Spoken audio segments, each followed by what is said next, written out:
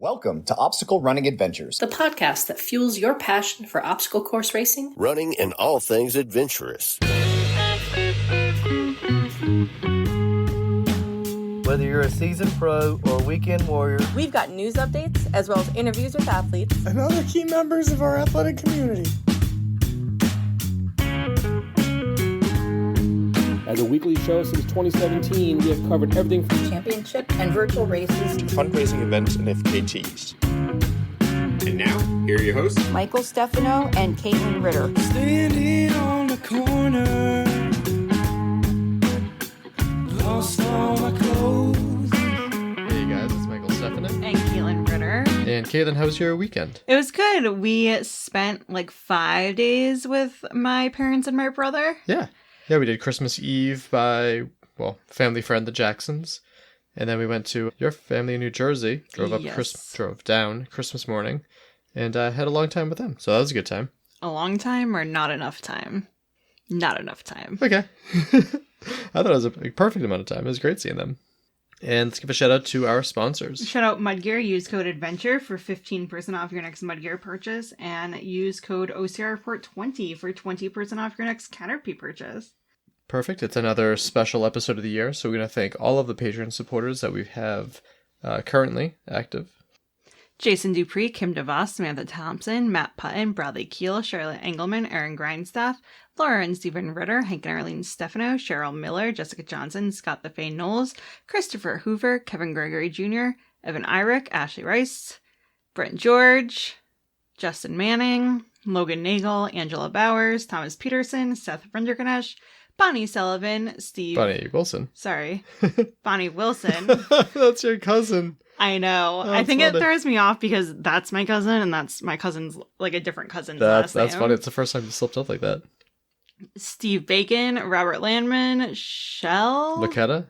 And Jules Estes. Yes, thank you guys so much for the support this year. We appreciate it more than you know. And to the OCR Report for being a great home for us on the internet. And to Bill Hicks. The Podfather. Check it out over at theocrreport.com. We actually got a Christmas card from Sam Hicks's father. Yeah. I thought that was nice. Me too. And to our sponsored athletes. Javier Escobar, Kelly Sullivan, Ryan Brazilara, Joshua Reed, and Kevin Gregory. Meme of the week. I put it out minutes before recording this, so I'm doubting we have any results, and I'll comment on those next week. That's not a meme, that's a poll. That is a poll. Sorry, poll. And we can skip meme of the week because this is a long one and head right on over to quick news, starting with this news story from Hybrid Fitness Media. They posted 20% prize cut for being late. Late to media, lose 20% of your prize money. Some elite athletes support the rules, others say the penalty has gone too far. Yeah, so I thought that was interesting. You can stay on that one for the next news story after this one. But Underdog Fitness posted saying, "We want you on our team. Underdog Fitness 2026 Podium Chasers." So spots across all three tiers, the elites, dogs, and pack, are limited. All applicants will be considered for any tier with a final placement determined by athlete submissions, coach discretion, and overall best fit. So yeah, I'd recommend going and reaching out to them because they absolutely crushed it this year and you get that awesome jersey. This comes from Hybrid Fitness Media. The High Rocks website for the Miami 2026 event has been updated. The event will take place at the Miami Beach Convention Center over 3 days in April. This event was infamously held on the actual beach during MB Fitness Fest back in 2023. Any hopes or fears of competing with the sun on our face and sands on our toes have been put to rest. Yeah, the big thing about hybrid races, like it's indoors, it's controlled, and that was not all those. Also, did you get the reference? Yeah. Stop trying to make beach happen. That's a good joke. That is well done. Next up. Is that Ken's Job Media? Yes. Well, what was a reference to Mean Girls? I know. Okay, gotcha. Whenever I hear, like, beach, I think, this Ken's Job is beach. Gotcha. I don't know if there's an update to this, but we saw this news story from Tom Mamming. Tom Mamming posted, "I would like to request a favor to pray for our esteemed friend and member of the Spartan family, Paul LaChance, as he is in need of our prayers. He was hospitalized yesterday due to a minor heart attack and messaged me expressing hope for a discharge today." That was 5 days ago. Yeah. So hoping that he gets better soon. Next up, and we're going to go kind of more into this one because this involves us a little bit, I guess. But there's Mainly been me. some rule updates to the 2026 World's Toughest Mudder. So this post doesn't go into it too much. Hopefully Caitlin can pull it up. But what I saw was UK OCR posted from the 2026 major shakeups to the new contender status requirements and exactly what to expect and not expect across the full 24-hour gauntlet. The rules are in. Read them up if you're serious about turning up. And then... So they said new for 2026, there will be 2 course completion variations for World's Toughest Mudder, a Wait to Go and a Morning Glory. So Wait to Go is upon completion of lap 9 or 45 miles, athletes must collect their bypass wristband and a weighted widget from the race center before starting lap 10. The weighted widget must be on the person for the entirety of the course, including obstacles and penalty attempts or completions. So nobody knows how much or anything? What do you mean, how much? How much the weight is?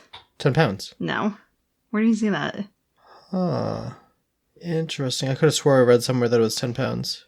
And they wouldn't use pounds. Sure. And then next is Morning Glory. Morning Glory rules apply between 9 a.m. and 11 a.m. to any athlete on course, regardless of their current position on the course route. During this period, any obstacles that remain open on course will have to be attempted or completed twice before an athlete may continue on course. And then what about the to be official finisher? Wasn't that on there Oh, too? you have to finish after 11 a.m., I believe? So I like the very last bit that you have to be there until 11. So you're actually doing the full race because there's so many people that are like lined up at 8 o'clock or 9 o'clock in the morning. And it's like, okay, you have hours to go, but congratulations finishing, I guess. I don't know. It's not something that I really love. And then the weight, I don't know. I have questions of like, how is this going to be mounted? What happens if someone drops it? Because someone will be losing it. How will it be mounted on you? What do you How think? much is the weight? Right. Yeah. And Also, it could be pounds because they do miles. No, it's not a 5K. I forget what the K is. But 5 mile loops, everything's miles. For Okay, sweater. maybe. And then what I really, really don't like is this Morning Glory bullshit because it's going to be a absolute nightmare for the volunteers and just the racers of like, hey, have I done it twice? Or do you have to do the penalty twice? A whole bunch of questions. And it's to the point where like, we'll talk about how excited you were to potentially do World's Toughest Mudder, even though you still haven't signed up. Was that Thursday afternoon? Christmas Eve. Christmas Eve. I was like ready to sign up, ready to go. Got some Will Hicks hyped me up a little bit, and I was like, yes, I am gonna do World's Toughest Mudder again. And then this news came in Saturday, and I was like, it's the Morning Glory that like, is that what it's called? Morning Glory? Yeah. That like really gets me. As somebody who is not very obstacle proficient, like, could you imagine having to kill a gorilla twice in a row? There's not a single obstacle that I would want to do twice in a row. One, because of like how difficult that would be. That's one thing. But also boring. I mean, nothing speaks to lazy course design than like, hey, do it twice. Like, I would be still in Block Ness Monster Yeah. if this was last year. Yeah, I even think of like skid marked. Like that would suck having to do it twice. And then having to do the penalties twice, like those ram burpees. Would there be like 2 separate lanes for having to do it the second time? I don't know. I think it's going to be an absolute nightmare. I have a lot of questions. Yeah. Next up, Obstacle Wonderland posted that their Rise of the Obstacles 100 meter and endurance events will be switched to the date of May 31st, 2026. So hopefully we'll be there to check it out. It's been a while since we've gone there, and I think that'd be good. This comes from Trail Runner Nation. Breaking news from Mike Wardian. In 2026, he's taking on 7 marathons in 7 days on 7 continents again, but this time he's adding an extra challenge. After each marathon, he'll keep running to make it a 50K, aiming to set a new world record. So 7 continents, 7 days, 7 50Ks. Yeah, so this podcast... Sounds familiar. It does sound very familiar. They sound like they're doing well in terms of like how much feedback and stuff they're getting on their posts. But yeah, this record has already been set earlier this month. So it would be breaking that record. And I already talked to Christian Brown Johnson about it. I don't even think Mike Wardian knows that this has already been set and there's a time to beat. So it's interesting. We'll see what happens with that. And then this is something that I figured people might find a little interesting. A trans woman forced to compete against men swims topless in protest. So Anne Isabella Coombs stood up to Swim England's gender policies in an innovative way. So basically, she swam topless. She just kind of showed how kind of ridiculous the thing is. She did come in last, but yeah, it is what it is. Or he came in last. If you're unsure, just say they. They came in last. And the last news story that I saw just before recording.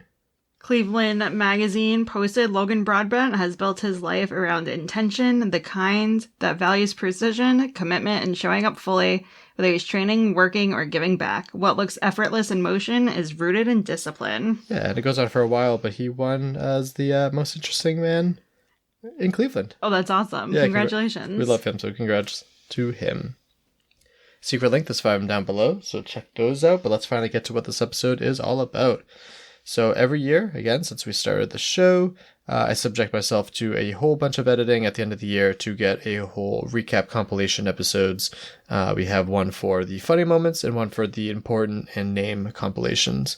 So this one is all of the important moments as well as the name compilations. So hopefully this will help you with your New Year's resolutions or whatever you're doing for New Year's travels. I feel like some people might be traveling for that, or tons of long runs.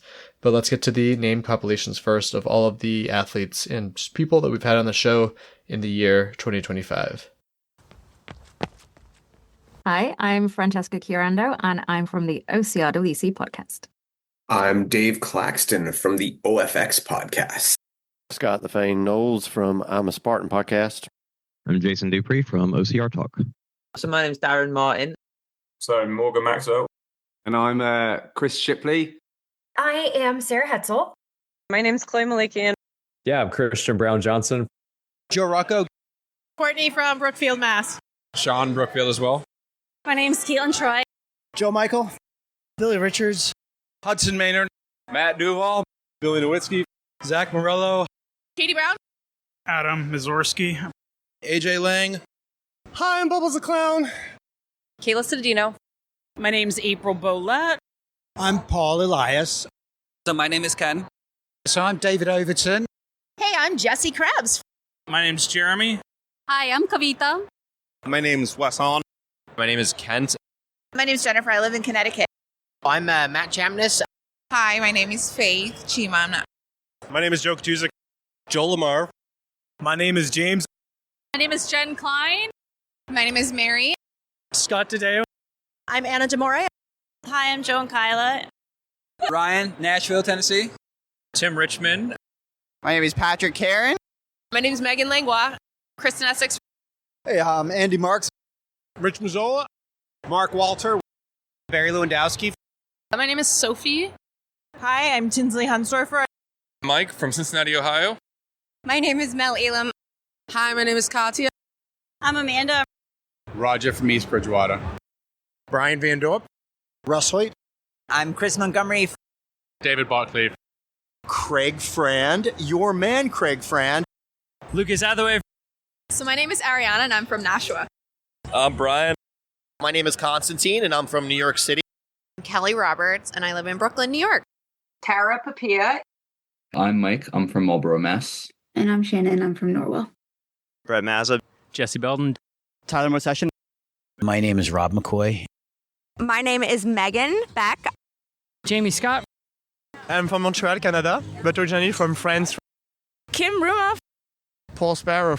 Alex Sparrow. My name is Becky Parslow. Maureen McGregor. Nathan McGregor. My name is Jeff Morton. My name is Scott Papick. Carrie Russin. My name is John Freeman. I am Russ Blatt. Billy Auger. I'm John Davis. This is my wife, Terry. Stephanie Anastasia. I'm Molly Crowley. Hi, I'm Jessica Gregory. I am Nino. Heather Perry. Hey, Nick LaBeouf. I'm Regina Bartlett. Gabe Capobianchi. My name is Rich Borgatti. My name is Beth and I live in Barrie. My name is Jen Lefebvre. Hi, my name is Brad Lane. Hi, I'm Shell. Jamie Gillen. My name is Charles. Dan McDonald. My name is Teresa Spadola. My name is Lee Stowell. Alex Katz. Evan Preparis. My name is Mark Haverland. Brian Kellogg. My name is Mario Valentin. I'm Emma. Hi, I'm Lucas Borgatti. I'm Roman Glissano. Hi, I'm Taylor Preface. All right, I'm OCR Lucetta. My name is Nathan Lambert. James Golisano. My name is Darren. My name is Charity Bourne. My name is Sabrina Bahadra. Hi, my name is Joshua Fiore. My real name's Richard Shin. I'm from Clearwater, Florida. Everybody knows me as Chainsaw Rick. Hi, I'm Wo Chung. I'm Carlo Piscatello. I'm Piper Hopkins. And Caitlin's in the back somewhere. Caitlin Ritter. Jillian Heller. Oh, hey, Kelly. I wasn't prepared. Kelly Glynn. Gary Andrews from the UK. My name is Alexander Golick. Michael Schütt from Denmark. Yeah, I'm Matthew. I'm from Sheffield. I'm Keith. Robert Alcott. My name's Scott Wilson. Marianne, and I live with him. My name is Randy Olson. Matt from Nottingham. So my name's Guy. I'm from Northampton, England. Legend! He's a legend. Some of the legends. And I'm Adam. I'm from Warrington. My name's Jonathan. Teddy, mate, and I'm from Sheffield. Kai. I'm James Allen. Brett Tank. Jim Campbell. Hey, I'm Andrew. Thomas Hawks. Hi, I'm Rock Wigan. I'm Andy Weir. Grumpy. So I'm Steve. I'm Maxine, and I actually live about 20 minutes away from where we are now. I'm Joanne, and I can beat that. Ed, UK. I'm James, also from the UK. And Daryl from the UK as well. Annabelle from St. Louis, Missouri. Derek from St. Louis, Missouri. Paul Wood. Meredith Todd. Liz Schlegel. Tracy Solomon. Jason Rulos. My name is Matthew Sullivan. Hi, I'm Charlie Bauer. Mary Jane Osuji. Yeah, my name is Nadine Wendt. I'm from Germany. I'm Robin Costa. Nikki Karanberg. Mappy Davis, Atlanta. Victoria Frank. My name is Kevin Vanderwood. Corey Edwards, Rye Grand, Ohio. Abby Pyrus from Eagle River, Wisconsin. My name is Sue. Melissa Linden. So my name is Grant Thompson. Heather Bodie. Jessica Johnson. Gary Jordan. I'm Amy Haskell. Giles Chaser. Kevin Sawyer. Brent Trail. Cassandra Gill. My name is Emily Angel. Kevin Donahue, Monroe, New York. Andy Haskell. My name is Jennifer. Stephanie Anastasia. Hi, my name is Angela Archieri. Hey, I'm Alden Blees. My name's Mackenzie. Name is Gil. My name is Alex Chalagas. My name is Brendan Golding. I am Steve Bacon. Gabe Capobianchi. Gloria Vargas from Leominster, Mass. David Del Valle from Leominster, Mass. Hi, my name is Jane. Alexis, and I'm from Worcester, Massachusetts. Laura, and I'm from Cambridge, New York. Kiefer Callisto. Mike Strobel. My name is Rhea Kobe. So I'm Annie Doopy. I'm Vivian Tran, and I'm from Dallas, Texas. And I'm Kevin Thompson, and I'm from Charlotte, North Carolina. So I'm Alex Katz. Lonnie Summers. My name is Donna Peace. Hi, my name is Libby Joyce. Tyler Veerman. I'm Mark Jones. Well, my name is Erica. Chris Mendoza. My name is Brooklyn Nichols. All right, perfect. And now for all of the most important moments of the show, whether it be news stories or moments with our guests or quotes. Next up, I wanted to give a shout out to Strength and Speed, who just put out their final episode. They brought back Brenna Calvert on the show, which was that's good. Nice. Yeah, sending away. Do you remember that when you used ChatGPT to tell us about the show, and it's like the co-host is Brenna? Oh yes, I was so upset. Yeah. So he's being done with that podcast, kind of switching chapters in his life, and we wish him well. To me, the Spartan series was, it was lackluster. Let's just be honest here. You had the first race, Jacksonville, home OCR, and most people were running a Lula that weekend that was anybody, but them not even having payouts for the first national series races in Spartan. It wasn't going to bring a crowd anyway. So, and that was kind of, we kind of expected it wasn't going to be great after they announced that, and we saw that was, and that's kind of the way it proceeded throughout the year. We got some better names as they decided, hey, we will throw some money at it. So it did get a little better, and so it was still fun to watch, When we say that they didn't have the people there, they didn't have the names that we know there, like, for example, the Atkins, the Killians, those names, when we say they didn't have those names, well, those names weren't those names when they started out. Exactly. Sure. That's sort of like, and now people we become have people. Yeah, they were starting to get some. I mean, when I think of two names that jump out at me, Brennan Neely and Balin Bean, really starting to make their mark in the North American scene. And if they can continue to give those guys reason to come, it doesn't have to be massive money, but give them reason to come, reason to be a part of it, promote them, help them out with their brand so that they can get sponsors. Then they're going to come, they're going to lure more, right? It's a rebuild. It's like when a team wins a championship and then falls into the shitter, you got to rebuild again, and that's where they're at now, right? They're kind of in the shitter. Yeah, we can definitely sports-wise expect people to cycle in and out, but it's people are leaving faster than they're getting good, so there's just the depth wasn't there. Yeah, I think that's a better word than competitive. There wasn't a deep field. It's a completely different game in Europe. Athletes are all paid. Competition is very deep. Races in individual countries, maybe if the people don't turn up, you'll see the names that you expect to see and the positions you expect to see. But we have had some really, really exciting finishes here, and those names then go on to place well in the bigger races, let's say Croatia or Trifecta weekend, which, let's be honest, we've seen some US athletes who perform very well go over to European races and have come in barely scraping top 30. So I think we do neglect to look at Europe a little bit because it's kind of, booming and doing really well. And we have Pro Team here. The 3K series was handled completely differently here. I think we spoke about this last year, so we don't need to do that again, but it was really exciting. And touch on it a little bit too, but like the elite changes of how it used to be age group and elite, and then it was competitive. I loved that change. Okay, so what's everyone's thoughts on that? Yeah, everybody did, but participation dropped, so they didn't. If they did, they weren't voting with the dollar. So they didn't give it a chance. That was the problem. I think it was confusing. I think if you're not completely obsessed with everything that's going on, it's hard to keep track and hard to know where you position yourself. And I think maybe the people didn't understand the messaging. I don't know. But yeah, I if it was my choice, I would have kept it for longer. I think it's a brilliant change. They didn't need to just change it 180%, be like, this isn't working, let's just go back to the way it was. They should have just tweaked it a little bit. The seeding system that Chris designed was flawed, and it didn't work. But at the end of the day, because nobody was abiding by the seed system, but at the end of the day, the races were getting done. They were getting done in a timely manner, and everybody that I was talking to in my space, they loved it. And a lot of them are bummed about it changing because, people that were scared to, run elites, hey, they got some top 3 podiums this year when they probably would have ended up running age group in a divided circuit. It wasn't a flawed system. It was poorly executed. Right. I agree. I totally think it would have been fine. Better. It would have been fine not knowing who you're racing on a regular day, on a regular weekend. Because when you get to the series races and you get to the championships, you know who you're racing there. So, yeah. And then you can do the waves, right? Then you can do your age group waves and your elite waves.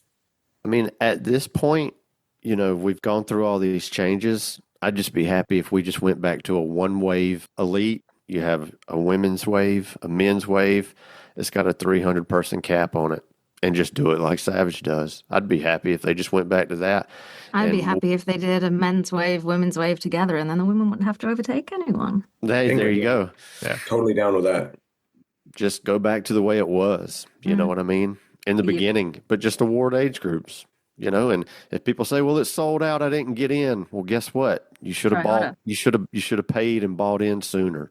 And that's more money. That's more money in Spartan's pocket. Races selling out quicker because they're not worried about getting in the heat. What should the World Championship race be? Should it be a mountain race? Should it be an elevation race? Should it be a flatter race? It's a beast. Should it be harder just because it's the longer race? So the terrain that it's on really makes the race what it is. The distance is just a piece of that.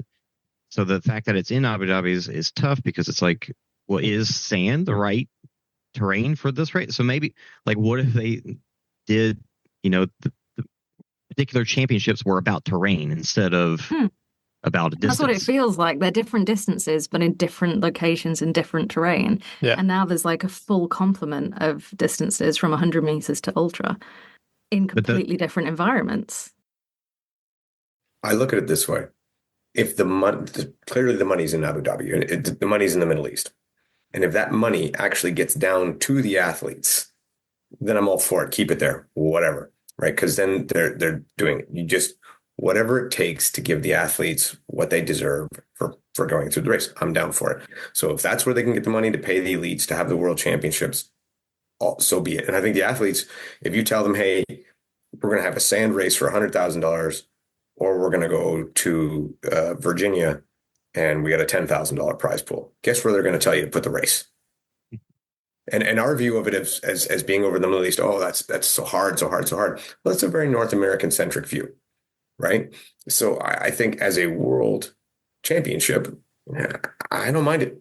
It's grown on me, and I don't mind it at all. What are our thoughts on their decision to have it at Mammoth Lakes? Fran probably has to step away from that one. I mean, I love Mammoth Lakes. I know, Mike, you've got some strong feelings about it, and everyone who didn't go had some pretty darn strong feelings about it too.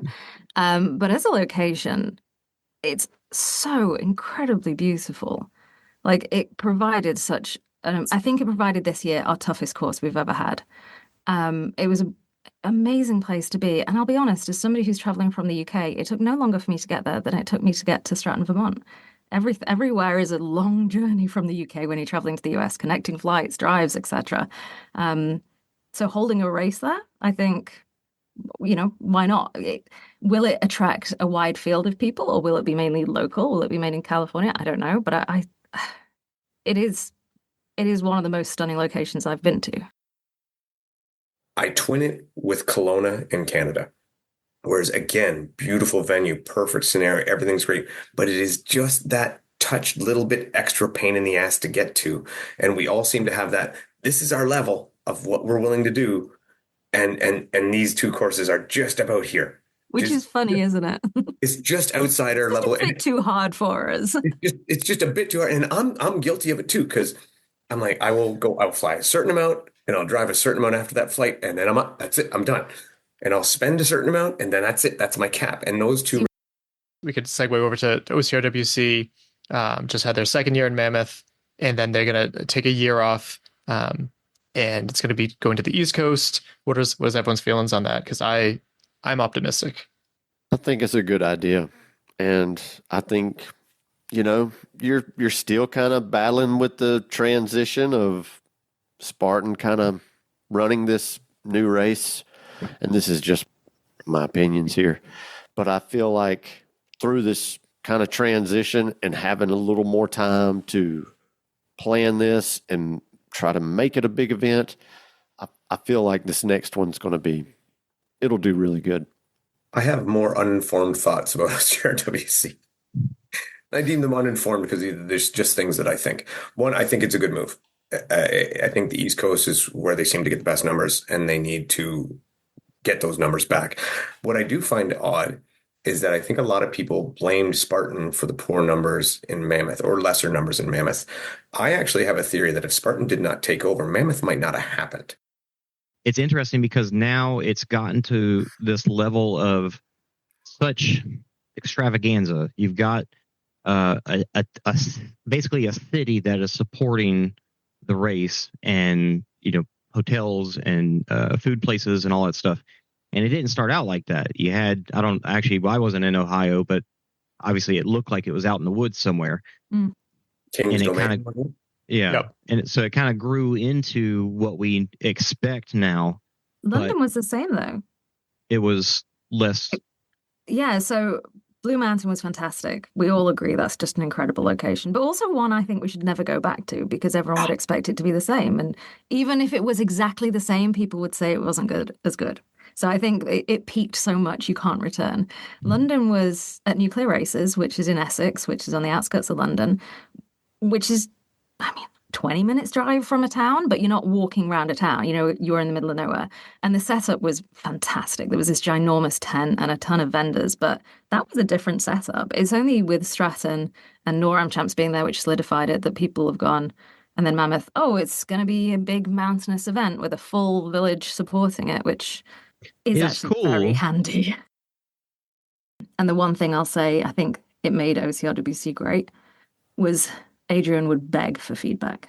What did you think about the course? Was it a B? Was it a B minus? What would you change? What would you do differently? Rather than saying you are not allowed to say anything. And I can't tell you how many off the record conversations I've had with athletes who publicly say World Obstacle is incredible and behind the scenes go, no, hate it. And yet people still go back. So, when we're talking about the East Coast for OCRWC and European athletes, there are a lot of European athletes that have aligned themselves. I don't know why, because it's not a competition with World Obstacle that won't come to OCRWC, and it's a shame. They'll have a great event this next year because it's in Sweden, and Sweden will do a great job. But that's nothing to do with World Obstacle. And hopefully athletes will either stop turning up if it doesn't work for them, or it'll get better. I have no problem with competition. I have a problem with athletes being treated badly. Real quick with leadership. You talk about Adrian. He was also never satisfied too, which made me feel bad for him on a personal level, because he never, I don't think, could fully see and appreciate like how amazing it was, because he was always so critical, but he was hungry and trying to better that event. And that is what made OCRWC so great. And I have seen nothing of the sort with a World Obstacle. They seem, I feel, very parasitic, taking credit for other events putting it on, and taking none of the blame when things go wrong, even if it was their fault. Think about how they, bankrupt Bokra. That was last year. We talked about that a little bit. The thing that's going to make Spartan never do that is you've got all those open waves coming behind it. Open waves are different. You want to give open waves burpees. You want to give them penalty loops. You want to do whatever you like. What I'm talking about is you got people you got backups on obstacles because people can't get through there, and then you don't have enough lanes, and that's the reason why Spartan isn't going to do that. And probably a lot of those people and they don't know it. But they could do. How many times, Scott? If you, I know you run some open waves sometimes, right? Oh yeah, absolutely. How many times do you go through the rig? I'll do it a few times if I'm running open, exactly. Just have fun on it. So what I'm saying is they're already doing it.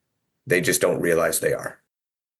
Come November. It's, if we're talking 6 hours of darkness in June, we're talking sun going down at 3:30 here and not coming back up till 8:30 in the morning. So it's just freaking depressing and cold. I think it wouldn't be fun in November here. Fair. Yeah, I just figured I'd ask that too. But yeah, I think accessibility, if it is accessibility for Europeans, accessibility for, apart from the wetness, if the temperature is better, I am so excited to be going. It could be baking hot. You don't know. We've seen a UK version of OCRWC, so this is going to be very cool to see a UK version of World's Toughest Mudder. And I dare to say that, I think the highest World's Toughest Mudder attendance was 1,200, 1,400, maybe somewhere in there. Vegas. So it's a good chance we could see more than that. Be very interesting to see what it looks like with I wonder if they would cap it at some point. I don't know. I think Savage needs to go to a single championship race. Have other races just be qualifiers for the championship race. Take any money they were going to put into the other races for prize money, put it into one single race. And then you'll get some buy-in from maybe some of the higher end athletes will come back for that one race, and it's not as committal then. I think that's a good idea too. That is a good idea. For me personally, my favorite event this year was World's Toughest Mudder. I was excited. It was coming to Florida. The weather was going to be warm. But as far as something I want to highlight, and that's my buddy Brian. Him talking shit, saying he was going to get 100 miles at World's Toughest Mudder, and he ran 100 miles 2 weeks before in the Rim to River in West Virginia, and we were just like, yeah, okay, whatever. And then he pulled that out of his hat, and he was so crushed after that race, and that was just the most awesome achievement I saw this year. And I'm not finished. 2 weeks later, he went and did another 100-miler after that and placed first place for the men. He got chicked, but he placed first place in men. And we were just, 3 100-mile races in 6 weeks. That was amazing. Awesome. My favorite moment, again, World's Toughest Mudder. No surprise there. It was the best. Every aspect about it, from getting picked up from Carlo and even Jack at the airport to taking the Uber back when he knocked on the door and scared the shit out of all of us. Every moment of that was fantastic. I left there wishing that I had more time to hang out with every single person, and that's a big thing to say from an introvert like me. So definitely my favorite weekend of the year, and it lived up to it. Because sometimes when you go to, like, am I hyping it up in my mind? Is it not what I remember it? It is, and I'm excited for that every time. Yes, absolutely. Quote is, a new year is not just about starting something new. It's also about putting the past behind, along with the tears, triumphs, and regrets. It's about clearing up mental space for new adventures and knowledge. So be an empty cup and fill it with gold. This comes to us from Tank's Good News. Planet Fitness is providing access to Wi-Fi, locker rooms, showers, electrical outlets, and other necessities during LA County. So that's pretty awesome that Planet Fitness is stepping up and helping out with some fire relief.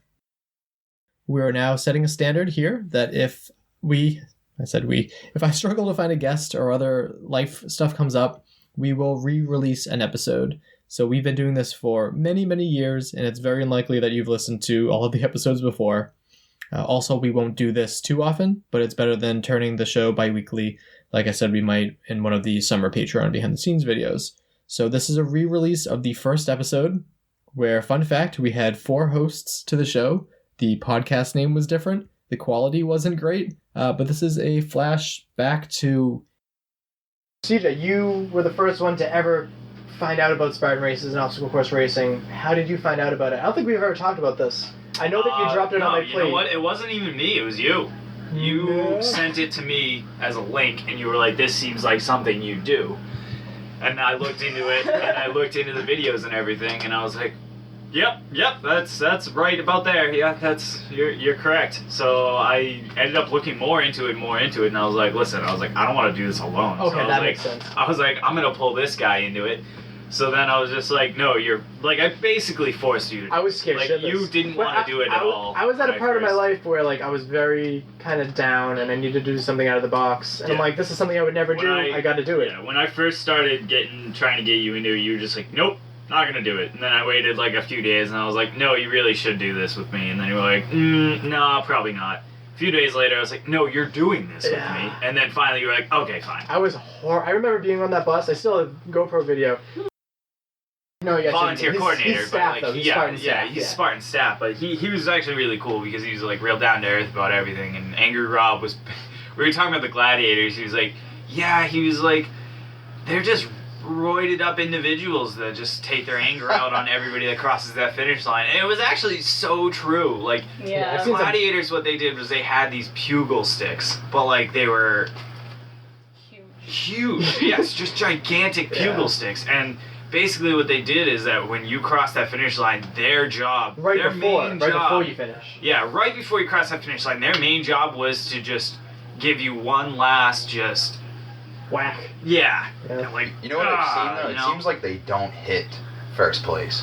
Whoever's coming across the finish line first. It seems like maybe, they don't I don't hit know. them. I've seen that in videos. I'm not sure if that's for, the elites. Sometimes, are you talking about like the elites? It completely depends on who's volunteering to do it too. Yeah. But because they got rid of that in 2013 because they want to be an Olympic event. Angry Rob would be like, no, usually the people that volunteered for it were like the big dudes that just wanted to hit someone. You can't go too And it always was like that. Like, it was always like whoever volunteered for that. There's a funny picture of CJ getting you'd be running downhill to get to the finish line because the finish line was down the bottom of a hill. So you're running like pretty full of speed and they would just wham you. Yeah. Let's move on to why are we doing a podcast? So Alex came to me, he goes, hey, do you know what podcasting is? And I go, a little bit. And I was intimidated because I found out it's a medium completely based around talking. And I'm not very good at talking. So let's let Alex talk. Yeah, exactly. Well, there's a lot of podcasts that I was listening to. I was listening to Spartan Up podcast, Matt B. Davis's podcast, Obstacle Racing, and Lance Armstrong's podcast, and they're all very interesting. I was like, you know what, we can do this. This is pretty simple. I mean, we just talk, and we have a lot of racing videos, and they're great, they're fantastic, but they don't actually show the story. They don't actually show the emotion of what we go through and what we do as a team, because we have some really tough moments out there, and basically what we did is, get the equipment together, get everyone together, and just start talking so people can understand what we do, where we come from. I figured it'd be a cool vocal time capsule where a year from now years from now we can look back and be like, hey, this is pretty cool. And hopefully we'll still be doing things and alive by then. Yeah. Well, like I said, pictures are cool, Exactly. Videos are great. If pictures are worth 1,000 words, this is going to be worth 1,000,000. Yeah. That's kind of how awesome that was video deep. With podcasts, I feel like, in the videos, like, of course you can see, like, the pain we go through, the suffering we go through, just from, like, the looks on our faces or, like, the things we do in the video. Like, I can't even imagine how many fingers I've given to the mile signs, like, in all the videos. Like, yep. I can't even, it's countless times, but it's the stories that we tell definitely during this podcast that will show you the real pain, the real suffering behind all the videos that we have. Also, it's fun. See. Well, no, I don't mean it like that. I'm really just talking about Killington in this aspect of being like pain and suffering. Okay, yes. This is how we have fun. Podcast, we're doing this because we want you guys to actually understand our personalities off the course as opposed to like our videos where you see us on the course. Exactly. So I feel like it's a good way to like, get us together, start us talking, hear the stories, hear the, the backgrounds and like experiences that we've had. Adventures, yeah. It's what in obstacle course racing, people call themselves weekend warriors because, you get through the work week and you struggle because, work's tough sometimes. And it's something great to look forward to. Like, hey, I'm going down to South Carolina and doing these crazy races. Or, hey, going down to Jersey. Or, stuff like that. It's fun. It's something great to look forward to. Every race is an adventure, though. Every race is a different story. And it's cool because people get better. Yeah. There's so much progress. I remember the first 5K I ever ran was, 32 minutes? Mm-hmm. Yes. We were excited because we only walked for the water stop. My quote is, at the end of the day, I want to leave this world with a heart that is worn out and tender all over, with a heart that aches from loving and feeling and caring in the best way possible. I want to leave this world knowing that I poured love into everything I did, that I crashed my soul into each and every single day, that I tried for something while I was here, that I risked. At the end of the day, I just want to be proud of the way I turned every loss into a lesson, of the way I believed in every light when I could not see it. And at the end of the day, I just want to be proud of the way I connected. I just want to be proud of the person I've become. My aspirations and will always be, and they will never stop for me to be an elite athlete. And we've spoken about this, that you need to have that purpose, that drive to go towards elite. And I started out OCR as an age group racer in the UK, and I've gotten to the stage where I do hold my own and I do very well in an elite level racing in the UK. But then when my skill set is then placed in a larger field, a larger pond, I head towards more being high level age group athlete at my age. And that's not a bad thing. It just means that you need to race with the competitors and just where you're going to get that absolute drive around you. And for us, it's just because OCR is growing. OCR isn't as big as, say, like your running sports or your athletics. So in terms of the pool of athletes, we're elite UK age. I'm an age group athlete when it comes to world and European level. So how do you guys feel that like you rank in Europe? Because it's tough because you have Denmark, you have all these countries that are like really known for OCR, and I've had quite a few people from the UK on. But how do you guys feel that you rank as a country? Well, we're always going to reference John Albon, aren't we? Right. Come on, we produced John Albon. We've got, but I don't know how many more years we've got left of saying that. To be honest with you, if he's not in the sport, and we had Connor Hancock at a stage as well, he was definitely, we've mentioned it a few times. Even if he went into the sport now, I think he would be very much at a high level. But I think Mo, what do you think where we rank? You're quite. I think we're coming on this. We're definitely growing. Like we're getting better. Like for an example, European champs, our elite men's team, we came fourth, which is the best we've ever done at the European champs. With like since it's been like more affiliated things like that. Which I think is a sign of a good, strong level of athletes. I think the problem we have in the UK at the minute, and it's the problem that's kind of set us back, is we didn't have enough competition.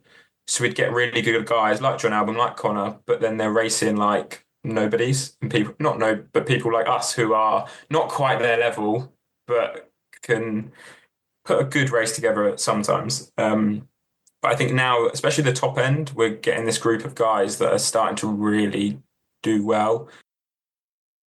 Yes, federations have agendas. They have constitutions. They have an idea of what purpose and strategies they want to get to. But the underlying factor about if you introduce a federation, you introduce a group of people with the know-how of the trajectory of the sport and actually how the mechanisms that actually get into the sport. So that sharing of information has actually allowed the likes of Stein to know, right, Stein, you're good enough. You need to go here. He wouldn't have known that otherwise.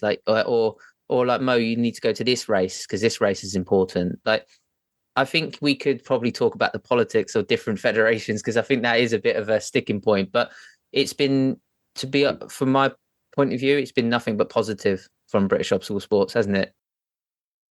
What's probably brought all the federations together is the idea that we need to make sure we're standing strong if there is change, that all federations from the Belgium, Holland, like UK, all federations are now talking together like really close because they're all got their ear to the ground wondering what world obstacle are going to do. And I don't think that's happened in the past. I don't think that communication's been as transparent as it always has been, because when that manifesto changed, which I think we all sort of like saw the wording change, I've never seen so many federations come together, and maybe that's a silver lining, I suppose. Yeah, it's like we're all now a big army of people, and it's not necessarily we don't have to listen to the generals and the lieutenants in that, but the army as a whole, we're all speaking together.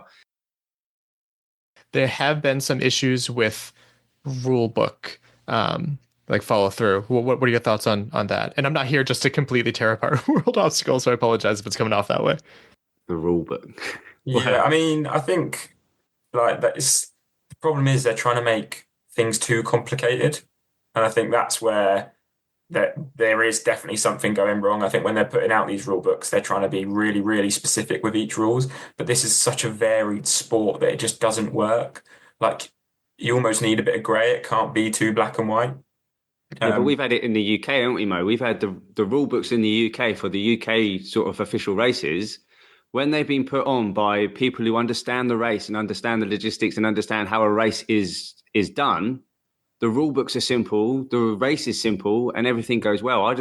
Sometimes I wonder if like the rule book's being made by too many people sitting in a room making too many decisions, no one agreeing on anything, and then everything just being overcomplicated because they're like, oh, let's put our 5 pence in and let's make it way too complicated because there's too many people with an opinion in there. Yeah, you kind of want to say to these people, like, right, you're writing this rule book, right? Okay, now go out and do a 5K really quick and go do that obstacle. Let's see how many of you follow it. Right. Like, have they actually tried the rule book? Because something that I'm very, very jealous about with you guys in Europe is how close you are to everything. It's just different country. And I think the beauty of that too is that there's different styles of racing. So I had Leon and Stein on recently who talked about how, you go to this area of Europe and it's like heavy carries. You go to this one, and I know Netherlands is all about their ropes, and then this and that. What do you guys enjoy? Like, what would you say like UK racing is like? I think it's just running in fields that are normally boggy. That's like sometimes a lot of our races will be a little bit more simplistic, so a lot of walls and a lot of like parries and things. But I find in the UK we have a little bit more running in between obstacles, and they're normally on quite like just hard terrain as well. Like, it's normally wet. We're always wet in the UK, so it's like normally boggy. Normally you're going through some sort of stream, and it's kind of, that is just think miserable racing. That's normally UK racing. Through all its like pros and cons, has changed the game at championship races to actually keeping it as a race. Maybe it keeps it as a race for yourself, but doesn't keep it as a race with competitors because you don't know where you actually lie. But it has kept it alive. Like I remember racing in the European Championships, and you're really going for a podium spot, and you're pushing people out of the way trying to get to the obstacle because you can't get on it. It's massive queues. But I've not seen that since the banded system got put in place, which is a huge positive. But then it's also okay, right? Let's keep that what seems to happen with penalties in obstacle course racing is we kind of go on that's not working a little bit, let's try something else. That's not working a little bit, try something else. But that's not how you build a good product. Europe, what are your thoughts on World Toughest Mudder? Great, but they picked the wrong date. Yeah. I think all the UK guys would be there if they didn't put it on the same weekend as the European champs. Oh, right. I forgot. That is definitely, yeah. It's annoying because it's like, again, it was a race I was like, oh, I'd love to do that, especially if it's in the UK. You don't have to travel, but it's like, oh, well, now it kind of doesn't make sense. So, I mean, these guys know how much I've been saying that I've wanted to do a 24-hour obstacle race for such a long time. And going to the US to do not only that, just doing a 24-hour race takes a lot to train for, especially if you want to do well at it. And to bring it over to the UK, I was like, oh, that is so good. I'm going to change up my whole year for that. And then they do it on the same day as the European Championships. And the trouble is you've got to pick which one means more to you to do. And unfortunately, still fighting that battle to try and get a good podium in age group, you can't do it. So we definitely want to help smaller events and series races. We want to help inform people to get into the sport, make sure that they are well equipped when they actually attend races.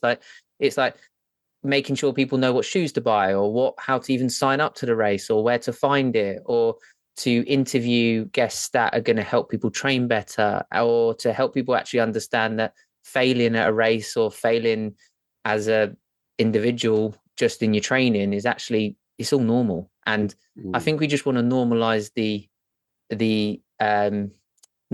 internal voice. And that's probably what we want to do in this podcast. Yeah. And then my quote is, your potential is limitless and your dreams are within reach. Believe in yourself and take action. But yeah, we just did Dopey, me and my friend Hannah. And Dopey is interesting because I first heard about it when I was in high school doing cross country. And I'd always said, I'm never going to run a marathon. And then somebody was like, have you ever heard about this Dopey challenge thing? And I said, just kidding. If I ever run a marathon, it's going to be that one. And so, 10, 15, whatever years later, I finally did it. So woohoo, that's me. We talked about, I'm a teacher. And so I actually put in, this is going to sound just bananas. I put in a half day because I was like, we are getting into this event this year. I put in for a half day. I ended up coming in and then just having my sub cover for me for about the 20 minutes leading up to it. So I logged on and was ready to register. It's like Taylor Swift, like you said, like 15 minutes before it opened. And you're just, refreshing your screen, waiting for something to happen. And Hannah had her stuff going on. So I had her texting me while we're doing this. I had 2 computers in front of me, doing both of them, trying to get both of them in. And even with all of that and getting in being on the computer 15 minutes early, I still didn't get in. Start from the beginning. What exactly is the Dopey Challenge?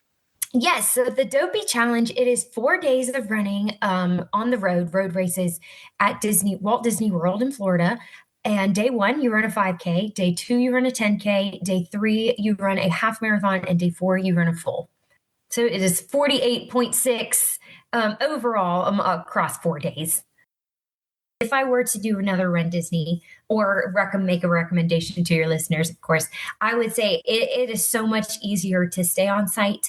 So we got up around 3:00 every day, and we had the goal to be on the bus by 3:55, which sounds horrible now that I'm saying it out loud. But because we were there at so early, we would get to the race venue at 4:15-ish. There is a bit of a walk to the start line, but we didn't end up having a problem with timing at all. When you go and there is a character, depending on when you start, there is a line to go see them. Now, the lines are shorter for us as we're getting further into the race because Hannah and I both run long distances. So, some people are walking, and that's great. I love that Run Disney brings in so many people. But the further you are into the course, the shorter the lines. But for some of them, you do have to wait a minute or 2 to get in line. One thing they do that I really like is when you go and you take a picture with a character, when you go and take a picture with a character on a park day, you stop and give you a hug, and they take their time with you. And Run Disney is not like that. Like you run in, you smile, you say cheese, and then you are back on that course, and they don't waste any time, and they'll hurry you up to. The marathon was on the last day that Dino Land USA is open forever. It has now been flattened, but they had the Triceratops spin open, and they were waving everybody. Everyone wave goodbye to Dino Land. It's all gone. And they had that open. I was like, Hannah, we got to go do that. And she was like, okay. She's so go with the flow. She's so amazing. But we did. We went on a ride mid-marathon, and you can tell by how much I'm smiling. You don't get to say that every day, and it's just so fun. But I didn't know. I had no idea that they purposefully opened rides for marathoners early, and I think that is so cool. And then, not to ruin the magic too much of the event, but how much did this cost you? Because Disney. Oh my God. I hope my mom isn't listening to this. So I've had some friends ask me, would you do this again? And I think my answer is no, based on the price tag alone. For Dopey, it was $688 for all 4 days of running. I will not be there next year.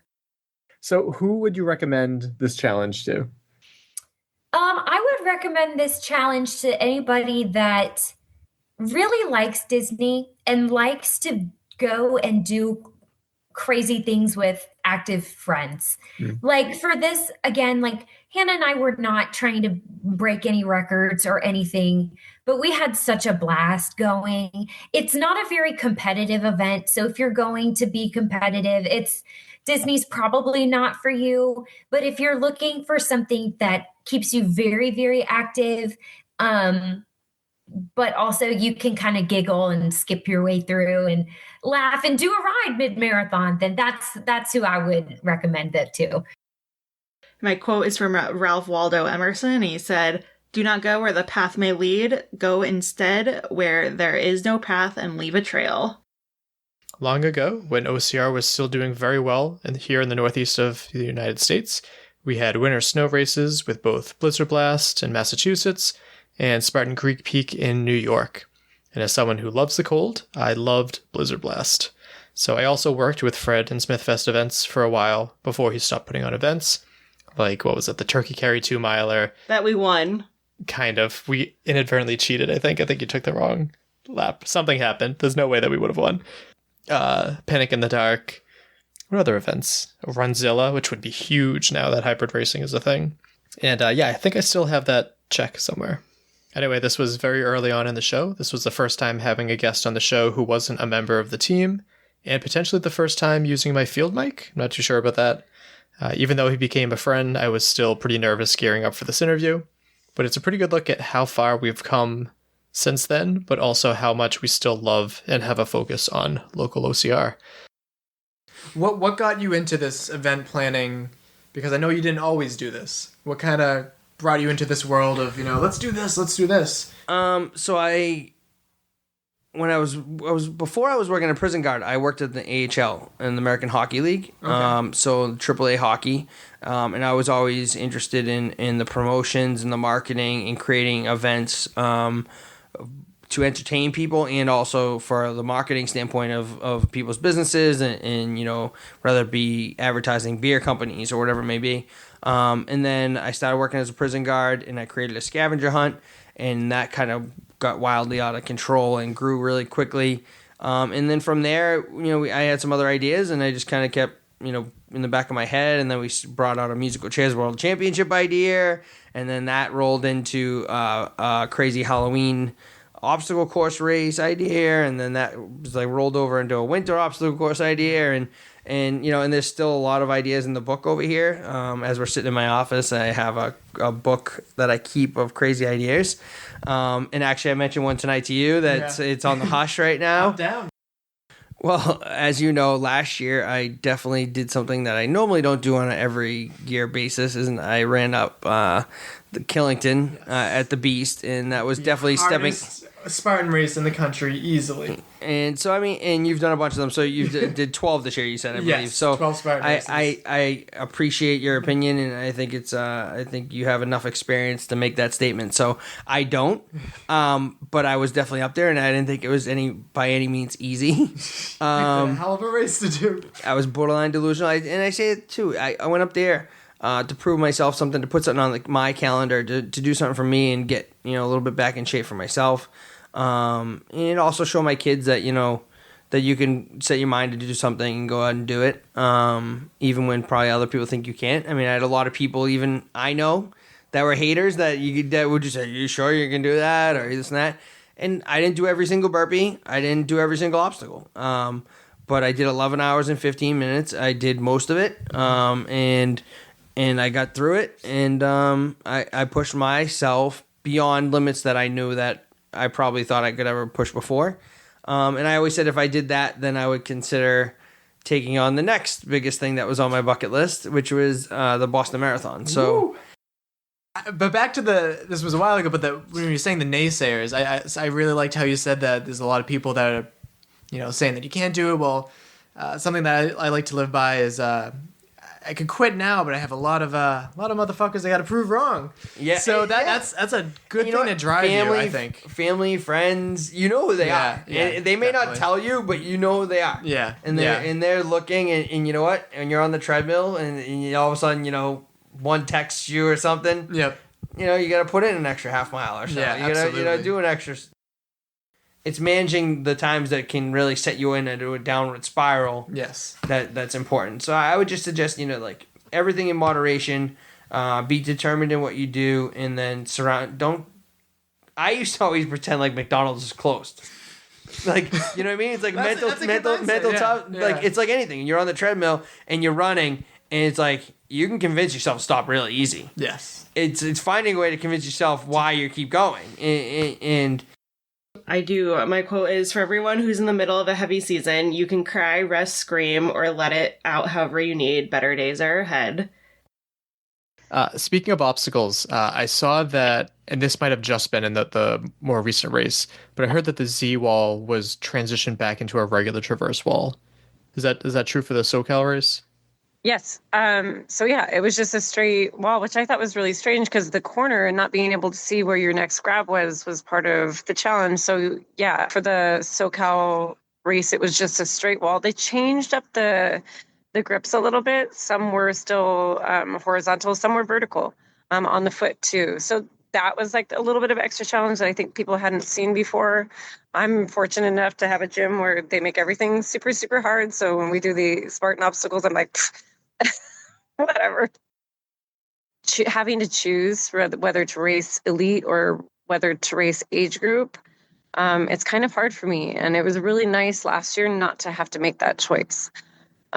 So for somebody like me, just having competitive and open was refreshing. And it was just like, okay, cool. This is how every other race that you do is. You show up, you do your very best. If you make top 3, awesome. If not, then it's broken down into age categories.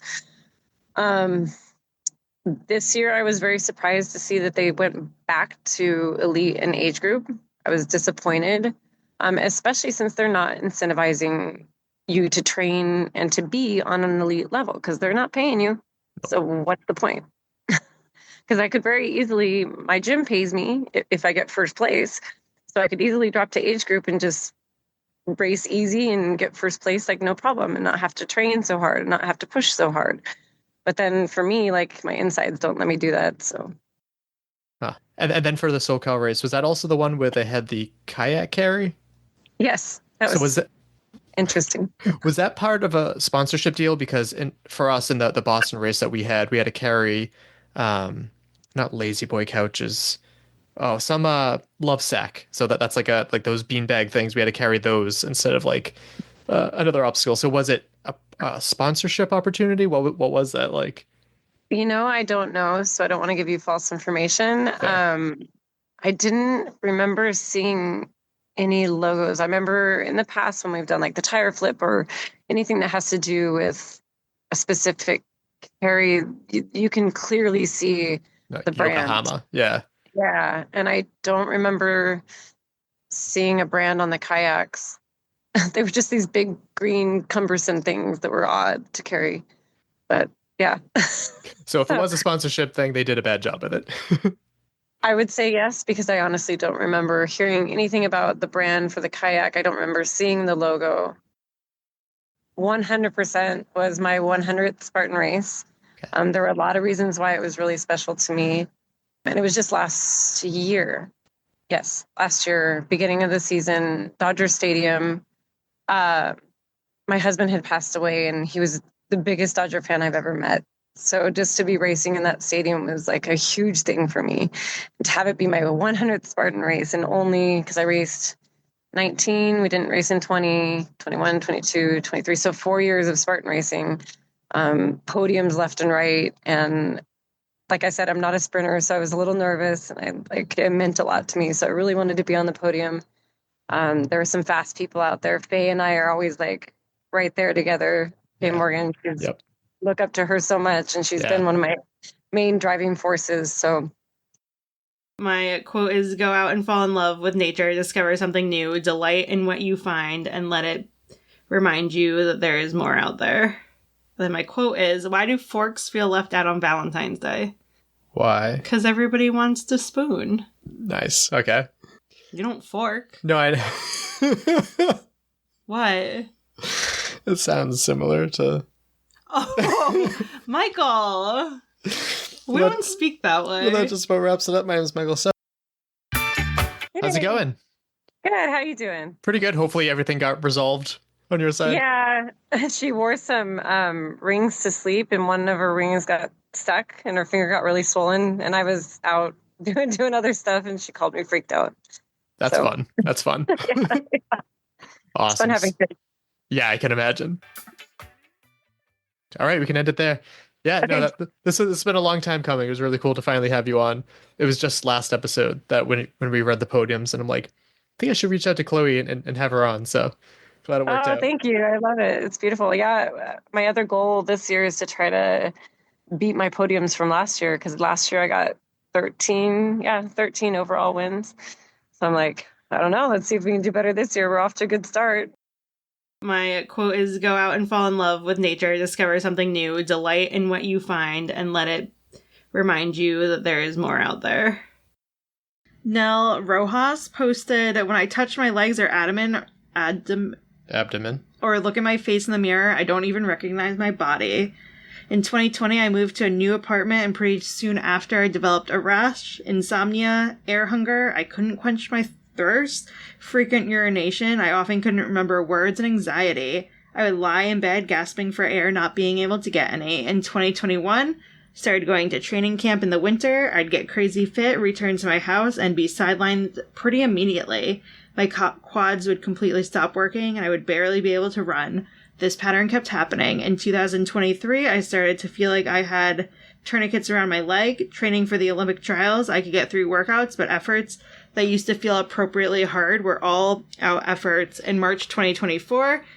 It goes on for a very long time. Okay. But like those are some things that if you're hearing this could be affecting you.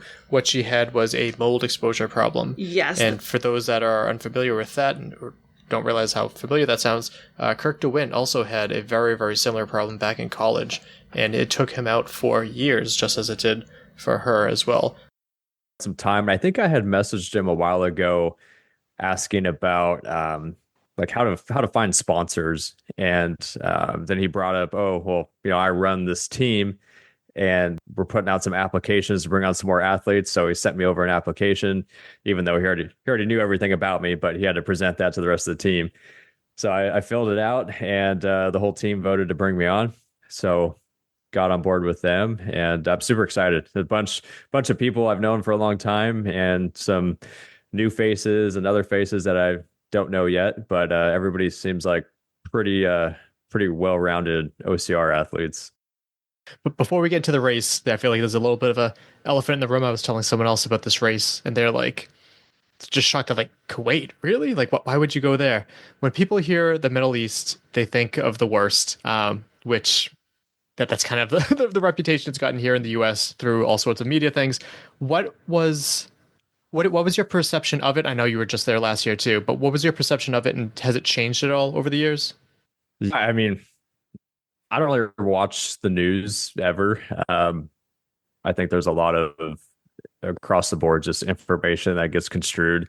And obviously that's where most people in America, get their information about the Middle East from, right? It's like, hey, there's wars going on. There's, this religion's fighting this religion. And, a lot of that stuff is prevalent, still going on in the Middle East, 100%. It's a bad deal. But Saudi, Dubai, Qatar, Kuwait, I've had nothing but good experiences. The people there are very welcoming. And even in Kuwait, right? Like going over there, my family and friends were, thought it was kind of crazy, and they thought the same last year when I was going to the middle of nowhere in Saudi. Saudi actually seems a bit more crazy to me just thinking about it than Kuwait. So yeah. Yeah. But the US has good relations with Kuwait. I mean, we saved them in the 90s. And then also being there with Evan, who's ex-military Green Beret, who's done tours to Kuwait multiple times. He knows the area. He knows what he's doing. He can speak a little bit of the language. So I felt perfectly fine. We had no issues whatsoever. I mean, we ran about 17, 18 miles through the city throughout the trip, and had no issues at all. Absolutely go as hard as you possibly can and just be super reckless. Evan and I both tore ourselves up more in the 300 than we did on the 8K. Like my elbow was bleeding. I peeled finger off my skin from the rope. My knees were bleeding. And we're both sitting there looking at each other after. It's like, yeah, in a race like this, you just, you're throwing yourself at the obstacles, and you have like that no care attitude because you're trying to get over everything as quickly as possible, because every second absolutely counts at the end. You're going to run this one race. If you want to come back tomorrow and run this other one, come back. And we're going to give you prizes. They have some of like the biggest sponsors out there. And when you podium, they literally pay you in US dollars cash on the stadium. I'm still waiting for money from World's Toughest. Yeah, so actually, when I had first started doing Tough Mudders, I was very heavy into CrossFit. And that's kind of where I found some athletic ability that I had. I was never a very heavy lifter. I loved doing Olympic lifts, but I was more of an endurance guy. And that's when I started to kind of tap into, I think I can be a long endurance guy, and I need to start running. And, I kind of put CrossFit to the wayside, which led me to where I am now as an athlete.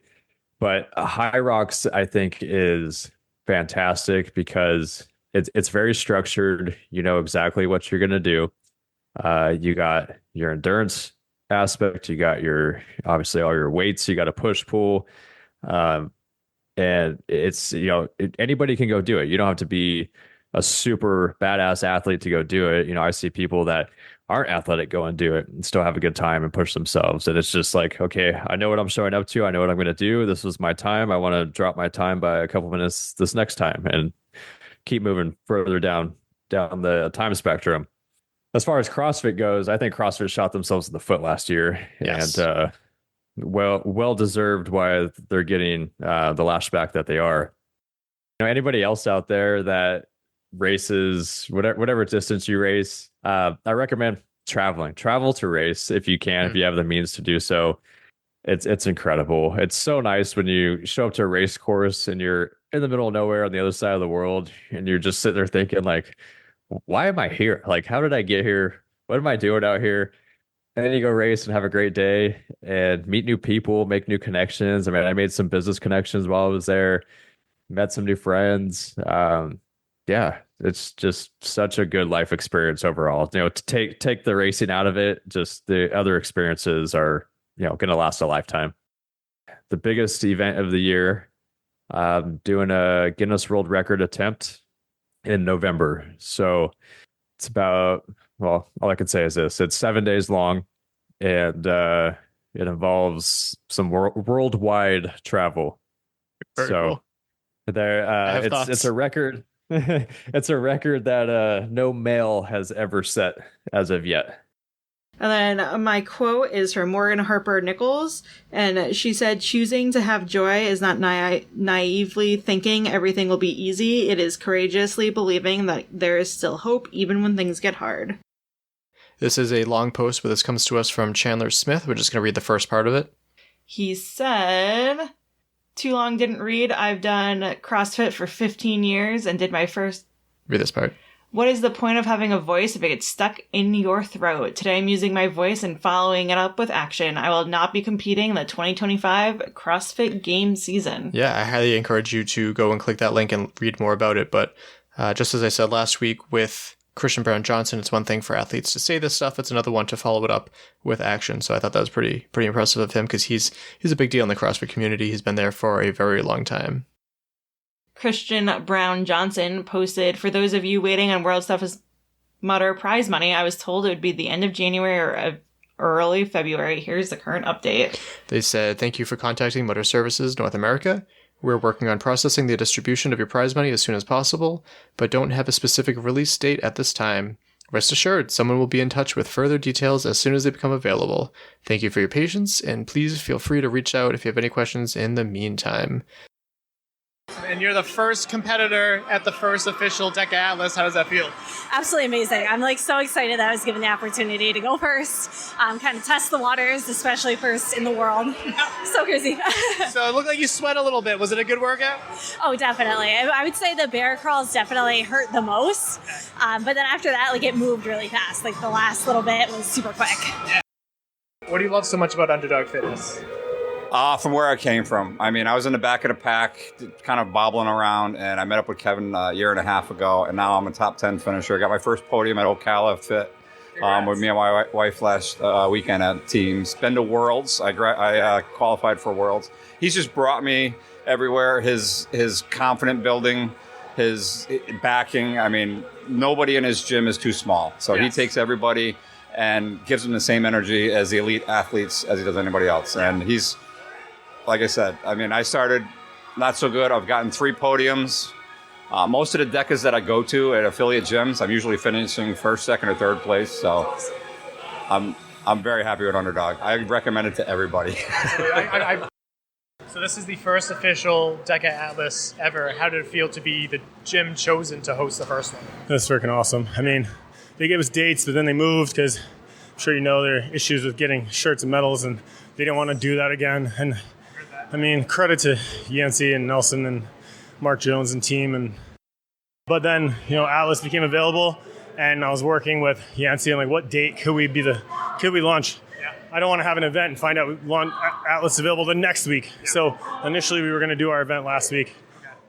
Found out the 22nd they would be willing to let us do the Atlas. So I was like, well, we'll move it back a week.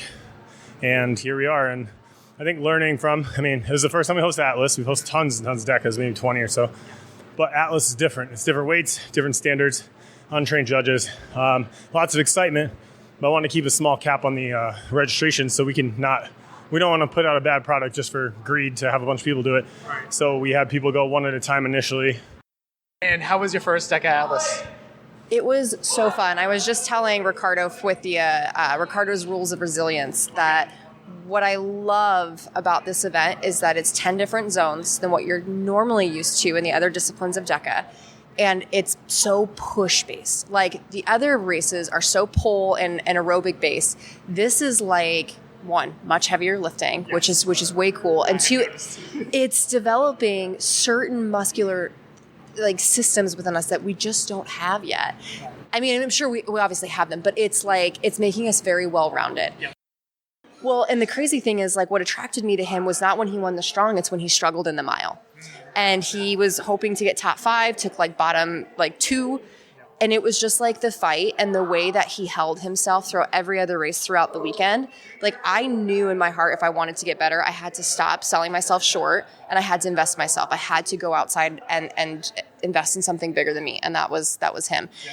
And what I've gotten from that is not only going from average age group to elite podiums, I've gotten family. These are some of my people that will easily be at my wedding and some of my best friends in the entire world. So Underdog has just been totally life-changing in every single capacity. Go out and fall in love with nature, discover something new, delight in what you find, and let it remind you there is more to you.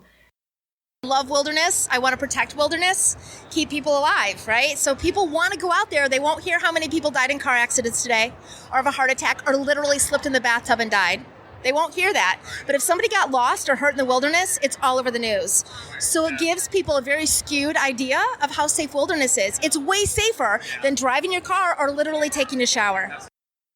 Well, I see you have a picture of Laz on the board too. What's your relation? I've helped Laz out with during a couple races. It's primarily through my mother. She has helped Laz.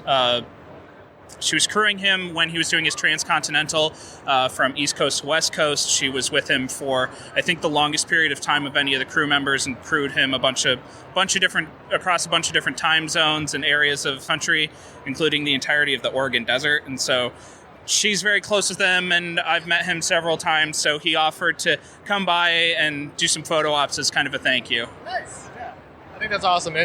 It's funny because a lot of people know him from his race, but people don't remember that he had a crazy ultra-endurance background himself. Yeah, so he comes from a place of running, which I think a lot of people miss out, is they think he's just some older gent that's like making really tough races, but he comes from a very, dedicated running background, and that's kind of what inspired him to do a lot of these races. What made you see like the gap in the industry that you wanted to fill here? So it's not like we intentionally started it in 2020. It was something that kind of fell into my lap. And so my father used to eat 1 to 2 pounds of peanut butter a week. And he found this mixed tree nut butter at a store up near us in Vermont. And he fell in love with it, but they stopped carrying it. We don't really know why. And I personally love to cook. I also really value nutrition. So I naturally, what was in it, Dad? I'll make it for you. And it was better than the stuff at the store. And he said, hey, why don't we sell this online? Because I know you're about to graduate from college. You want to start a business one day. This could be a great learning experience. It could be a great business, but let's just explore it. And that was January of 2020. My biggest takeaway is I don't want women to feel scared or paranoid. I want you to feel empowered.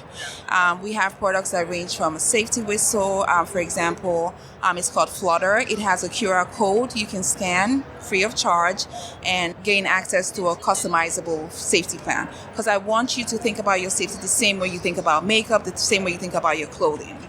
If you take the time to think about it and craft a safety plan that works for you, because there's a lot of tips out there, but not everything is going to work for you. Not everyone wants to carry a pepper spray or... And I mean, for us to go out to Walmart, we just go and pay $200 for a bike and we'll be all set. But that's not the case for athletes with disabilities.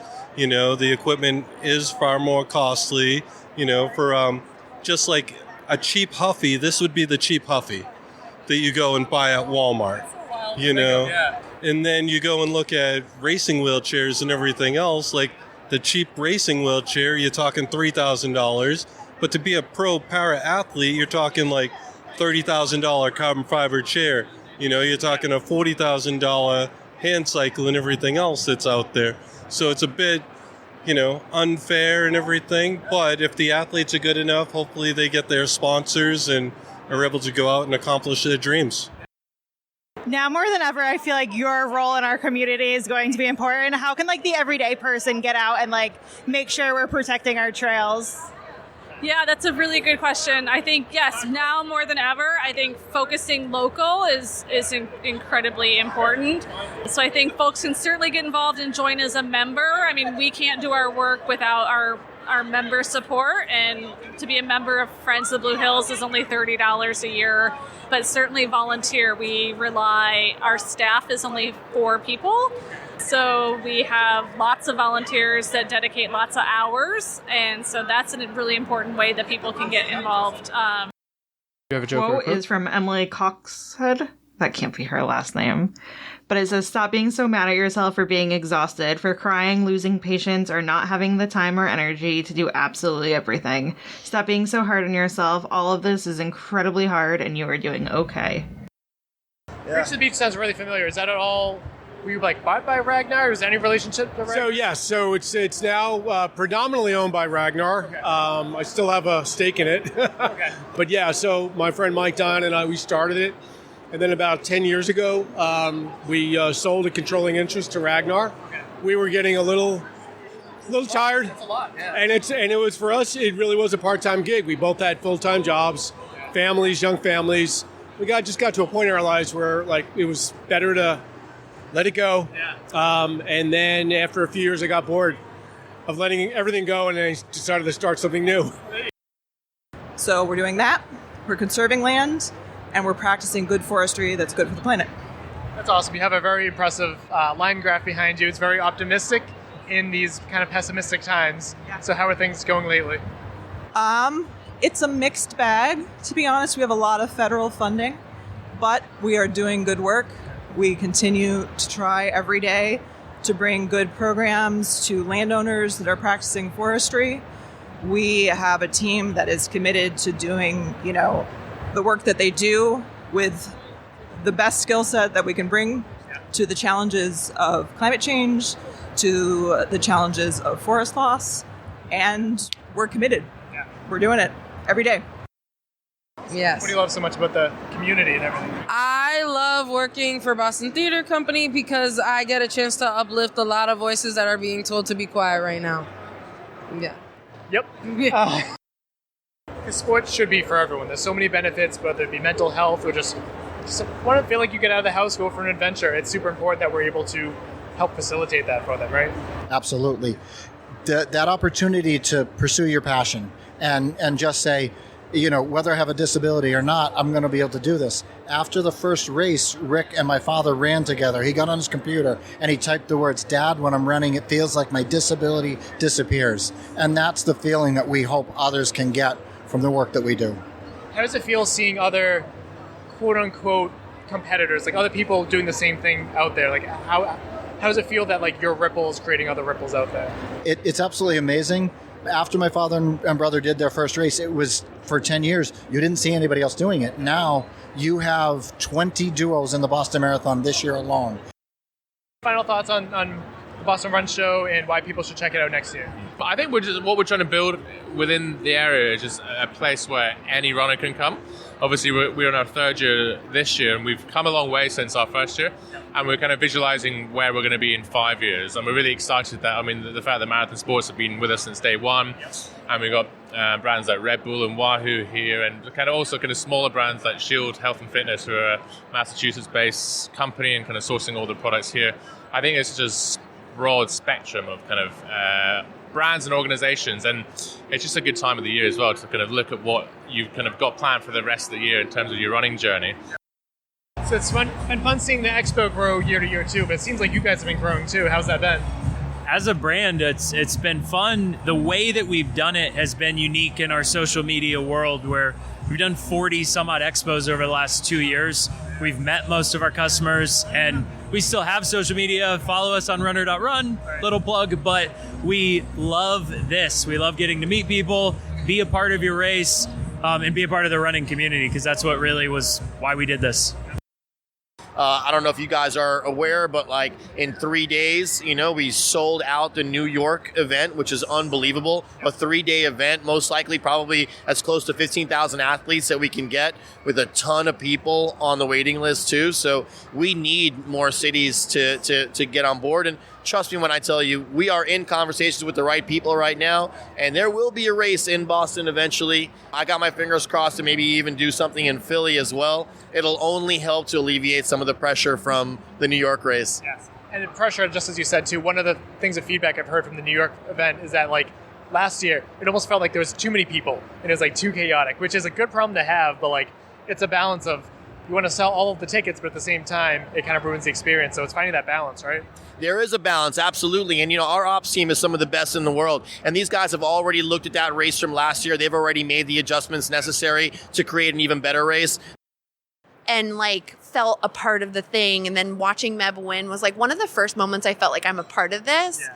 So I do feel this little close. Yeah, it was such a special moment for me So to get ask him about it and then hear him talk about it, I got teary-eyed a little bit, and I was like, keep it together. Don't fucking cry in front of Meb, you loser. I'm getting teary-eyed right now. It really was And my quote is, let them have their opinions and judge your decisions. Let them think the very worst of you. Let them make fun of great things you do. Let them have it all wrong. But never let them make you feel like you don't belong. Never let them make you feel like you question your worth because you deserve to take up space on Earth. Let them be whoever they choose because it's absolutely nothing to do with you. Let them believe whatever they think they know. Let yourself be free. Just let them go. So you wrote the book Sober Up Spartan Style. What fueled your passion for addiction recovery research? Again, another great question. So what fueled it were the men that I met on the Spartan course. First, I met Eddie Sanchez. He was my first friend. Dave Lawrence was one of his best friends. I met him, both of whom were sober for whatever number of years at the time and always on the podium. That's awesome. So I started to see more of that. And I'm like, what is it? Is it California people who just get on the podium, or is there some addiction component, like overcoming obstacles and then transforming that onto the course and using that fuel? And sure enough, the more people I spoke to, the more I saw that. What motivated you to turn your dissertation into a book? So you write in the beginning of the book that your dissertation was focused on the correlation between recovery and Spartan podiums. But what made you turn that into so much more? I love your questions. And I might say that another 10 times, but I really do. Thank you. The reason why is because I knew, or at least I believe, no one in their right mind would want to read that dissertation. It's 237 pages. Oh my gosh. I couldn't wait to be done with it. And when I certainly wouldn't want to read it again. So here I'm thinking all this good stuff that can help people is sitting on ProQuest. This is a tangent, but I have to tell you, so the last day I finished your book, I read it in a coffee shop, and I'm packing up my stuff, and I find a wallet on the floor that is not mine, and I open it, and the first thing in the clear section of the man's wallet was a sober chip from AA. And it just it gave me full body chills because I was like, what are the odds that I'm reading in this exact spot in this bookstore a story about sobriety? I find this wallet, I open it, and there's the AA chip. It was just wow. What, right? Yeah, I got chills with you telling that story. Mm-hmm. Yep. I was like, this is unbelievable. I cannot believe this. Why Spartan race and not other sports for recovery and sobriety? I know we talked about when you show up to a road race, you're an individual. Mm-hmm. But what about rec softball leagues for adults? And I know our city has adult kickboxing league, not kickboxing, kickball leagues where people show up and become parts of teams. So I think all that's valuable and it's in the same realm. I do. Mm-hmm. However, Spartan is much bigger.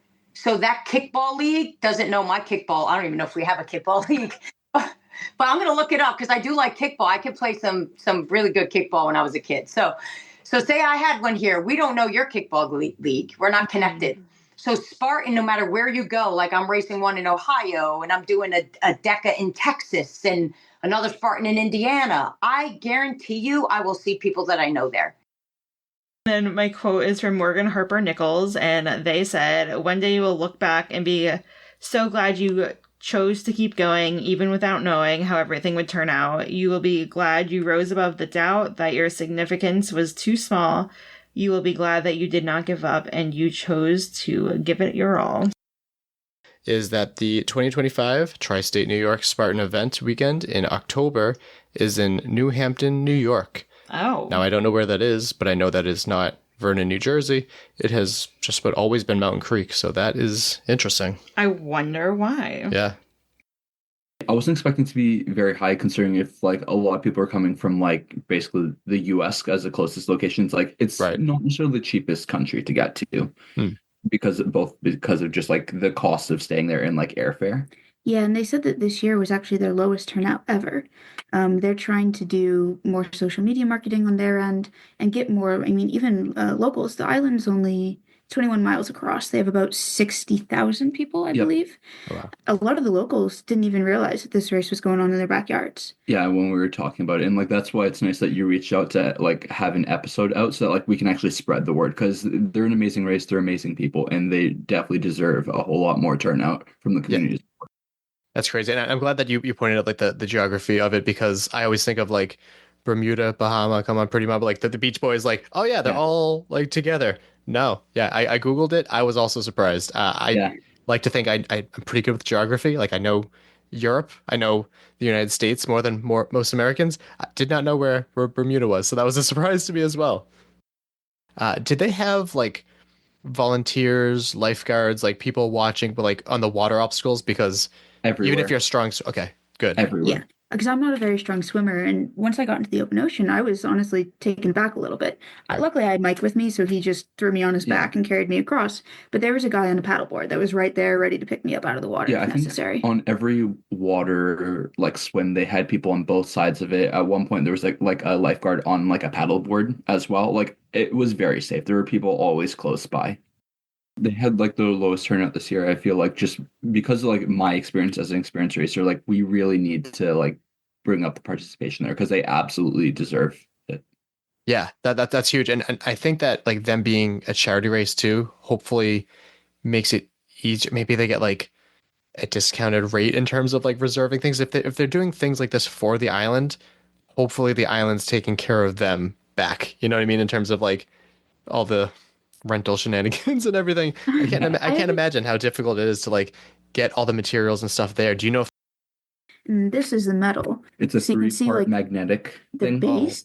And it has the date of the race as well. So there's the base, and then this is the island of Bermuda. That's a magnet that goes on it. Okay.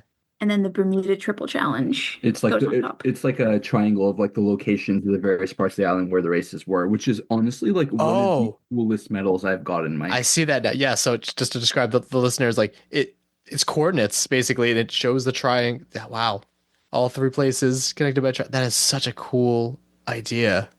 It's so cool, Mike. It's going to be front and center prominently on my medal rack. I forget what it is this year, but like some charities are for like youth sport clubs on the island, and like it's mostly children focused, or like athletic associations and education.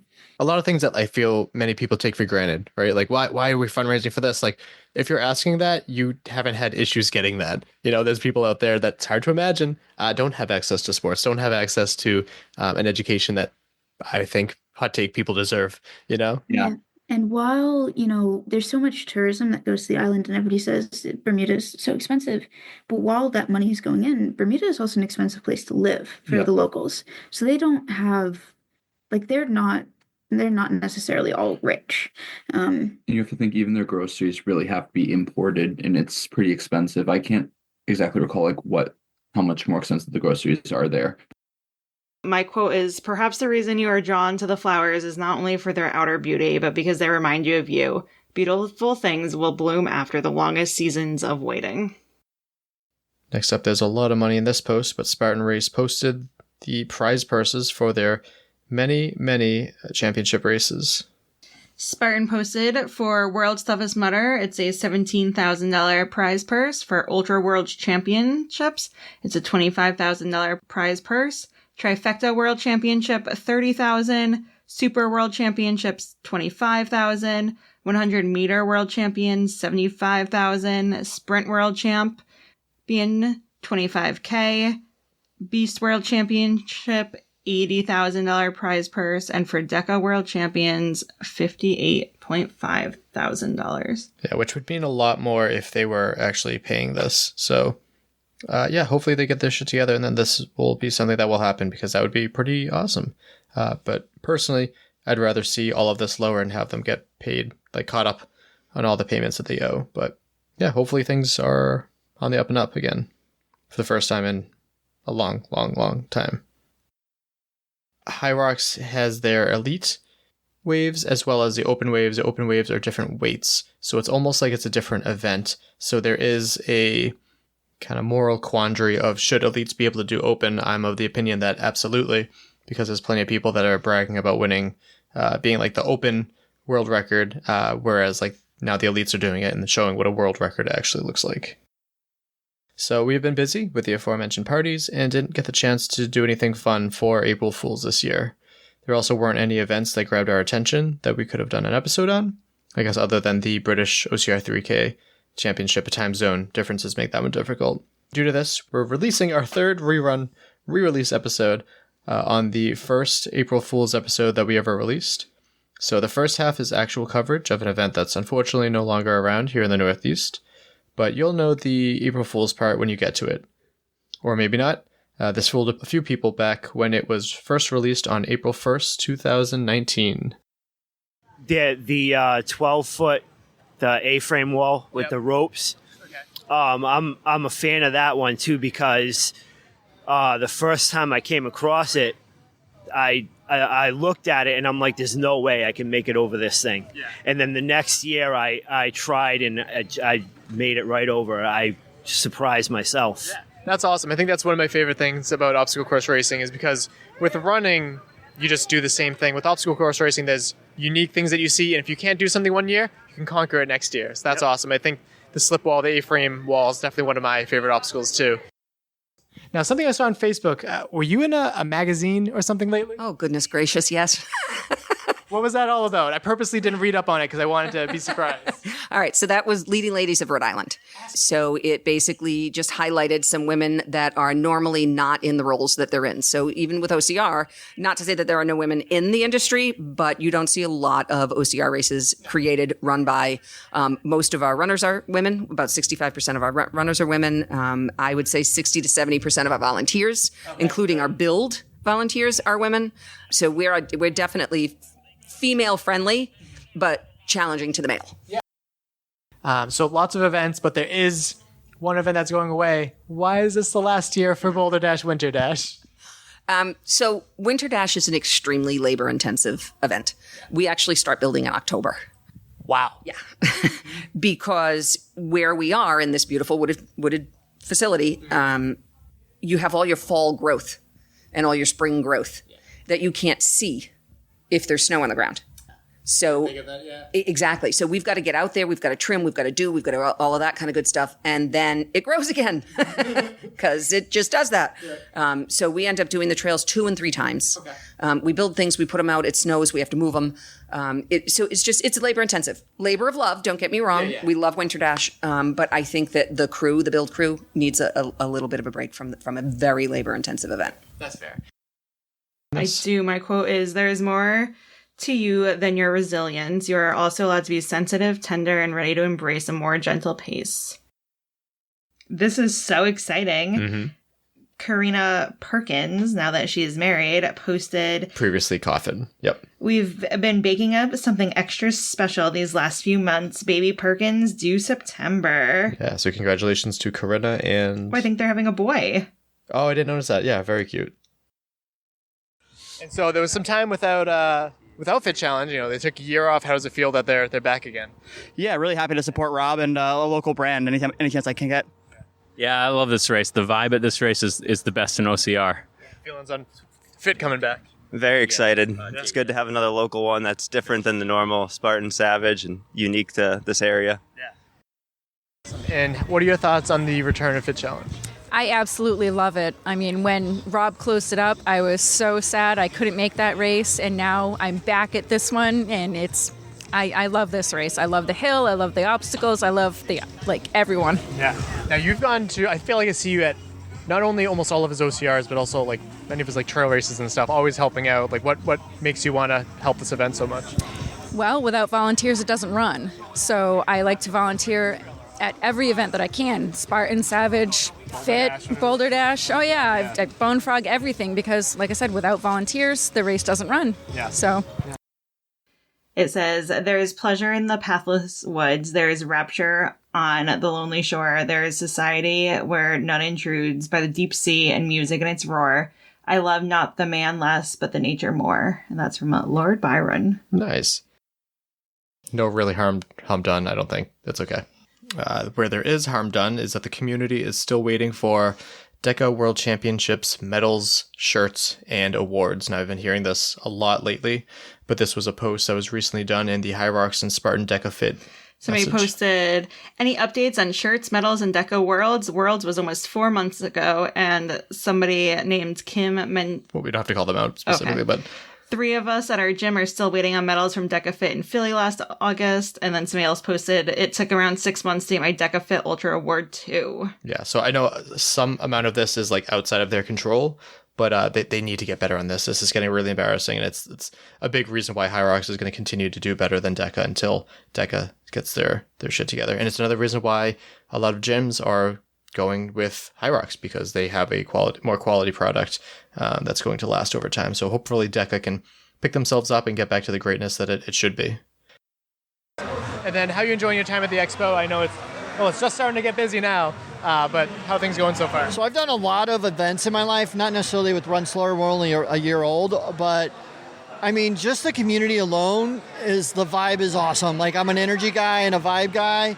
You know, the minute I walked in the door, you know, people like, hey, how you doing? You know, tons of help, people coming around and checking on you. What do you need? And, you know, I mean, I work with athletes. I started a hat business. I can be around more. I love athletes, right? And we're all athletes of life. Yeah. So, but I would say that the way this thing is ran and the people is top notch. As someone that's on the board, that's very, very good to hear. And just something I hear sometimes is like, what's wrong with Google? Well, what's wrong with Google is that if you're going to Google, first if you want to go to different kinds of events, you have to go to different kinds of places. So instead of having to go to Spartan, Tough Mudder, Savage, various other websites to try to find the smaller events, which are really the heart of racing, you want to go to one place. Yeah. That's why one of our mottos is every race, one place. Go to OCR Buddy. It is a free download. We're not charging you to download the app. Yeah. App Store, Google Play, you download the app, you put in whatever filters you want, so you can get events from all around the world, or you can get a 5K that's a certain kind of event within 5 miles from your house. Absolutely. I typed in New England OCR Expo just because I wanted to see what would happen. First result, Spartan Race. So the big brands are always going to be on top. It completely buries all the small brands, as you said. And you know better than anyone, there's so many, not as many as there used to be. Still a lot of really good small brands around though. Yeah, and small brands really are the heart of OCR. And, you know, it's definitely all about community. The one thing, the military teaches you how to go to combat, right? They don't teach you how to come home. And that's what we're here for, because you have your community, everyone in the military, we're all close-knit, we all have the same mission, and then you get back and you don't have that and you feel lost. Yeah. So really bringing that back and giving everyone a new mission once you get here will bring community back. When you pay for a ticket or when you donate or anything, all that money goes as part of that Pay It Forward program. And then also, I already have a list. We donate to the local Plattekill Elementary School. And so they give me a list of things that they would like. And so at the end of the event, I'll have a lot of stuff to donate to them. And it could be anything from headphones for their computers, which we've done, to bicycles, to all that stuff. Even water, food, crackers. Yeah, actually, it's amazing what they ask for, because it's something as simple as water and crackers I never would have thought of. But I know you've been a big supporter behind the scenes with this expo, which I greatly appreciate, but it's nice to finally have you here in person. So is it living up to your expectations? It's actually blowing it away. So people tell you you got to come out, you got to see this. But this morning at 8 o'clock this morning, you already can feel the electricity. And it has been nonstop since then. And again, I get to sit next to Lionhearts, and I got Oscar Mike. I mean, I've got people I see at races every weekend, and they're all here having an amazing time. My wife gives me a hard time. I was supposed to retire last year. Yeah. And 3.5 years ago, I went to her and said, by the way, I'm not retiring in 2024. I get a chance to go work for a brand that I know and an industry that I know changes lives and saves lives. Yeah. You know, and we've all worked in a bunch of industries in our lives. I've owned something as cool as Krispy Kreme donuts. People love Krispy Kreme donuts, right? But no one ever came to me ever and said, this donut changed my life or saved my life. Yeah. We all hear that. I know Savage hears it every weekend. Oh, yeah. We hear it every weekend. Somebody, their life is different because they did it. Yeah. How do you not want to be part of this industry? So I've been hoping to have you guys here for a long time. It's so great to finally have you guys here. How are you enjoying your time at the expo so far? It's great. It's good to be surrounded by like-minded people. And, we're all different spices in the cabinet, and the more of us that there are, the better. And we all push each other to be a little bit better. And the industry is big enough to support all kinds of races, and we like to be here to support and keep growing. Because we're here for OCR. We're not here for Savage Race, we're here for OCR. Overall, how are you enjoying your time at the Expo? I came in with very few expectations, and they've all been surpassed, exceeded, and I found some new expectations that were surpassed too. The whole thing's been really positive. I've been pleased with the number of people that showed up, but also the percentage of people that I meet that are like pure passion people. Whereas in the normal public, you might find a very small percentage of people that are truly passionate about something they care about. Here, it seems like nearly everyone is like a diehard fan for whatever their purpose or cause is.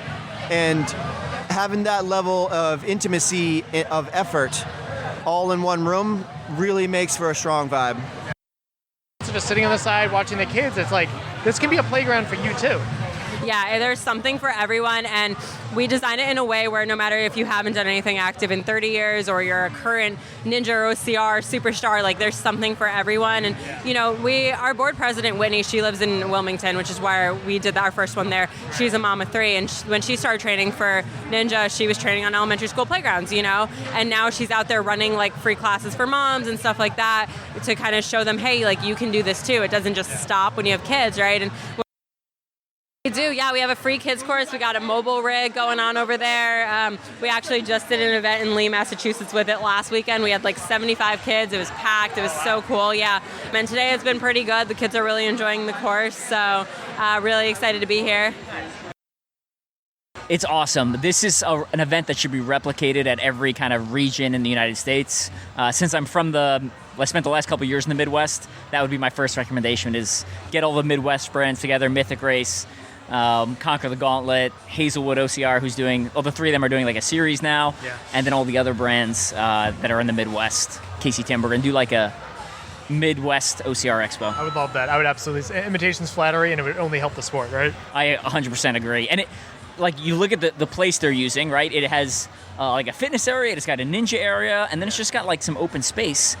And there are plenty of gyms in the Midwest that have that exact layout. Yeah. And it's just a matter of emailing and connecting with the right people. And I think Steve Bacon, the head of the New England OCR Expo, has done a great job reaching out to people, staying connected, and then bringing in people like you, podcasters, to help spread the message and create an event that I don't think exists anywhere else in the world. Yeah.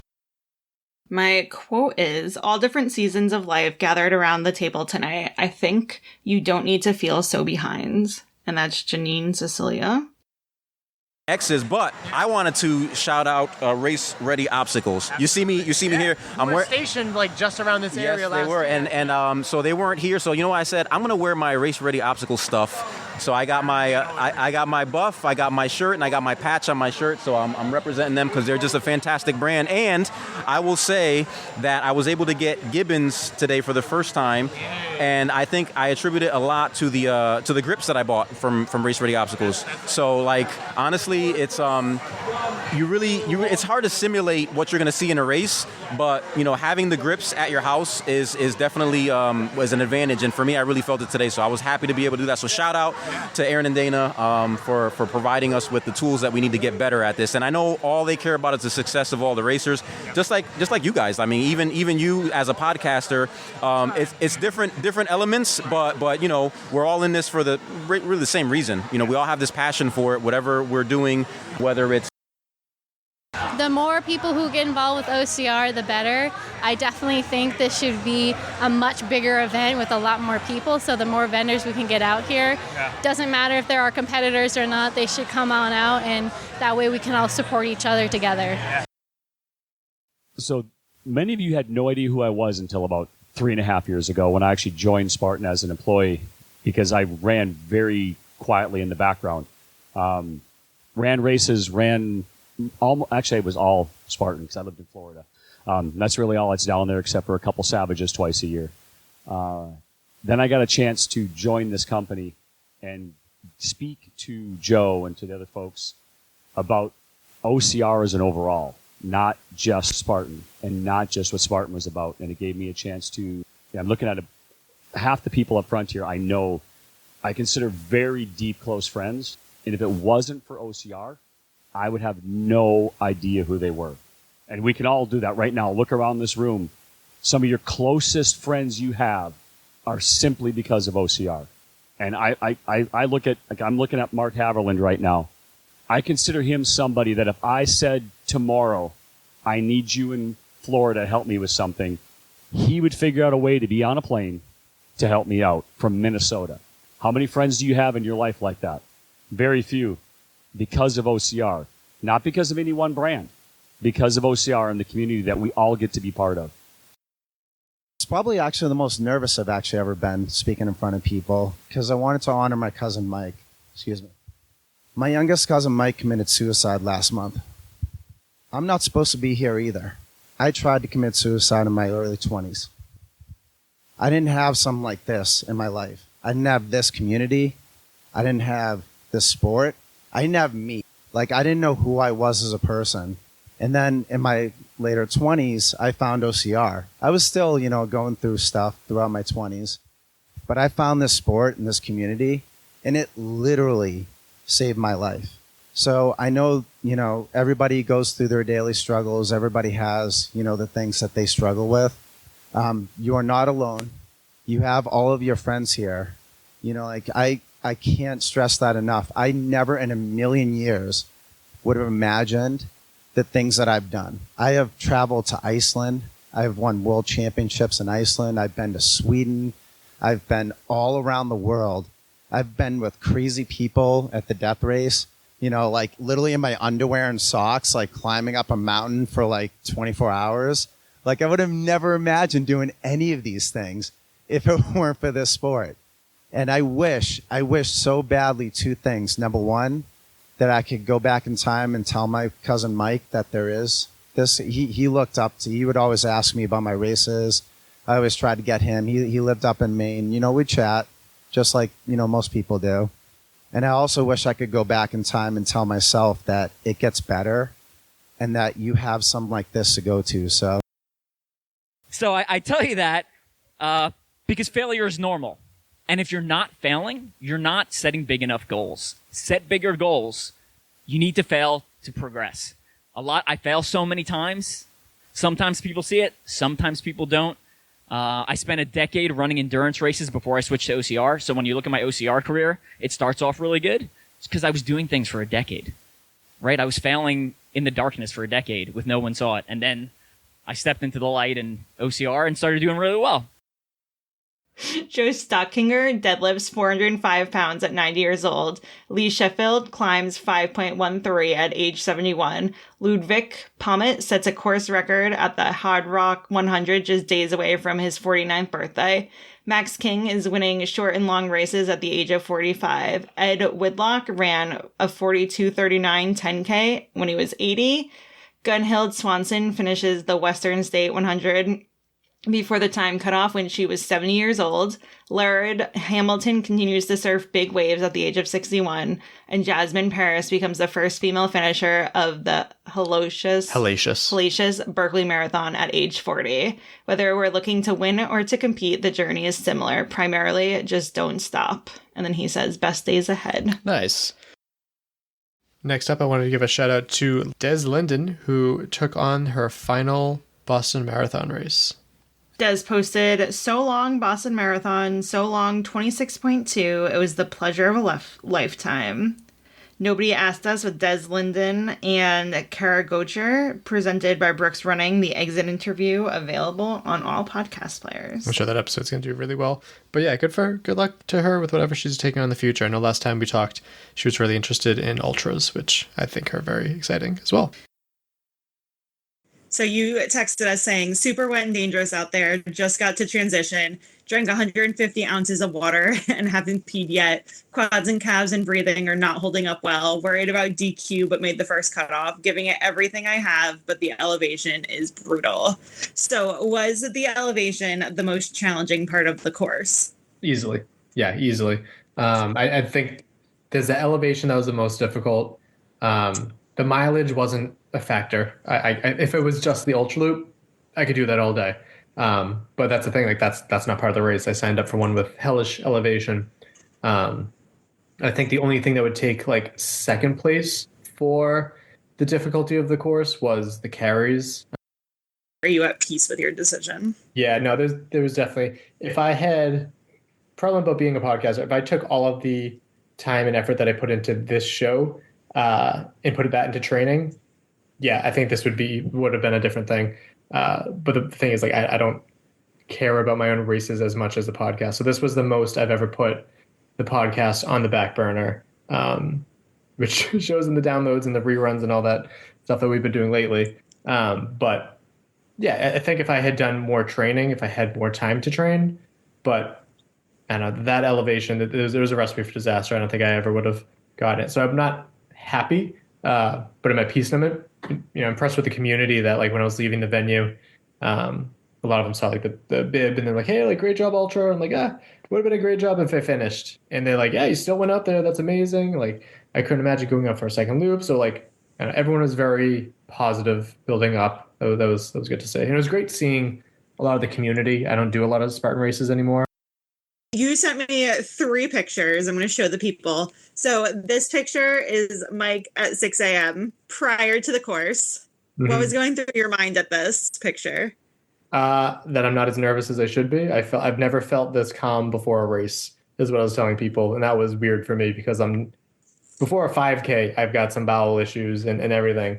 This race, I felt calm. I've never felt calm before. I was on the course for a total of 14 hours and change. My first lap was really intimidating to begin with because Mike saw I was with a bunch of badasses and I just felt like I didn't belong. I felt like I was the runt in the pack. But I just kept up with a lot of people. I mean, I kept conversation with a bunch of military people that kept me going. And that helped me a lot. My first lap, I think, was 5.5 hours. I could be wrong. Around there. Yeah, don't quote me on that, but I have no idea. But I ran as fast as I could. In the second lap, I kind of just, I was just trying to time it by walking it, so. And who should we dedicate this podcast episode to, Alex? I'm going to dedicate it to my dog that recently passed away. And I dedicated the race to him as well. The quote is by Maya Angelou, and she said, "We delight in the beauty of the butterfly, but rarely admit the changes it has gone through to achieve that beauty." Okay, then you found this next news story. Yep, the 2025 Publix Atlanta Marathon course was 554 feet short, which is insane because it was it's supposed to be like a qualifying race. Yeah, it's a Boston qualifier race, and it's also, I forget the name, it doesn't say it in this article, but it was like a certified course. Yes. I am blanking out on it as well, but yeah, they go around and you pay them to certify the course, and they do their thing and they measure this and that. So I wonder how all that went down. That's a bummer. So, and it's a bummer too for people who for like a week or so thought they qualified for Boston and now they don't. That is insane. I'd be pretty livid. Yep, they said finish times were impacted anywhere from 36 to 87 seconds. Yeah, so Toughest Atlanta was really interesting because, you've seen me race at some of these longer ones before. Typically, my style is not go out hot at all, and just kind of sit back and slowly pick off people throughout the night if I can maintain like my speed and my pace and stuff like that. I went into Toughest Atlanta. The goal was 60 miles regardless. And I said to a bunch of the underdog people, I had side conversations with Molly and AJ and Kevin. And I said, like, I'm going to go out hot. And they were like, what do you mean? They're like, that's not how you race. And I'm like, yeah, I know, but that's kind of the point. Like, I want to test where the fitness is right now.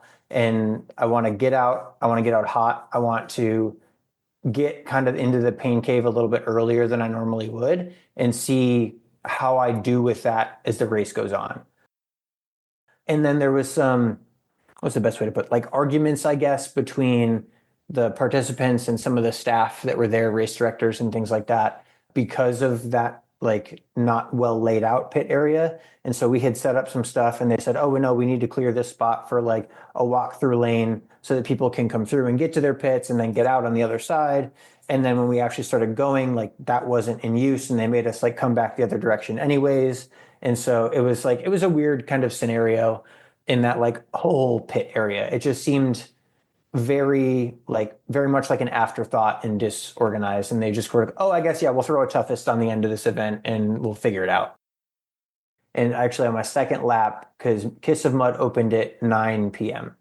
and I was running through and it was like 8:45, 8:50. And the volunteer was like, you got to do this obstacle. And I was like, no, I don't. And they're like, no, you have to. It opens at 9. And I was like, it's 8:45. Like, what do you mean?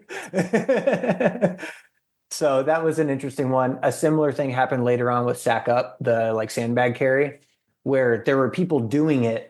And so I got there and I grabbed a sandbag and we went through. And then the next lap I came through and they're like, oh no, it's not open yet. And I was like, wait, I literally just did it. So like, what's happening? There definitely wasn't lifeguards or anything like that, which at least not that I saw. There were volunteers stationed like at the entrance of the obstacle, but they were sitting in lawn chairs as they typically would for something like that. Right. That's no fault to them. That's just how they are. They did have a light. At some point it shut off, ran out of gas. And at some point those volunteers were gone. I don't know when that shift change was. I've heard it was like 2 a.m. ish is when it was supposed to happen. But at some point I ran through and there was nobody there. And then a couple laps later, the lights were off and that was its own ordeal. Obviously because I'm taller, I didn't really have a major issue because I could touch for 95% of it, touch the bottom. But yeah, for the people that are shorter than me or, were struggling, physically at that point in the race, like that's dangerous. And it's concerning that like Tough Mudder didn't think about that from like a safety scenario because of how deep it was. Like we jumped in a couple times. There was a bunch of like logs and rocks on like the entry point too. So like if you jumped in recklessly, like the leaders tend to do, right, it's like you could mess up an ankle and then you're in neck deep water trying to figure out, how to get out of there. So, yeah. Especially when you're X hours into the race as well, exactly, too. Yeah. It was funny when I got home from Toughest Atlanta. My wife had obviously told him that I had won the race and I had raced and all this stuff. And I got home and like the second I walked in the door, he's like, Daddy, you raced. And I was like, I did race. And he was like, and you won. And I was like, I did win. And so that was really cool. I mean, he's only 2.5, so he doesn't really understand it, but it was cool to like have that welcome home when I got back, which was really cool. And then my quote is from Anjum Charity. Brave are the ones who fail and fall, yet they keep being kind, keep going strong, keep being at peace, and keep spreading love. What were your goals going into Toughest Mudder Atlanta? My goals were to just run and don't stop. Nothing crazy. I wasn't even going to race. So I had signed up for this race a long time ago and I had planned for it to be my A race. So I was going to be going out and like getting ahead of these ladies and getting far enough to where they couldn't see me and they weren't going to try to pass me back up. So that was my strategy. But then I changed it after I broke my foot. I was like, all right, I'm just going to be a little easier on myself because this was my first ultra back from breaking my foot. So I was honestly just like, Charity, just run and just try not to stop too long because I tighten up pretty badly if I just stop. So yeah, it was literally just to run at an easy pace where I could talk. Whenever I got they gave you the champion bib to like show that you're like leading. Even whenever they gave me that, I was like, all right, Charity, you're not going to like use this as a reason to like start going super duper fast. Like just stick with the plan and just go at your pace that you feel good at. And I didn't worry. Like I was never concerned. It's very weird to say that because this race was so much different because I've never been like that. I've always been like, all right, I'm in the lead. I should, keep going like super fast. But no, it was super chill. Yeah, on that last loop, I was just taking it all in. I was like, oh my gosh, like I can't believe I did this. I just felt so grateful to be running again after breaking my foot. Because whenever I broke my foot, I just felt like I was never going to be able to run again. It was just terrible. I felt like it was the end of the world. Right. But yeah, that loop, I will never forget the way that last loop went. And I was the only one out on the course. So the guy in the gator was behind me, who was following me while I was finishing each obstacle. And he had the walkie and he was talking to them. He would like say the obstacle and then say cleared. And it felt like I was in a movie. It was so awesome. Obviously, it's a lot further at like in the UK and stuff now. But do you have any thoughts on World's Toughest Mudder with how well you did here? Yeah, 100%. So many thoughts. Lots of thoughts, especially after I finished that. Yeah, I had a lot of people asking me. I would definitely be going to the World's Toughest Mudder this year, but it's just not in my race budget right now. And I actually am just getting my passport too. Yeah, I'm going to do a World's Toughest Mudder for sure, 100%. Yeah, because you put in some very impressive mileage, and World's Toughest Mudder is just it's so much fun. I mean, you had a great time at Toughest Mudder, and it's like that, but exponentially so, because there's just more people, more cultures, everything. Yeah, that's what I'm told, which makes me like really wish I could go this year. But I know there's always a next year. But yeah, I've already thought about, I'm gonna beat the record. Just making plans. That's awesome. But, yeah.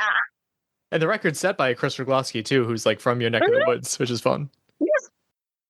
My quote is, growth will come to those who are willing to accept that being lost is part of the journey. And now it's just a sprint only series. So yes, I think you said it before, you would like to see like one of every distance. Yes. Yeah. I think that would be accommodating to lots of athletes out there. The ones that prefer the sprints and ones that prefer longer. So yeah, absolutely. So let's hear about this race itself, Big Bear. I've never had the chance to go check out that course, but I've heard amazing things. How did your race go yesterday? I think it went really, really well. I took the mountains with a grain of salt, just like everybody else, right? But I paced myself and I kept moving. I kept moving. Obstacles went pretty well. Spear throws always a hit or miss. I fell off. It was the Z wall. The Z wall. I slipped right off. I'm not sure why. I'm usually making that one, but I was able to make up some time and catch back up after that. I don't know. I enjoyed it. It was a great time, and looking forward to what's next. Yeah. So, what made you want to take on the series as a whole earlier this year? Just more of my rankings from last season. Again, I know I'm not far into it, but last year I was very thankful to make first place in each of the races that I had competed in. So of course I want to take it a step up and compete against the best of the best. And that's what I wanted to do. And that's what I plan to do for the World Champs as well. If I'm going to win age group or win at these lower level Spartan races, then I want to challenge myself. And there's no better way to do that than the top level. Evidently, you liked the venue enough that you returned for Sunday. So how did today's race go too? Yes, no, it was good, and I wanted to prepare. So following the Ultra World Champs, I think next on my agenda after that is the Trifecta World Champs, actually coming to West Virginia. Yep. And I have never ran 2 races back to back, right? So of course I need to actually practice that. Yes. So I felt really good this morning, even after yesterday, and it's going to go in order for the Trifecta Champs as well, one sprint, one super, and then prepare for that beast the next day. So I needed to practice that today, and it was good. The elevation was greater for the super. We were just up and down the mountain over and over again, and it was fun. It was fun. Very pleased with how it went. And my quote is from Jericho Silvers. If you feel like you're a mess, please look at the stars and realize that they are too. Look at the formless clouds and the tangling branches of the tree. They are too. Listen to the songs of the birds and the crickets. You'll find no melody in it, but they continue, because sometimes it's the greatest thing we can do, be a mess and continue. I like it. My first year was 2016. I had never done anything like a 24-hour race. However, I did do a couple of death races before that. And my friend Mark Jones, who was really, really known in the community back in like the original years, asked me to be his teammate for the first time that they had 2-part teams. So about 75 miles in with a really swollen knee, we got to 90 miles and ended up getting 3rd place for that World's Toughest Mudder. And then fast forward to 2021, I decided to try it again after the Ultra World Championship. Ended up with a DNF at that point as well. And then moving on, I kind of made World's Toughest Mudder my kind of focus. So 2022, 100 miles, 2023, 100 miles, 2024, last one, I got 110 miles and second place. The biggest kind of focus for those that aren't getting high mileage should be time on feet. So these last couple of weeks should be, if you have time on the weekends or midweek or whatever your job may be, where you can do something long. Like it should be, going out on the trails, going out like on something relatively that you could run, but also hike and walk for several hours, upwards of like 4 or 5 hours or more. The good thing about this is that you're also like trialing all of your things that you're going to use during the race. I'll use myself as an example. I mean, if you can't tell, I'm still sick. I've been sick for like 9 days. I had to shut down an entire week of training. I was infuriated. I literally was just angry. And then I have to keep reminding myself, if I push it, I'm going to be sick or I'm going to be worse off. Same thing. Like if you start feeling like a nagging injury, take a couple of days off. It's not going to, in the grand scheme of things, years, training blocks, and the last like 6 to 12 months, that's what matters, not the last weeks. You will not gain much within those last couple of weeks, especially the last couple of weeks. You take off a week, you might lose like 0.5% of what you've gained. It's not worth it. The other thing is to break the race into chunks. So like instead of looking at the big goal, like 50 miles, say, okay, going to get through the next lap. Going to get through the next lap. Hell, I'm going to get to the next obstacle at times. Like when you're really, really seriously like.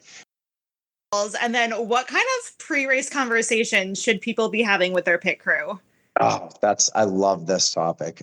So my biggest thing about the pit crew is before the race, it's a democracy. During the race, it's a dictatorship.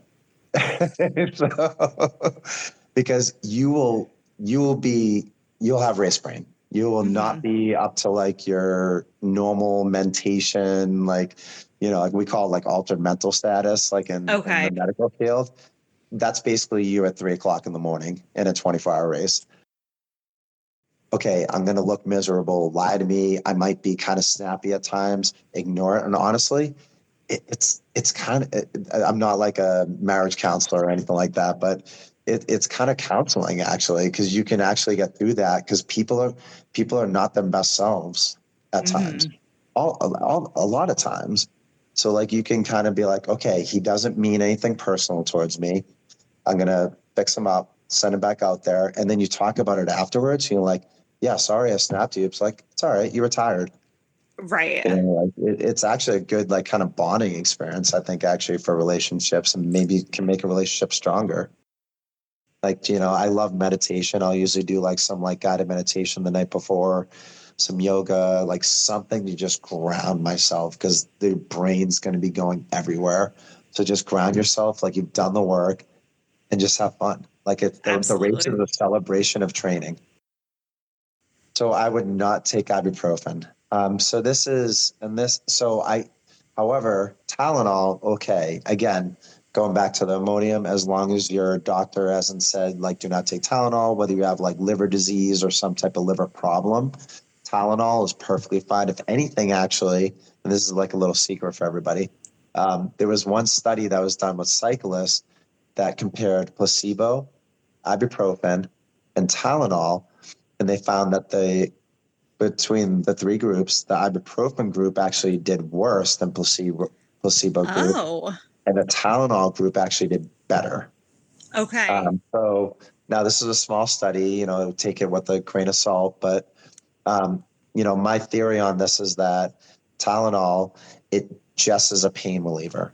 That's all it does. Like it works in a way that we truly don't understand, but it works just on pain. However, ibuprofen, Advil, naproxen, all like the basically non-steroidal anti-inflammatories, those actually work within a very complicated system within your body. My quote is, I just want to take a moment to affirm the strength and courage that is still running wild within you. Felt like that was appropriate. but let's get to what this episode is all about. We have done OCR eulogies in the past, but we have never talked about OCR podcasts that have gone away. So I have been doing more research than I'd like to admit in the past week to assemble, I wrote 46, but I think it's closer to 50, that are both dead, essentially dead, and those that are still with us. My quote is from The Sandlot. Remember, kid, there's heroes and they're legends. Heroes get remembered, but legends never die. Follow your heart, kid, and you'll never go wrong. Nice. Shell is amazing, and what she does for those kids, I mean, like, there's nobody else doing what she does.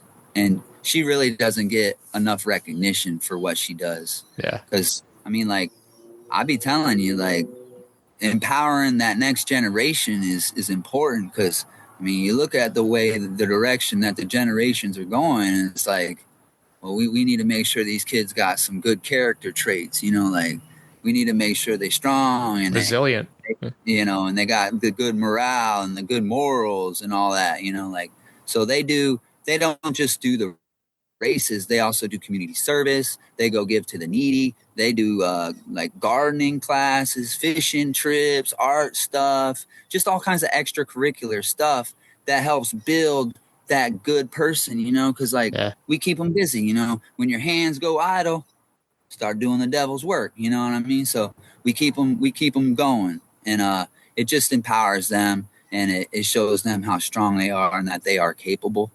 And I'm definitely 100% back Lionheart's Fitness every day, all day, no problem.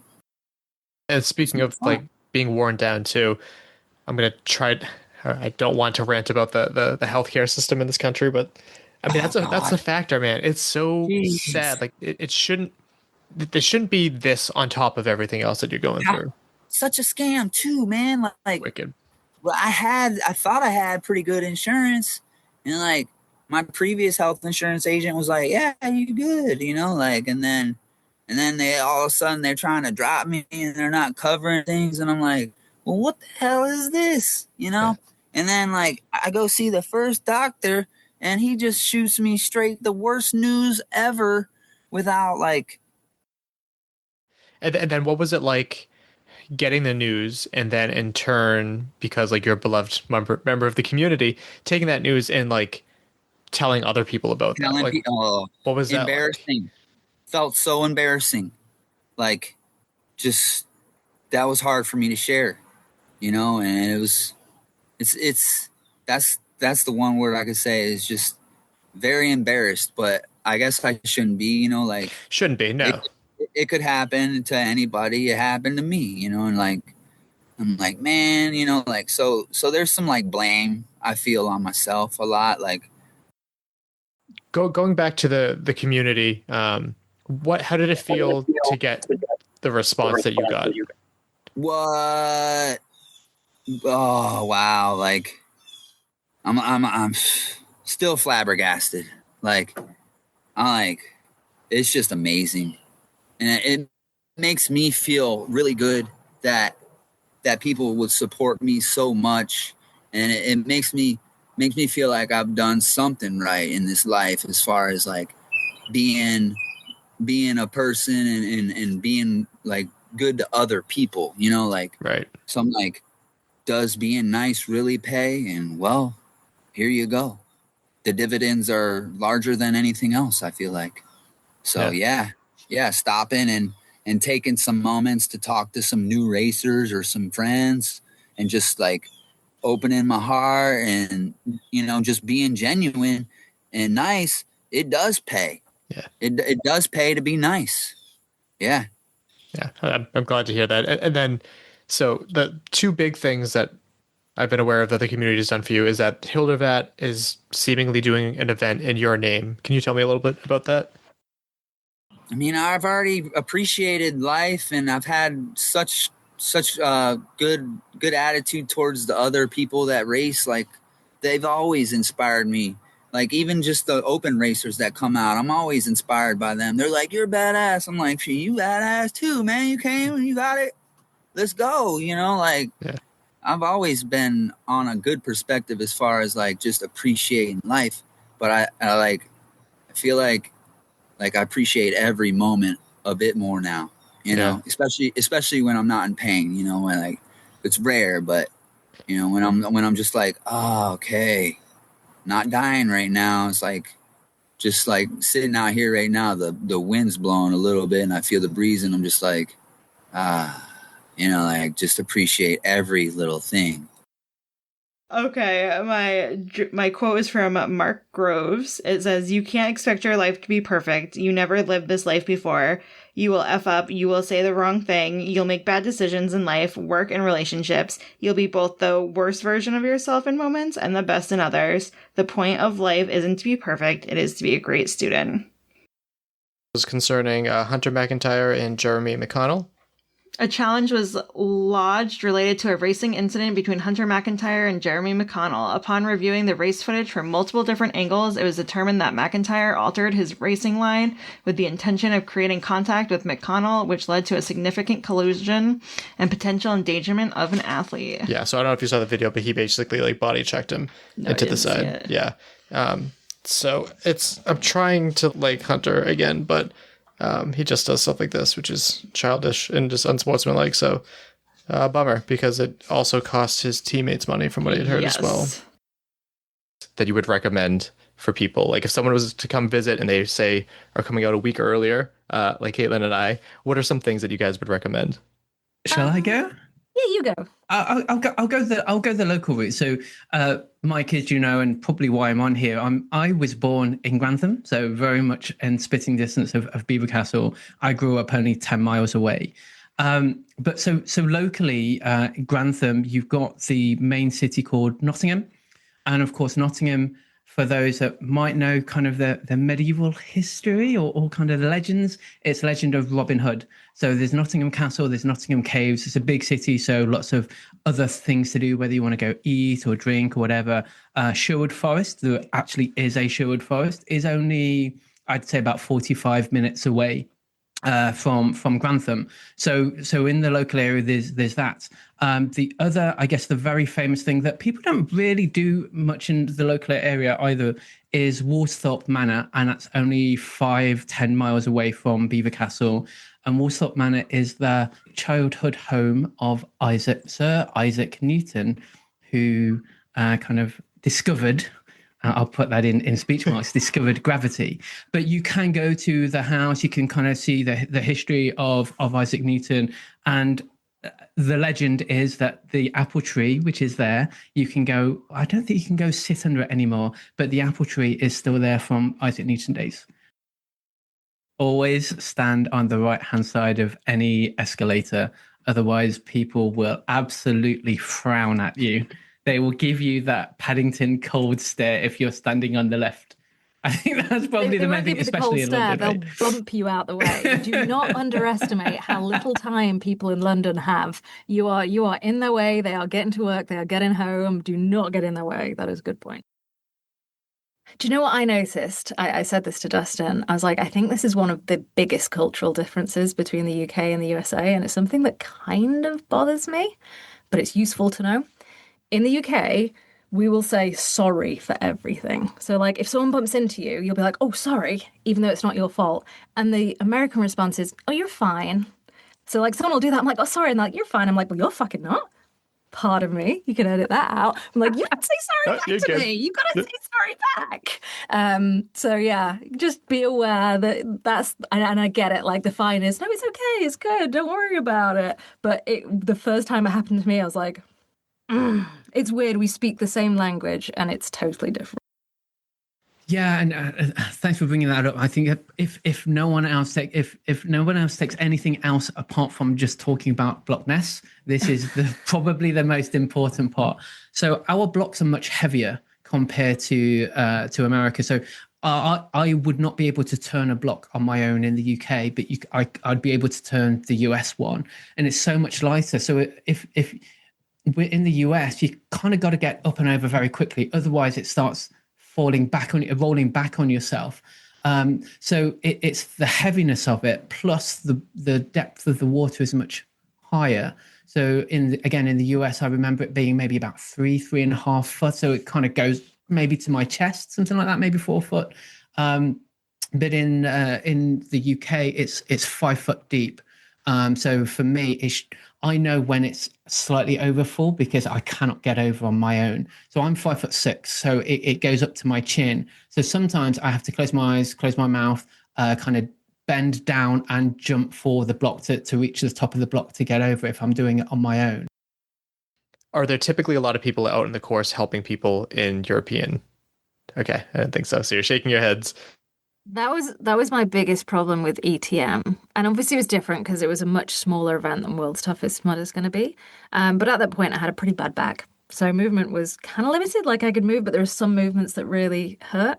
And I'm also like I'm not short, but I'm not that tall. I'm 5'6", but there were some obstacles that just I was not tall enough. Like the very, I don't know how tall those very high walls are, Will, but they're too tall for me. And that was one of the reasons why I didn't really want to continue, because it's like I can't injure myself and I can't just stand out by myself. I cannot do this alone, and I'm running alone. And it was a bit of a bummer, actually. But I strongly feel World's Toughest Mudder is going to be very different. I know there's been conversations between people about like where they're already planning to camp out for the night to replace people that are not coming from the States. Example, people are planning to do that. It's not necessarily part of the current culture, but I think people are planning to emulate it for the experience. One day you will look back and be so glad you chose to keep going, even without knowing how everything will turn out. You will be glad you rose above the doubt that your significance was too small. You will be glad you did not give up and you chose to give it your all. Perfect. Actually, one more tip that I wanted to talk about earlier. When you're going to Europe, depending on your cell phone carrier, you may only be charged like, what, $5 a day? Oh, I did not know that. I didn't get charged at all when we were in Europe. Oh, I got charged $5 a day. Oh. So you may not get charged at all with Verizon. Or you might be able to do like a $5 a day thing with AT&T. And then when's the last time you've done an obstacle course race? You don't do it as much as you used. I think it was the Barry Spartan Sprint last summer. Right. And before that, it was the Gaylord Gauntlet. And before that, I could not tell you. Yeah, exactly. And what's your history with like Tough Mudder? How many Tough Mudders have you done? I have run 2 Tough Mudders. And what's your history with World's Toughest Mudder? I have been a pit crew in 2018 where I helped you get 50 miles. And then in 2019, I helped you get 55 miles. But most importantly, I helped Javier Escobar get his 100-mile orange jacket. Yeah, very, very big deal. Yeah. And you've helped with like Jason Dupree and stuff, but like 2 years, right? Mm-hmm. Yeah. So not a lot of experience, but I've also pit at the toughest, like the 12-hour overnight courses. Did you? Yeah, I pit for you, Javier, and Joshua Reed. I forgot about that Chub Cactus and the whatever. That was in Philly. I forgot about that. Yeah, Boston, the couple times I've done that, we didn't have a pit crew. So yeah, that's a good time. And then what have you been doing to train for this then? So I have a coach that he, like, to get his coaching business started, he like posted in the World's Toughest Mudder group, like asking for people to like volunteer to be coached.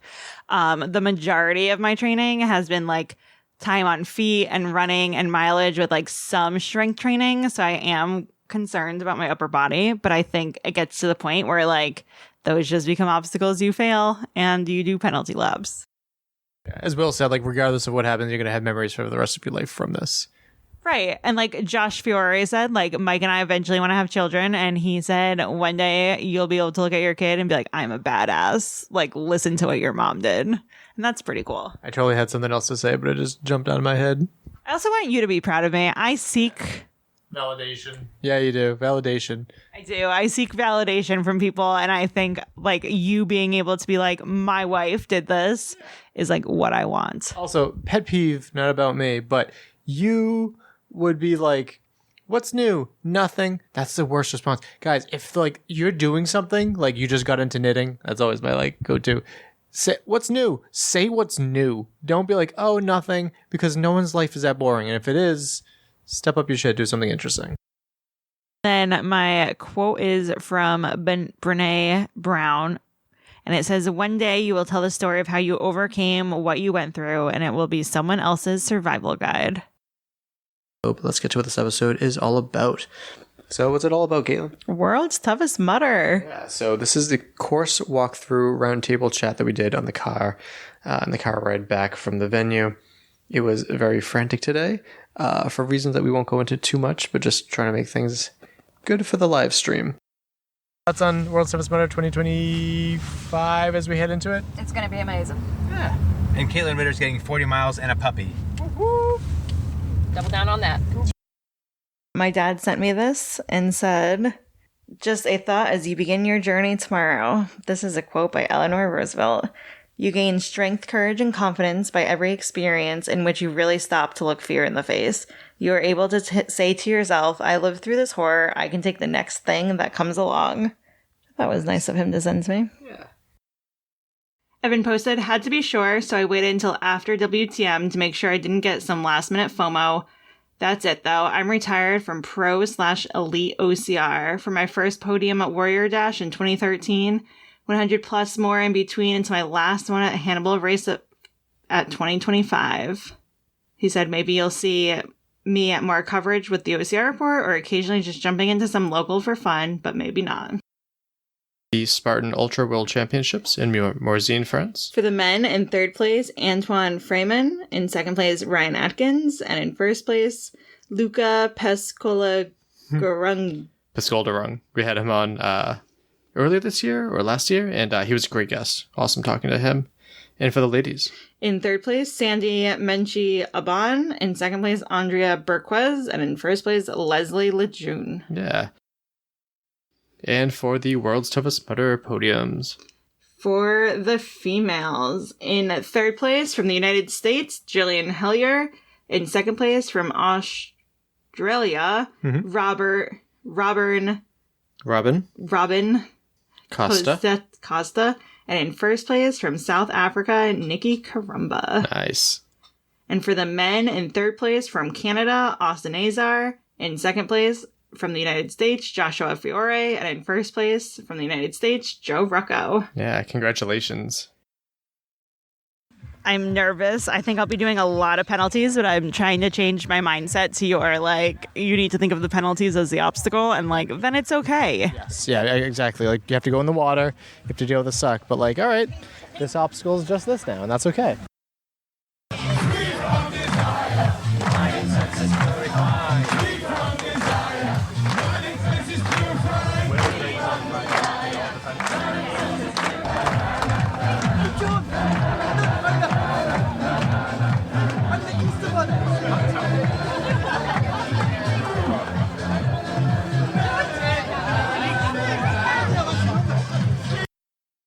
Now, all I'm going to tell you is, in those moments of darkness, 3 o'clock in the morning, you're questioning yourself, do I go out again? You've had cramp in your calves, you've also got it in your quads and your hamstrings at the exact same time.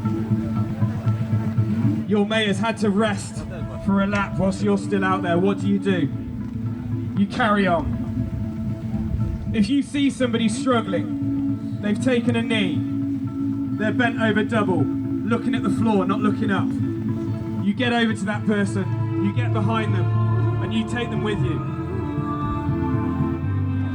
It is not about leaving mudders behind, because you might be that mudder on the next lap. They may need to be helping you. At any point today, if anyone needs your help, whether it's running, an obstacle, in the pit, the first thing you say is yes, and you figure the rest out later. Every single one of you is now one Mudder Nation. Give that a hoorah! Every one of you is in this together. Give that a hell yeah! UK, you are representing our flag to show the rest of the world how it's really done. Give that a hell yeah! And that means we bring them into our family. We bring them under our wing. We show them what running through a shitty swamp is really like. And we show them how the UK really put on a tough mudder. Mudders, we have trained, we have built, we have sweat and bled together, we have laughed together. Now pledge with me together. As a tough mudder, I pledge that. I understand that this is a race and a challenge. I will uphold the tough mudder values of teamwork and camaraderie.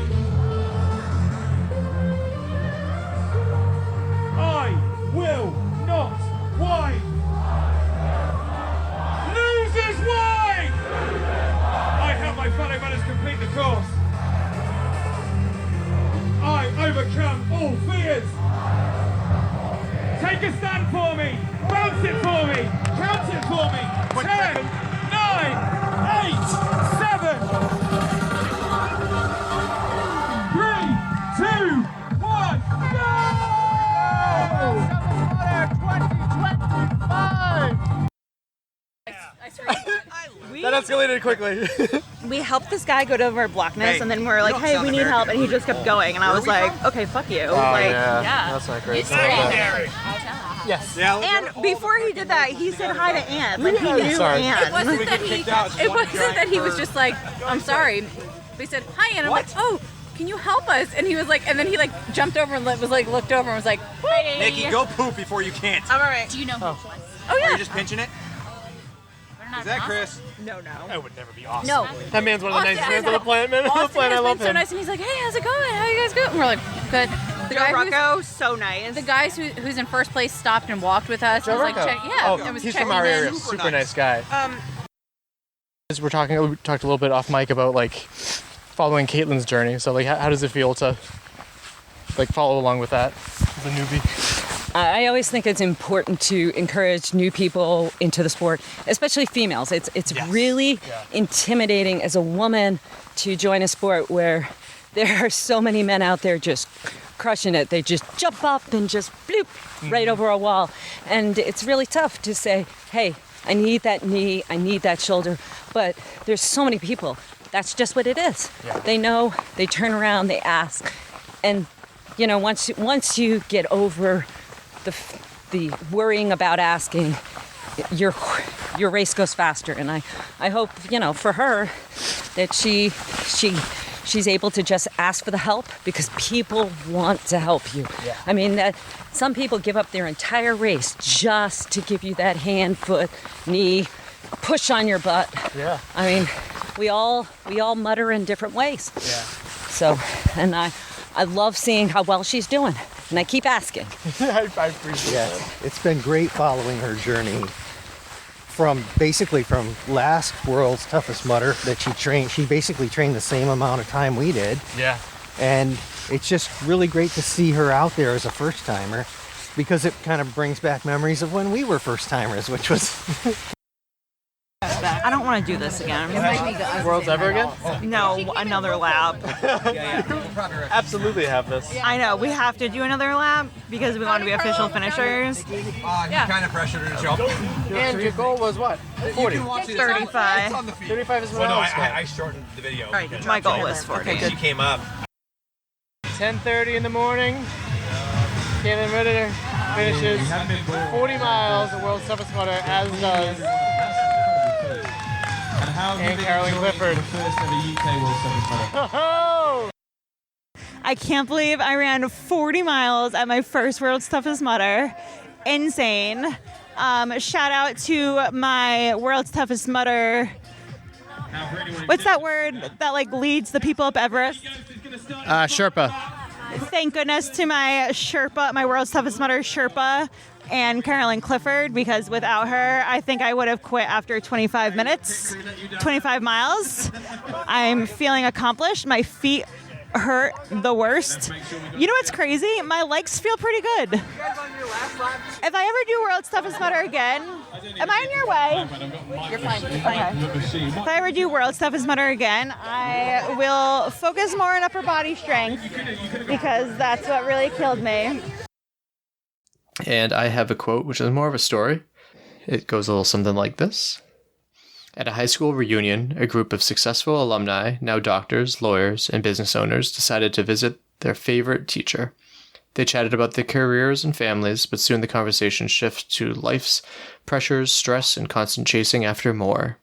After listening for a while, the teacher smiled and said, "Hold on, I'll make us some coffee." He came back with a large pot and a tray full of cups, none of them matching. Some were fine porcelain, others were plain ceramic. A few were chipped glass mugs, and one even looked like it came from a diner. As everyone reached for a cup, the professor watched in silence. Once they all had coffee in their hands, he said, "Notice what just happened. Most of you instinctively reach for the nicest cups, leaving behind the simpler ones. It's normal to want the best for ourselves, but that's often where the stress begins." He gestured towards the cups. "The cup doesn't make the coffee taste any better. What you really wanted was the coffee, but you focus on the cup still." Then he paused. "Life is a coffee. Your job, your house, your income, your status, those are just cups. They help contain life, but they don't define it. And the trouble is, the more we focus on the cup, the more we miss out on the coffee." He smiled. remember, happy people don't always have the best of everything, but they know how to make the best of everything. Oh, I like that. Yeah. Spartan posted Spartan Ultra World Championships returns July 3rd through 5th, 2016 to Morzine, France. Yeah, so something about that place. There were rumors and speculation that it was going to be at another venue, but lo and behold, it is remaining at that venue. And that's all I can say, because that's all I am supposed to know. I was there, but 6 rounds and then I stopped. Yeah, my foot, I have some problem with the foot before I came. And I think after 5 rounds, that's I can feel something, and 6 rounds just, it's not fun to run anymore. So, yeah. You said that going into it, too. I'm glad that you're, taking care of yourself the right way. What's the plan moving forward? Like, you're going to find a doctor? Or? Yeah, I think they're going to see the doctor when I come home, and then we're going to see what is the problem in the foot are. But we just think it's some overdoing stuff or something like that. So just need to relax and come back again. Yeah. How was it experiencing World's Toughest Mudder in a different way? We kind of compared it a little bit to Ryan Atkins last year, right? Who unfortunately got hurt, but still got to experience the event. Yeah, exactly. Yeah, it's for fun to see all the people and a lot of inspiration to see people just go through it. And the day after, so the last 4 hours is just amazing to see people just try to go out again and try to keep them going. And it's so amazing to see. So that was fun to see. But yeah, I will hell be on the course and I will be in the pit. Yeah. What advice would you give to someone who is pitting for somebody else in years to come? To make sure that you had everything ready, especially when they come in, know exactly what they need, and make sure that you're able to help them put on whatever gear they need, whatever nutrition, whatever hydration that's required, and have that ready at the quick pit. Use the quick pit. And that was something that I was surprised that very few people did utilize, and so we were able to do that very, very effectively. Seems like it was used a lot more in the U.S. and here, like nobody in Britain's like they weren't aware that it was an option, and it was a total miss. I mean, so I had this idea of creating a version of Monopoly, but all Tough Mudder oriented. So instead of properties, you're buying obstacles. Instead of going to jail, you're going to the med tent. Instead of free parking, you got a free bag check. Oh, I like that. And then instead of utilities, you're going to have, for water, you're going to have Arctic enema. For, obviously electricity, electroshock. And then, of course, the other thing we got is the currency, mud bucks. Oh, I like it. Man. And how did it feel to see, scaled up obstacles again, like with Firefly and this and that, compared to last year where there wasn't much? Oh, much better. Yeah. The UK absolutely did an awesome job. Everything felt, I don't know, it felt like a couple years ago, the way Tough Mudder was. Things go through cycles, so I'm not saying older Tough Mudder's better. I'm just saying things change. They put emphasis on different areas, and sometimes it's the obstacles and sometimes it's other aspects of the experience. So what moments of rabbiting and stuff stuck out to you the most? I love anytime there's open an obstacle, because one, I try to get there early and do explanation for the viewers back at home, so that's always fun for me. The highlight of the race absolutely has to be for me. They said, we need someone to pace, we need a rabbit on one of the two male leaders, second and third. Do you want Austin or you want Josh Fiore? And I'm better friends with Josh, so I was like, I'll take Josh. And so I got to run his last lap with him. I did a complete full lap, and that was really awesome. I really he's on my pro OCR team, and I really wanted to be like, you've got to form. I really wanted to give him details, but I was like, well, that's not fair. So I just kept my mouth shut, and I ran with him. Explain how we met on Mudderhorn. I heard someone yelling that they needed 9.5 shoes, and I'm like, I have 3 extra pairs, so I stopped and said, hey, here's my husband at the pit, go grab him. So I took a picture of you both, the shoes, and the tent, and then as soon as they finished, your tent was already taken down and I couldn't find you guys. And I'm like... So first of all, a huge shout out to Joe Rucka. I mean, he just dominated the whole time. I had him within sights until probably the last 3 or 4 laps. We started just gaining. But then I was almost content with getting third. But then I noticed eventually that me and Austin, we kept going back and forth, and I had 6 or 7 obstacle bypass bands, and Austin only had 1 or 2. So I was like, let's go. Real quick, with that information, I was so excited. I'm like, I want to share with the live stream, and they're like, we're not putting that out there to like help anyone, hurt anyone. We're just gonna play stupid and see how this plays out. But it played out well for you. The best thing about Worlds, and this is my 13th Worlds, is it always was a living, breathing experience. Meaning when you go out on a lap, you don't know what's coming because they might change an obstacle up, they might reverse it, they might change the course up like they did this year. And that's what makes it a different type of race than just a regular Tough Mudder on multi-lap, is that it could be different. And that's a fantastic experience. So speaking to that, there's a lot of people talking about the fact that Killer Gorilla was opened up. And it's fun to open and close obstacles, but it's another to add like additional mileage. What are your thoughts on that? People are too concerned about distances. They've always been that way. And while, yes, you could probably make sure that the race is different. I mean, so if you just say in a general sense, they could easily have shortened between two obstacles instead of doing this and just make a couple of cut-through lanes to make that, if they want to address that, to make sure it's always the same distance. That's an easy thing. They didn't do that, but yes, it definitely affected your time, but that's something you got to go with. It affects pacing if you don't know that's coming, but that's okay. I thought it was great. Alan had a very special message that he wanted to share today. So Alan, over to you, my good son. Cheers, Matt. Cheers, Charles. As people know me, I met a woman 2 years ago now. Changed my life. I've asked her to marry me several times and she said no. She said to me before I started yesterday, if I podium, she'd win.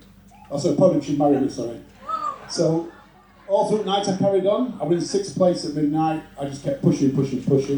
Eventually the race came back to me. I podiumed. So, Paula... Come on. You don't want me first. So will you marry me? Let's hope that Betty accepts me now. Congratulations. Congrats. In 3rd place, with an enormous 85 miles, she left everything out there. She's from Team USA. It's Julian. And in 2nd place, again with 85 miles, she looked unstoppable. Robin Goodson! And it's the moment you've been waiting for, of course, our 1st place. She came out of nowhere. She stormed the field. 95 miles home from South Africa. Our 2-time ladies champion, Nikki Kalamba. Austin is over. You Austin had to get away on the trip to France. But he's here with us instead. I got the next video. In 2nd place, from the USA, battle between Josh and Austin was quite something. For 1 minute, the greatest thing I'd ever seen was the pit stop. I believe it was on, I think mile 15 or 16, you have to forgive me as you streamed it live. But when Austin came in first, Josh came in a whole 2 minutes later, yet somehow, literally just levitated through and came out 9 seconds quicker. It was incredible. Absolutely incredible. Well done, Josh. And of course, we have in 1st place, again representing the USA, he was unstoppable for the 110 miles he laid down, JJ Rocco! In 2026, we will be back to Beaver Castle here in the UK. Honestly, the marketing team had put a brilliant teaser video together and everything. And that live test environment killed them. There was much sadness this morning. But it's okay, because there is another surprise that goes as yet unspoiled. For 2027, what? For 2027, we will be coming back to Beaver Castle. They always say, Giles, that the best things comes in free. And what was going through your head? Did you want to be aware of where you were for podium spot, or were you in the dark? I wanted to know. I mean, we had a game plan, and the game plan was to be patient, to run my race, but I did want to know all along where I was and how to pace myself and that kind of thing. Yeah, the first lap, my husband wouldn't tell me where I was. He was just like, just keep going. And then from there, it was checking the positions. That makes sense. And then taking the win, how did it feel to stand up on the podium and hear your national anthem? I saw that you were mouthing the words a little bit. The national anthem caught me. I was not expecting that. So I'm such a crybaby when it comes to our anthem. It's the most beautiful anthem in the world. I do. My quote is, I am trusting that there is more to come, more love, more joy, more peace. In comparison to last year and the year before, it was a significantly harder course in my opinion. And so I enjoyed the variations on the obstacles. I enjoyed the different obstacles that they had too, like the chunky monkey variation. That was cool. I thought that was really cool. Even like adding the water jets into cage crawl. I mean, that's minor, but like it's a cool little switch. It shows that they're trying, right? Exactly. And I think that's the big thing that Giles is pushing for is like, hey, we're in the UK now, and we want to make a statement that if you didn't fly over here, you missed something. Exactly. Yeah, I couldn't agree more. I think they did a really good job with it, and I'm excited for them to push it even farther in the future. I mean, what Jess told me was that they opened it because of how quickly I was moving through the course. Whether that's true or not, I don't know, right? That might have been said... It makes a fun story. Yeah, it might have been said facetiously by the race director. I have no idea. If that was the case, I'm not as big of a fan of that. If it was in the plans the whole time and he said that kind of as a joke, I'm all for it. Yes. Yeah. And I totally agree with you because if they're going to keep changing things, they've had the 125-mile bid forever. They've talked about it for years. It's kind of almost been, to a lot of us, a joke at this point. It would be even more of a joke if they did that because of that. It can't be reactionary. If there's something evil planned, it needs to be planned. I completely agree. Yeah. What are your thoughts on World's Toughest Mudder staying here for another 2 years at Beaver Castle? At first, I was like, oh, man, that kind of sucks because I like when it moves around. But then when Giles talks saying, they could only improve on it here, it's kind of a good hope, that maybe it'll be even better next year. So, I mean, I'll probably try to definitely come back next year. So, I also like that he announced, like, hey, you guys had a great team over in the U.S., probably not the case anymore.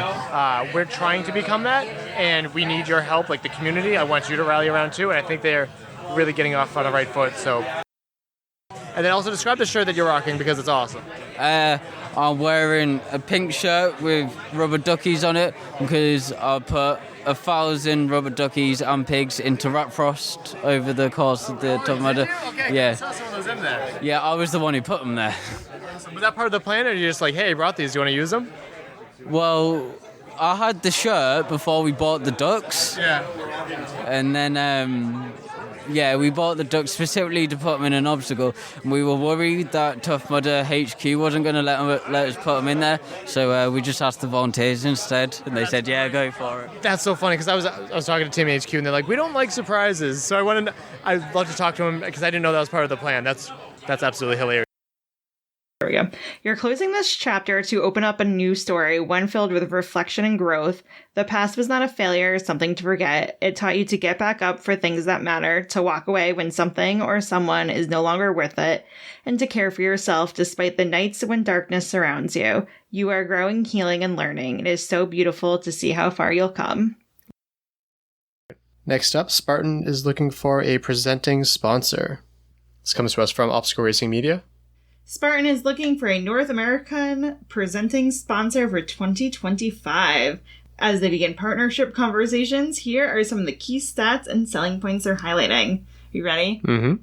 12 million lifetime finishers, 14.5 million digital follows, 250 events annually across 40 countries, included in the 2028 Olympics via the modern pentathlon. Yeah, I don't think that one should count. No, I don't think so either.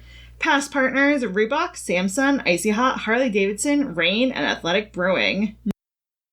In that time, really got involved with bodybuilding, started competing in bodybuilding, and then at 26, won my pro card as a bodybuilder. I hated running. I hated everything about running, did not want to run. Pick heavy things up, put them down, get jacked. That's what I was about. But at like 26, 27, I had a big injury again in my low back. And it wasn't like a injury where I couldn't train, necessarily anymore, but it was a bad injury, low back issue. I missed time in the gym, but I realized I couldn't train the same. And then years of dealing with that and ups and downs mentally led to like when I got to like 28, 29, and 30, I was like, I can't compete anymore at the level I want. So I needed a new thing. And that's when I started to do like a half marathon, a marathon, and starting to just prove to myself I could do those things, which led to the weightlifting background. And that led into OCR and Spartan. And then it'd be like, ooh, I'm a okay runner, but all of a sudden I'm a above average OCR person. So that's what kind of led me into OCR. It was through bodybuilding, injury, finding something new to challenge myself, and then realized I could be decent at it. And that led me to do that and all the events that I did over the last handful of years. But from the bodybuilding side, the subjectivity side is interesting. So for me, it was just how far could I push myself? Same thing with OCR is what are you capable of? And it takes time. You're building a pound of muscle a month, if that, month over month, year over year. And it was fun to just see that progress. And then as you get into the bodybuilding world, you're just trying to build as much muscle as you can. And then hypothetically, let's say you want to do a bodybuilding show and you've been working out really hard, you're looking at 16, 20 weeks, 24 weeks of tracking your calories, tracking your macros, hitting your workouts, and slowly trying to lose a half a pound to a pound a week for that extended period of time. So you have all these controls you need. What is your steps? What is your activity? How many calories you coming in? Are you getting enough protein intake? Are you fueling your workouts enough? And all that discipline just to slowly maintain as much muscle as possible. Because the big thing with bodybuilding is if you lose muscle or lose body fat slowly, you have to be in a small deficit. So you really have to know what's coming in. If you lose weight rapidly, like the Biggest Loser and things like that, you're going to lose a lot of muscle mass. So you had to know the numbers to lose it very slow. And then when it becomes stepping on a stage, so you diet for 16, 20, 24 weeks, you get to single digit body fat percentage. And then the day of the show, you're basically in a line on a stage in a Speedo with 7, 9 other guys, maybe 27 total. My first show had 27 guys. A lot of people didn't have the discipline. They do a cheat meal. They'd eat too many calories. They missed cardio sessions. They missed workouts because it's not healthy. I think kind of like you look at these guys that do 100 milers, 200 milers, 300 milers. It's not healthy at that level, you know? So bodybuilding, like guys, testosterone levels plummet. Your hormones are jacked up for a period of time. Your libido's gone. You're hungry. You're tired. You're exhausted. You're fatigued. And everyone's like, you look so sick. So you're getting rewarded to go into like a rough place and an unhealthy place. So a big thing, even this, and I think it goes into just endurance sports in general or fat loss journeys or body composition journeys or fitness as a whole, is how mental this is. And you have to be in such a good headspace to go into these journeys because it becomes obsessive and it can be unhealthy if you don't have a good space going in. So, right. But after you coach for a while, I'm not reinventing the wheel. You know, like any coach that goes, I got an amazing special program, they're just lying. If we're being honest, like you could go on and go to ChatGPT and write you a really good strength conditioning program and running program and have go to calculator.com and do your calories and macros, and I could do almost probably similar to what I'm doing. But at the end of the day, like they're not. They may think they're hiring you for that, but they're hiring you for the accountability, the emotional support, the person. You might be the only person that actually has confidence they can do it. That maybe their spouse isn't supportive, maybe their friends aren't supportive, maybe they need you on the highs and the low days, the days that they cheated on their meal in their head, right? They think all of a sudden they ruined everything because they ate that. And at the end of the day, that's not the case. It's nothing, it's compound interest. Small things, one bad day won't hurt you. And even a few days won't hurt you. And at the end of the day, you got 30 days a week, or 30 days in a month. So if you had 25 good days, why are we complaining about the 3 or 4 or 5 bad ones? It's funny. My master's is in sports psychology. So this is also, when you talk about beating yourself up, I literally did a master's degree in mental performance anxiety, motivation, visualization. So it's like I know all the cues. I know how to coach it. I know how to write a mental performance plan. I know how to do visualization where it's like, it's funny because I have all the skills. And then when you fail, you want to talk about like subconsciously being embarrassed when I have to make a post that hundreds of people were like reaching out to me and following my journey about me hitting a PR. And then I have to say the mental performance coach, athlete quit. It's a weird struggle, that's like an embarrassing, frustrating punch in the face, like you were kind of saying. All of this effort that you put into it, because this is your job. How is it finding the balance of training yourself and doing what you need to do for your goals and also balancing all the time and effort that goes into this? I think my goals came first until 8 weeks ago over the business a little, where I would get by with the business, but it would never grow that much because I just was playing the slow play game. I was like, I'm making enough to pay the bills, but I'm not saving money. I'm kind of paycheck to paycheck, but I can always get a few more clients because I was working at a gym, and sometimes like I can get a few more where, and I had more flexibility. I was like, I trained 10 to 15 hours a week and I had 12, 13 online. I can pay the bills between the two of us. We're good. And I could train, 2-3 hours if I needed to in a day. Now, when you're saying about the gym, I just like every hour I feel like I'm not, especially the first 2 months where we're in the red, all the money we took in, the loan we took out, like the bills, it's just, my training has went last 2-3 months have been horrendous, which is frustrating because then you feel like you're taking steps backwards, and you are your brand, you are the face, you're the guy that does all this, and now you're the one not being consistent. So it's a double-edged sword of like the one thing that everyone you're preaching to do, you're struggling to do yourself because you're trying to build the thing.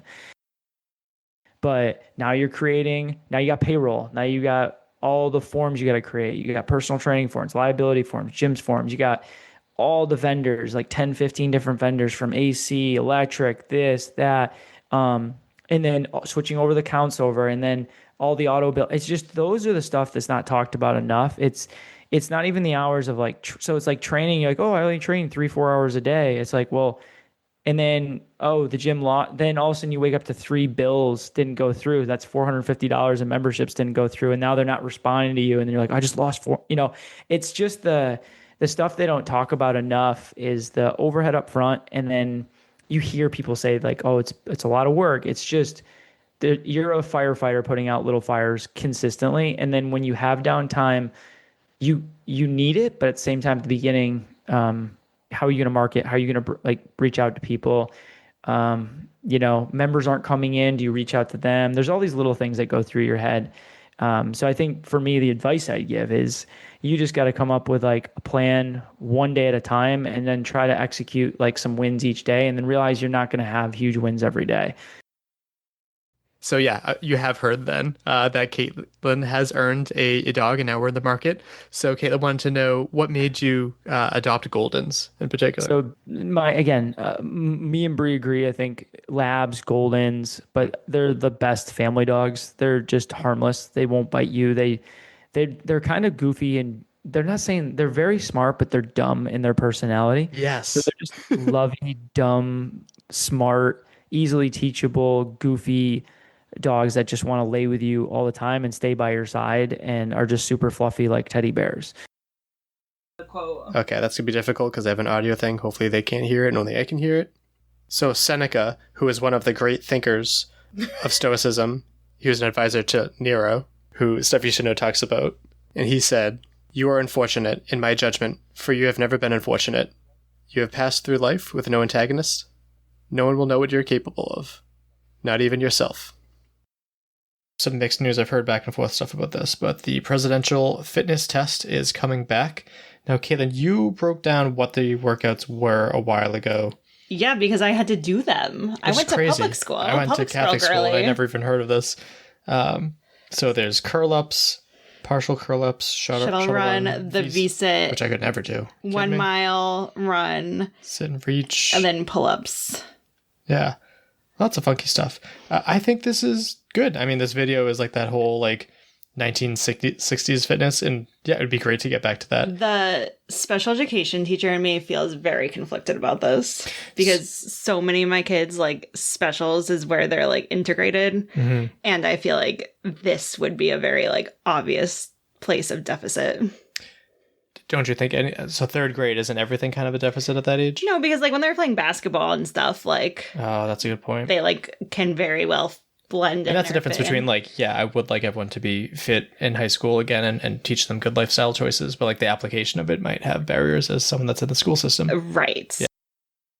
Yeah. Next up, this is a news story that I don't really have anything specific to point to because it was just a story, and the fact that I have so many elite OCR hybrid just people in my DMs, but Spartan, Tough Mudder, and Deca continues to owe thousands of dollars to a lot of athletes, to the point where athletes like Nicole Miracle need to sell their car to afford to live. So that's kind of wild, and just bringing that to attention because this is something that gets talked about a lot and then fades away and the people forget about it. But this has been a problem, continues to be a problem. And if I was more of an optimist, I would say that this is the year that things get fixed, but we will see.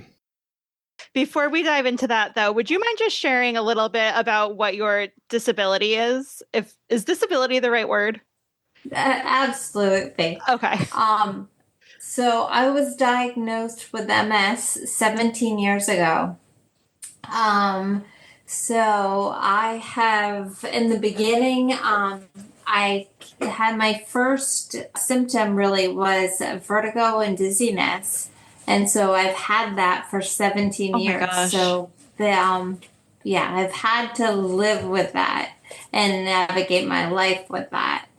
So, and then I had double hip replacements, or both my hips replaced, one in 16 and one in 17. And then in 2022, I had both of my knees replaced as well. So, oh my gosh. I've had all of that done.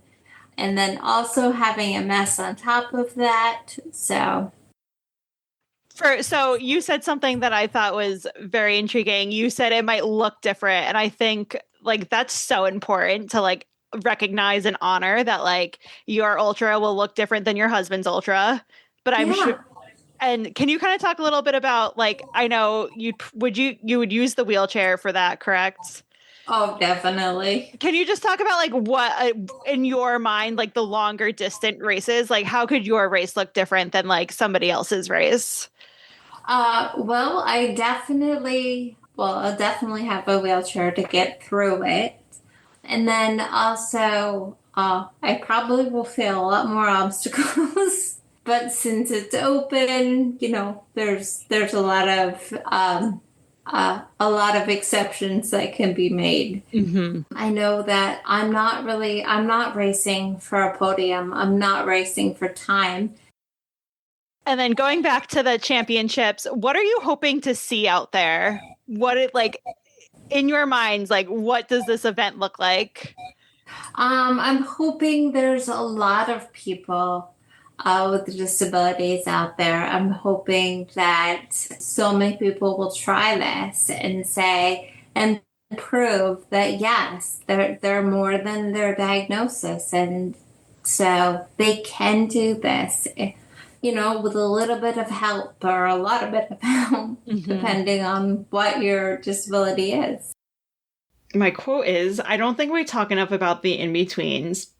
The part when you want to change something, but you don't yet know how, don't yet feel strong enough, don't yet know what your first step is. So to the people in the in-between, please don't be disheartened?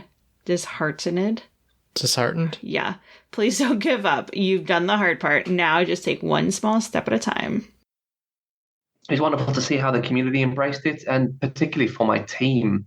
We put a lot of pressure on them to get it right. They put a lot of pressure on themselves to get it right. And to see them, delivering that, being proud of what they delivered, enjoying it themselves in the moment, and then also enjoying the community, enjoying it, was also a pretty special moment.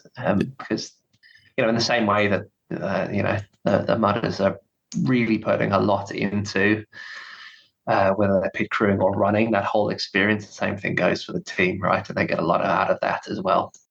One of the, complaints that I was hearing from especially the elites was like the mismatch with the penalties and the need to incentivize obstacles. There was, I'm trying to think of some examples because it was a while ago now. The laser guns, I didn't think. So obviously, we changed. We made a change to one of the penalties live for exactly that reason, right? As we got the feedback live during the event, I can't remember, we put jumping jacks or something in place of the ball that you're looking for an event. So we made a couple of changes. It's always a balance. Right. I think we got the penalties perfect in a couple of instances. They were proportional, and also the nature of the penalty really matched the nature of what you were asked to do. Either it was similar or opposite, so it felt like it worked. Netflix and Chill being an example of that, and a couple of others where it didn't play out quite how we wanted. My recommendation to the team is that we don't try and create a new suite of penalties every year. I think having some new, unique, interesting penalties is an inherent part of the event. But if everything's new, that's an awful lot of things that have to go right first time, and you just introduce a lot of risk, and we will just never get it perfect. And I think we can de-risk that by taking some of the stuff that's really worked well over a number of years and keeping that, and then maybe only playing around with a third of the penalties or half of the penalties, something like that, so we can continue to keep it fresh and interesting. I was hearing people like, oh yeah, I went to the bottom and like I would hit the bottom, and like it wasn't as deep as people had anticipated. So I was glad that you guys made that change on the fly. I was really happy to see that as well. If you remember, what was it called? So many obstacles over the years. Yeah. Boa, I think it was called. There was an obstacle where you used to have tubes, one set of tubes down into a little bit of water, barbed wire, the other set of tubes up, right? I think the intent with that obstacle was more Boa style, where you should have climbed in at a tube that was high and crawled down, and you should have been crawling out into ice water that was already filling half the tube. So you were squeezing out. There shouldn't have been up into the water. So far more like a Boa or a slight inverted sewer rat, and just didn't get the build right. There should never have been a drop. And what that meant was, instead of crawling kind of head first into this, you were dropping in. Obviously, that introduced the bump, but people were able to turn around in the tube, were also just stepping into knee-deep water, which was not the design either. We did play briefly with putting the net over the water, but that then triggers the need for lifeguards. We didn't have spare lifeguards kicking about at the time. So, yeah, I think we adjusted on the fly, a couple of obstacles over the event. Similar thing, right? We made some adjustments to pyramid scheme, and good on the team for, keeping a real eye on what was going on and making changes really quickly when necessary. And then you spoke about lifeguards earlier. I definitely wanted to commend how important you guys took water safety. There's been some issues in the States where there hasn't been really good water safety, and luckily nothing has happened. I mean, there was a CrossFit Games situation too, but there was some Tough Mudder events here that there were some water safety things, but you guys did amazing there at Worlds, and I definitely wanted to commend that. And I heard that there were one or two incidents that happened at Firefly as well. It is always remarkable to me why people who are unable to swim and know they're unable to swim jump off high structures into deep water and assume it's going to be fine. Yeah. There was an individual who did it the first time with a buoyancy aid and then did it the second time without a buoyancy aid. And I don't know why they thought that was going to work well, but we have a team in place to deal with that. And they did, and they dealt with it well, as they always do. A big question that I've been really excited to ask. Okay, so Killer Gorilla famously opened up at midnight. I saw your maniacal smile. I was amazed that you did that. That was amazing. Was it reactionary? Was it planned? Because I've gone back and forth. You had a sign for it, so maybe you were prepared for it. Yeah, a bit of both. So the intent had actually been to mark it out. Matt and I, when we got to site, one of our tasks had been, we're going to go mark Killer Gorilla, and we're just going to leave it there. And people are just going to run past it all day, hoping that we never open it. And it's just going to mess people's minds. And then in the event that we do feel that we need to impact the race, we'll then open it. And we ended up getting caught up with a dozen things, and we weren't able to pre-market. So then at the point that we decided we did want to react, and we did want to primarily slow the leaders down a little bit, we had to go and mark it in the dark, which was fun but not ideal. You never really want to be trying to create something that's supposed to look like something else in the night with a couple of my marketing colleagues. I think we're always going to want to reserve the ability to adjust the race. If we make it too hard, no one's happy with us. If we make it too easy, no one's actually happy with us, right? They might momentarily feel happy, but no one wants to. You don't want to be there where everyone else is like, oh, you entered at the easy one, right? Yeah. I don't think that's good for anybody. Yeah.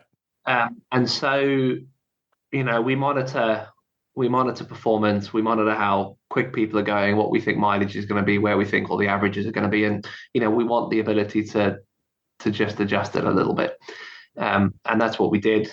I think the end results I'm really pleased with, both at the top end, but also the kind of the bottom end and where people averaged out. Something that I missed, and I know you guys do things a little bit differently, but I missed the neuro checks. I saw that the medics were very attentive at the finish line when people were coming in, but it's tricky because it also doesn't account for the people that went to their pit and eventually came out their start. It's a different medical director. Okay. And you had the medical director in the US, and this is how they wanted to do it. You then got the medical director in the UK, and their view was monitoring people's, neuro condition all the time, everywhere, is far more effective in their mind than having a pass-fail at an individual moment, right? If you think back to events, we've had people who've passed the check when they've started on course. You probably shouldn't have made it all the way back, right? The idea that they're then fine, particularly as weather comes in, is different. So the way they wanted to do it is we just watch everybody, we radio in, the medics will then come anywhere on course at any time of day or night if they think that somebody's in the right, condition, and we'll check them.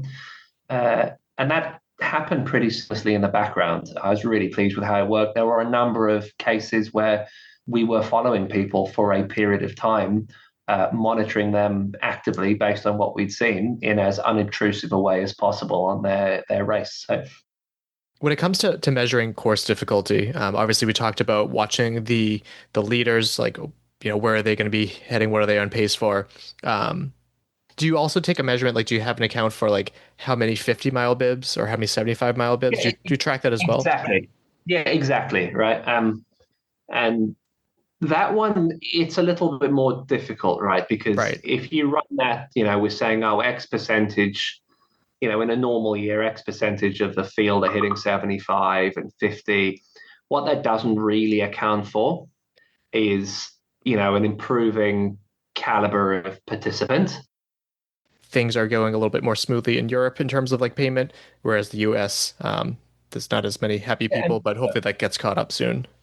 So, by end of August is the message we've been communicating out. And I think until it happens, again, my message is going to happen by the end of August. I don't think we have given people a lot of reason to trust us on that. We've been pretty poor on prize money for quite some time. And we will need to rebuild that trust over a period of time. So, even people hearing this are going to be, oh, well, that's great, Giles, and I'm gonna believe it when I see it, and when those monies are in my bank account. Nicole put something out, and we've been communicating with her, but I think it's she knew what I'm sharing to you now, but it's pretty reasonable for her to have taken the stance that she has, right? Because she's heard it before, and we've not always delivered on what we said. And so until we do, I think it's reasonable to call us out on it. Change with that, though. Oh no, I'd love to have a permanent. Really? Okay. As it doesn't hurt you, I would love to have a permanent home for World Stuff Smarter. I think had what I'd be promised materialized in Florida, we might have been able to build what I dreamt of there. I'm not sure that Florida would have been the right location to have permanent world, but I was promised the world when it came to land to do something with. Just no one's asking to move Ironman Kona, right? Right. I think, I would like to run it. I do need to run it, whether it'll be next year or the year after. I try and get a lap or two in every event, but obviously that's not the same as turning up. Real quick on that, we noticed too. We noticed. We see you out there, and there were a lot of people joking. Is be strong enough to stand alone, smart enough to know when you need help, and brave enough to ask for it. Yeah, it is. And then this is also exciting. The Color Run is back. They posted for the first time since 2020. We're back with every step, color flies. We're energized, amplified, and more vibrant than ever. We're ready to bring the fun to you. And what are your thoughts on previous, last year they kind of went back on it, but the whole gun time versus chip time for these elite races now? I actually like it much better now, because I know last year it's like you could be third across the line, and then if someone ran a later heat, all of a sudden, yeah. So you didn't really know what you were competing for, maybe who are you competing with. So I definitely like it a lot better now. It's frustrating for these interviews too, because I'm like, oh, how'd you place? And they're like, I don't know. Yeah. I have no idea until later, which kind of takes the glory out of like a strong finish and everything too. Absolutely, yeah. So you glad that we went back to the system too? Yeah, I like it better this way. The only thing I liked about it last year was like the bigger group it seemed like in the start, but like he was saying, yeah, you never really knew where you were, like position-wise, but I don't know. Yeah, I do like it how it's separate better. Yeah. How did your race go today? It went pretty well. It was hot out there today. It was different. They started us right on the super course to begin with, so it was a lot more running fast and then the harder obstacles to start. So that was a fun change of pace for it. This venue has been used a lot in recent years. It's good that they changed it up a lot more this year, right? Yeah, it seems like they change it every year a decent amount, enough because there's enough farmland here and a mix of the more technical cow hole woods and then like some smoother trails too. Right. And then how do you maintain muscle mass without being able to use your hand and by extension most of your arm, I imagine? Yeah, such a great question. Trying to do as much as you can with the weights with what you got. So hooking up a lot of cables and things like that to maintain just overall shoulder strength, chest strength, back strength, figure out what works, what doesn't, really focusing on your leg strength and just trying to make sure that you're keeping your hormone levels up so you can maintain that muscle mass. And then a lot of it's just diet. So increasing your protein intake, increasing your fat, again, making sure you're not eating the wrong kind of sugars or processed foods, and amino acids. And just trying to keep it all together. If they let us, I would do one right at the end of our shift. We all said it, like, we would go run it if we could, but the company doesn't include that, but it's something that they should. That sucks, because I was under the impression that most vendors are able to run the course for free, and that's kind of, quite frankly, the way it should be. But it would be so cool if vendors did get to run it, and I think vendors should be smart and have people run it with their merch or with their shirts on, because it would wave out of it. Absolutely, that's what I would think. And then final thoughts on why people should check out the Teddy Bear Crawl. The Teddy Bear Crawl is a great cause. Yeah. It really is. It buys teddy bears for kids in hospitals, and it's such a great crawl. Sweet. Yeah. And final thoughts as well. So 100% of the money that is raised for these teddy bear crawls goes directly to children. Mark doesn't take a single penny from it. It's all out of his pocket, his expenses, traveling and everything. And the guy is a wonderful man. We love supporting him.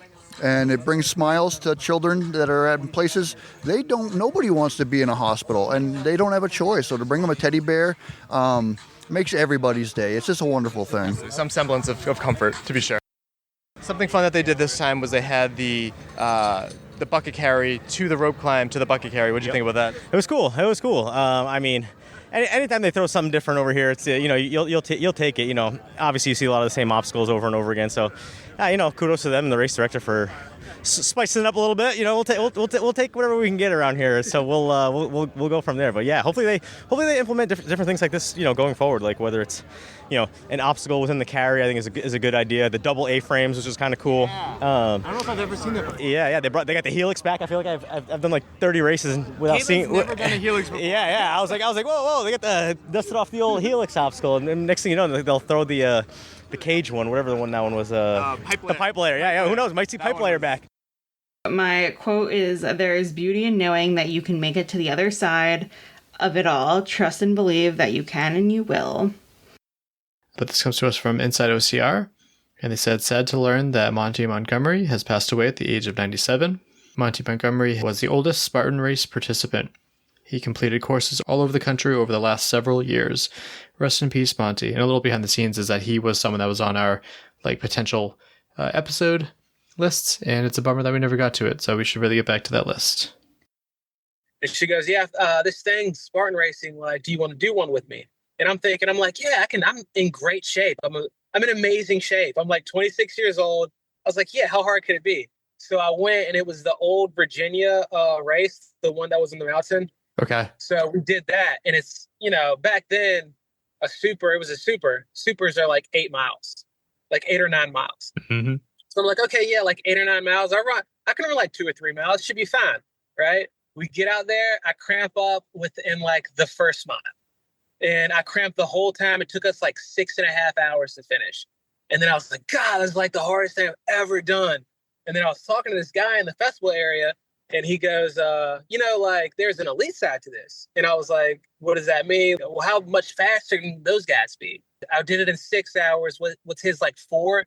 And Robert Killian had won. They were like, he did it in like an hour and a half. And I was like, what? I was like, that's insane. And ever since then, I was like hooked on it. Like I just wanted to get better and better.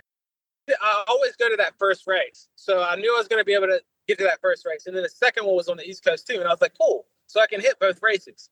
And then the third one would have had to be either Utah or the one in California. Yep. And what was the third race? Big Bear, or I can't 100% remember.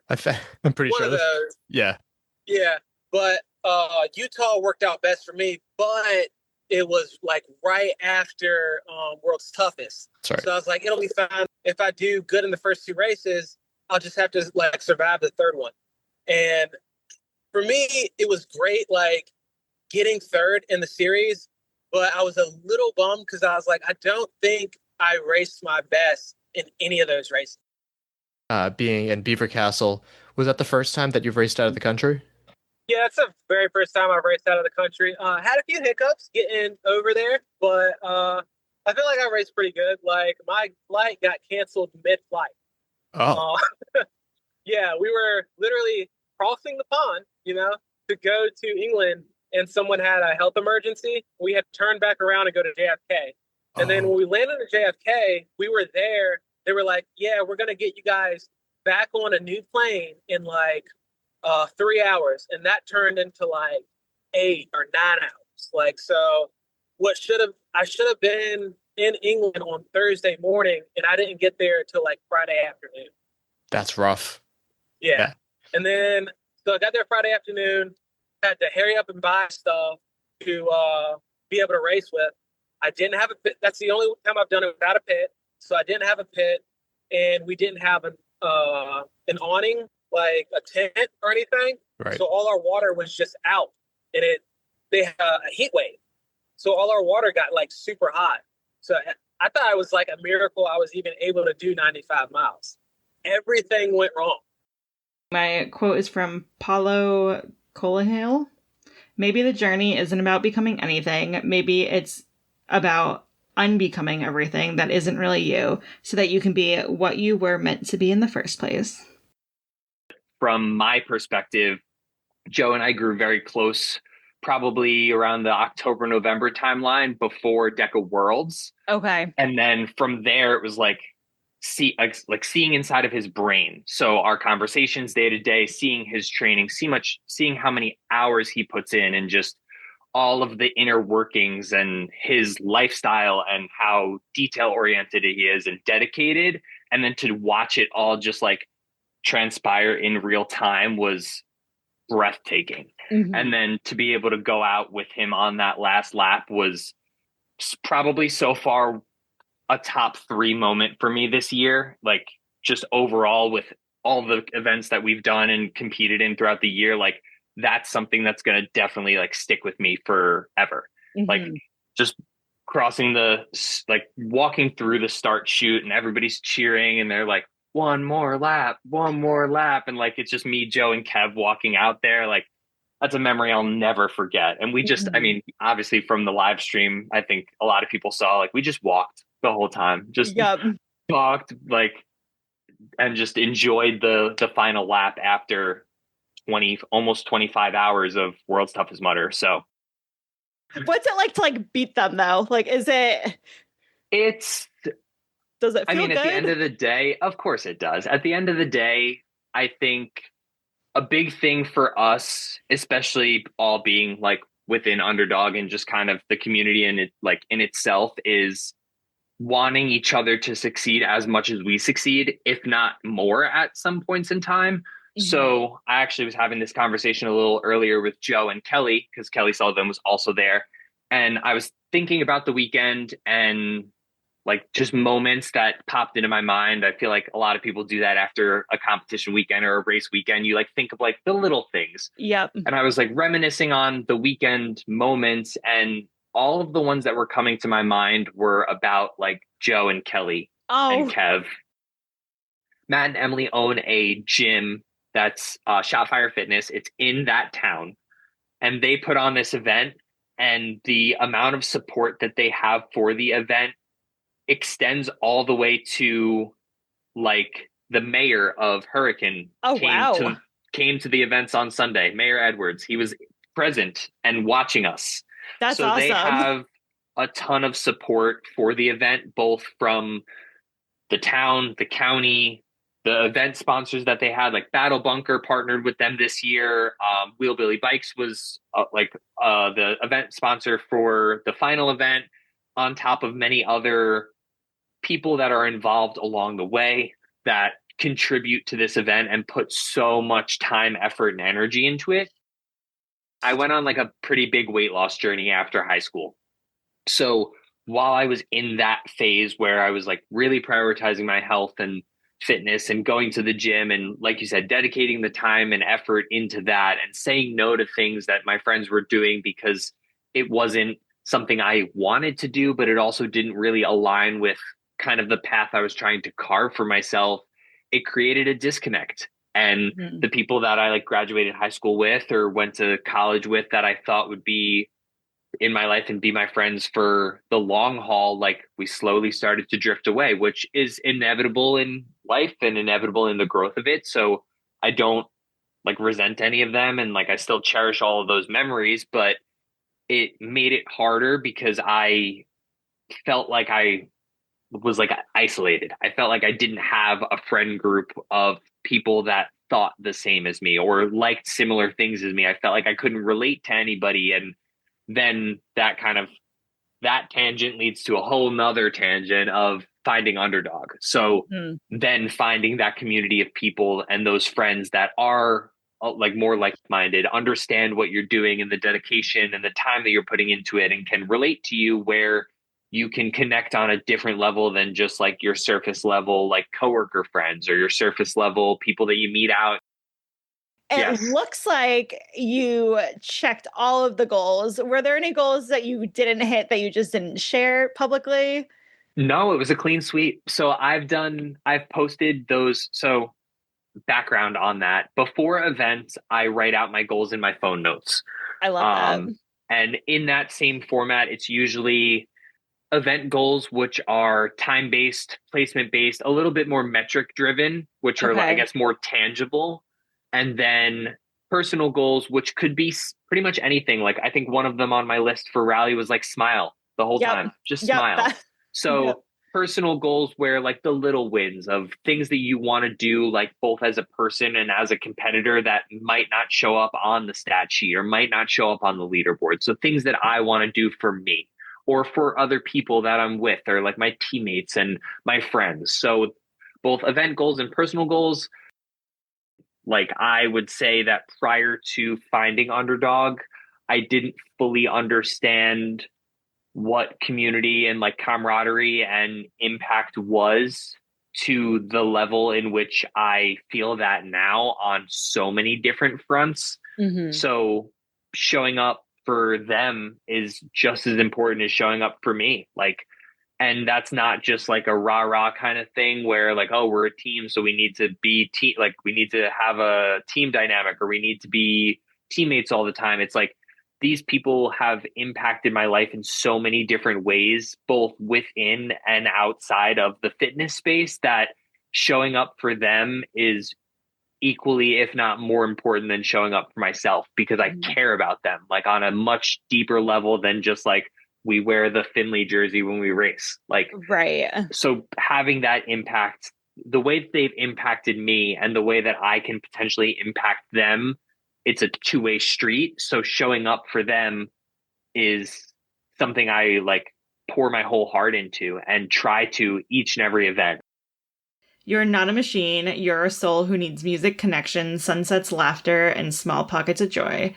Prioritize them like your life depends on it, because it does. Life isn't meant to be a cycle of stress and survival. Pause, look up, let the sunset remind you you're here to live, not to hustle. Life is not a to-do list, it's a gift. Walk slower, hug longer, laugh louder. I can't help but think that one was pointed directly at me. That's actually one of you had a recent post. I think it said, a feeling that I've finally extinguished all the fires and stopped getting in my own way. Let the talent that's always been there complement all the work that I put in. What did you mean by that? Yeah, so I feel like, especially the last 6 years, have been really hard for me. I've gone through like eating disorder recovery and all of that, and I think it just took a lot longer than I thought it would. And then I just had a lot of stress on like a personal level, maybe like last few years when I lived in US, and I was always kind of searching for a new place to live. But I think I didn't realize that I was really searching for a way to come back to Europe for, the last few years. So I think moving back, I guess I just didn't realize how much all that external stress really affected my performance. I just never really quite felt like I was reaching my potential to the point where I started wondering if the potential is still there at all. I approached this summer more in like I picked the races that looked really beautiful to me, not necessarily races where I thought I would perform well or I had like any other reasons other than just wanting to explore the course. And I also just think that settling down and having a place now that I call home that I feel really good at, both with what I have available to train, to explore, and just the place itself and the lifestyle back in Europe, I think is what I've been missing lately. And I think when all of that calmed down, my body really relaxed to the point where now it's able to perform again. So how's it been, again, doing all these sports now, being welcomed not only back home, but welcomed to various fitness and athletic communities now? Yeah, so actually that part hasn't changed that much. I feel like, especially when you're on a higher level, and especially because I have different schedule than most of the people here. Most of the people here work in the morning. There's not as much remote work, not as many people with flexibility that they can just go random hours of the day. In the mountains, I still mostly train alone, but I did make some friends that I have company for the days I want to have company. But I think if you ask any endurance athletes, there are just a lot of hours by yourself. And I think you have to enjoy that in order to want to be an endurance athlete. So my boyfriend and I do a lot of things together. And then I have a few friends that I do longer days in the mountain with them. But just like it was in US, I still train majority of time by myself. More recently, you've raced your first Spartan race since 2022 in Slovenia. How did that go? I was so sorry I couldn't drive the car the next day. It also was super rainy. So historically, I have not done well with obstacles in the rain. I just don't have that like grip strength that I could hold on to wet metal bars. Right. So if I was like, shoot, that's going to be a lot of burpees. And it was a lot of burpees. I ended up doing 120 of them because I was kind of hoping I have been following OCR a little bit. And so I saw they moved to like running penalties. Right. And I was hoping there would be running penalties, but there just weren't any. So I like failed monkey bars, I failed the twister, I failed the beater, I barely made the multi-rig because I could chicken wing it. I failed the spear throw. So it was just like a burpee show. But I've been feeling really, really good running. So it was fun being able to catch the women that actually managed to do the obstacle. So going back to castles now, you know what other race has a castle?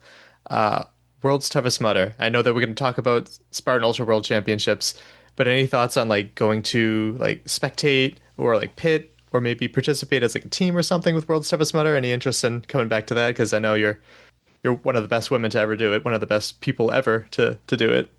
The thought has crossed my mind. Especially, I removed myself from like endurance when I was trying to pursue my Olympic dreams because those races were 3 and 10 minutes long. So It was just no way I was going to be able to do the really long stuff. But now that I'm back, I'm kind of back thinking what brought me the most joy and happiness. And I think it was these really long events. I have actually looked today where this year, where the next year's races are going to be. Mm-hmm. But I think I need some time to figure out if I can go into that level of hurt again. Right. Because while they are really magical and you get so much out of them, they also take a lot away from you in terms of what you have to put in, how much of yourself you have to put in for a race like that to be successful in. Yeah. And I'm only going to go back when I feel like I have that to give again. I don't want to go back and do it 50%. But I guess one of the things holding you back from these things is Spartan's continued payment issue. Can you talk to us a bit about how it's affected you? Yeah, well, it's not necessarily like, it's not that I don't race anymore because of it. Right. But I'm hesitant going back to US events and supporting a brand that doesn't owe up to its commitments to athletes. Like I don't live paycheck by paycheck. So like the fact that they haven't paid yet is not that I can't really afford, my rent or anything like that. But I just feel like if you are going to promise something, and if you are going to advertise prize money, people spend, they spend their income to get to the race that maybe they wouldn't gone there if it didn't advertise prize money. So like if you have two events that are both equally fun, one is at your front door and the other one is 2 hour flight away, but the one that's 2 hour flight away, you might put your resources into that. So I think it's fair to pay up what you offer that you're gonna pay. And I just know there have been delays with prize money. People haven't been getting, just like medals and things like that should be really easy to give to people. And also, everybody still owed the travel stipend from 2022. So we all put our own resources into it, and we executed on our commitments, and then Spartan hasn't on their end. Yeah, so every person has an account. So when they create an invoice, and then you see how much they owe you. But I also feel like it's a bigger issue throughout sports industry. I haven't actually had issues with other races and prize money, but that's because I haven't really been doing that many that have had prize money, or especially recently won prize money. But also like other sports contracts, sometimes they're promised, but then never fulfilled. And I'm not sure what's specific about other industry, probably because the income is so dependent on the sales, and the sales kind of fluctuate. And I know, like, especially for like the brands that sell things, like they have to forecast what they're going to sell ahead of time. And maybe that doesn't always come to fruition. But I think if you, I think, again, it comes to commitments. Like if you say you're going to pay something, you should pay something. Yeah, it's great catching up with you, and I hope Spartan Likewise. pays you soon. And I hope so too. And all the other athletes, they owe money too. Exactly. Is you can't expect your life to be perfect. You've never lived this life before. You will F up. You will say the wrong thing. You'll make bad decisions in life, work, and relationships. You'll both be the worst version of yourself in moments and be the best in others. The point of life isn't to be perfect. It's to be a great student. And that is Mark Grooves. I saw his picture, and it made me want to check in with him because we haven't talked in a bit. And then I read the description, and then I read it again because it didn't feel real. So I'm not going to pretend like he was my best friend, but I was a huge fan of him, both as an athlete and as a person. Post on Ryland Shattuck's account saying, "We are deeply devastated to share that Ryland died on Sunday evening doing one of the things he loved most, running up the mountains as fast as he could and then flying back down them. His motto was to live wild and die free, and he lived that to the fullest.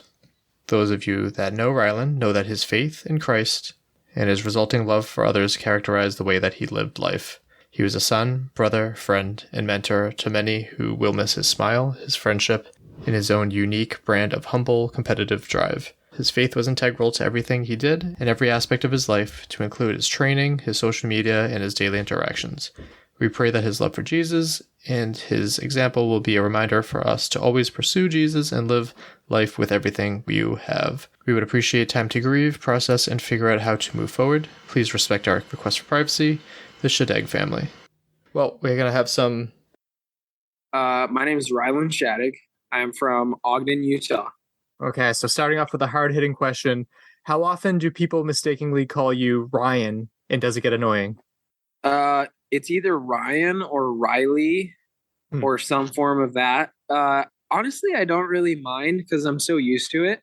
Like Rylan is a very rare name, so pretty much anyone hears it, and if they didn't hear it super clear, they automatically assume it to a more common name. So I understand that. Like I get people's names wrong all the time. So why would I be upset if they get mine wrong?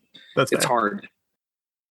First, I wanted to say that you keep coming up when other people are talking about getting helped with things. So Lindsay was talking about when her stuff got stolen in Mexico. Jarrett Newby when his water bladder exploded and he needed a first aid kit for his hands. James Nair noted that you were helpful in guiding him towards a career path. And a few others that I can't remember. How important is it to have that switch of being a competitor, but being like a helpful person to the people that you're competing against? Honestly, that is probably one of the best questions I've ever been asked on a podcast. Thank you. So thank you. It is massively important to me. To be honest, racing is just a celebration of what I already love to do. I could honestly never race another day in my life, and I would be doing pretty much the same thing I do every day. I'd be running, I'd be doing hike and flies, I'd be mountain biking, I would be rock climbing. Honestly, there's so many things that I love to do that I would be doing without racing. And it just happens that what I love to do, and then also my job requires me to be strong, or at least any firefighter should be strong. I feel like it's a responsibility, and a lot of people don't take it seriously enough. And so it just happens that I love endurance training and everything around that. And I feel so free and happy when I run. So it just all comes together into a really perfect type of fitness for OCR and I guess also hybrid racing. Like relationships with people are so much more important than racing will ever be. And there's a quote by a runner named Tommy Rivs, and I'm pretty sure it's his originally. And he said, if I get to the end of my life and all that people say about me was I was fast, what a meaningless life that would be. And I think about that fairly frequently, because if I get to the end of my life and people show up to my funeral and all they can say is, dang, that kid was fast, like, that's meaningless. That ultimately means nothing. And I would rather it be things like, I remember that time when Rylan helped me here. I remember that time when I was going through a rough time and Rylan took some time to spend with me or talk to me or whatever. And so that's huge, man. It's so much more important than racing. Yeah, so I appreciate the question a lot. I started thinking about all the times that I was told I needed to be lighter in order to climb faster, when I realized that I out-climbed the whole field. And sure, it wasn't mountain biking, but it's still the same principle. Like, people generally think if you're lighter, you go uphill faster. But for me, that's not true. And for a lot of people, that's not true. If you get too light, you get too weak, and then you're not able to do that. So it felt really good to feel strong, like I can do a deca fit and a deca strong or high rocks or whatever, but also feel fast in the mountains too, up and down hills, which is typically where lighter people do better. And I just kept thinking about comments that I used to get about being like, oh, you're big for a cyclist or you're big for a runner. And I realized that I was doing something for the big boys, like the people that struggle with the same things that I do, that reach out to me through Instagram or whatever, or just that I've met in person. Like, I was showing them that they also can be free from that eating disorder, and they also can feel good about their body, because I feel great. The way I feel is awesome. Like, I feel fast and strong, and I love that mixture. Yeah. And I realized that, like, hopefully I'm inspiring other people to stop trying to change their body into what they think it needs to be, and instead train in a way that their body adapts to what it needs to be. There's a big difference. Like, my mom got Lyme's disease when I was in high school, still has it, but it's much more manageable. But I would literally carry her out of grocery stores because her body would shut down. And there is nothing saying that won't happen to me. I go on calls where I watch people die, or I see people who are paralyzed or quadriplegic fairly frequently. And it's made me realize that, like, who am I to say that won't happen to me? And when that happens, maybe, or if that happens, maybe my life will look different, but it's still my responsibility to do the best with what I have. So any health that I have right now, it's my responsibility to use that for God's glory, because He gave it to me. So all the credit goes to Him. My only job is just to use it. So I just try and use it. That's really all I'm doing. You know, a lot of pressure with this statement, but kind of being seen as the future of the sport. How does it feel having all those eyes on you? It used to be on my mind more, I'll be honest, because a lot of people talk to me about that, or I should say a few people talk to me about that. And here's where I'm at, man. I don't know if I'm going to be doing this in 5-10 years. I don't know what I'll be doing. I don't know if I'll still have the health to do it.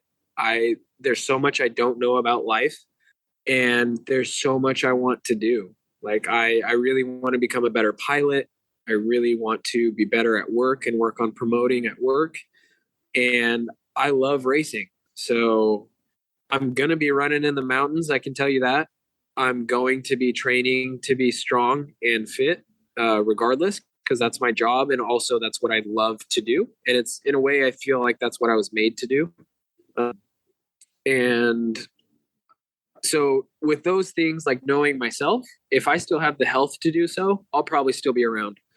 But ultimately, like, again, it's up to God. So if I'm not here and I'm not blessed with that opportunity, then that's okay. If I start for some reason racing poorly or whatever, then either I need to learn how to just have fun with that, or I need to take a step back. And I don't know. Like, we never know what's going to happen in the future. So ultimately, I've decided when people talk about the future, I take it with a grain of salt, because honestly, I don't even know if I'm going to be alive tomorrow. So like I joke about it a lot, but I see people that shouldn't be dead yet, or at least we think they shouldn't be dead yet, and they're young. And like, who's to say some person that's texting on their phone isn't going to take you out on your bike? Happens all the time.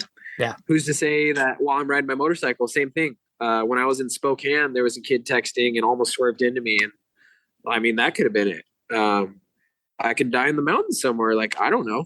A rock could fall on me. You have no idea when you're going to go. So at least for me, the future thing doesn't really apply, because I don't even know if I'm going to be there. My quote is from Edward Lee. It says, "And if memories are all I have left of you, then I will swim deep in those memories for all the years that are left to me."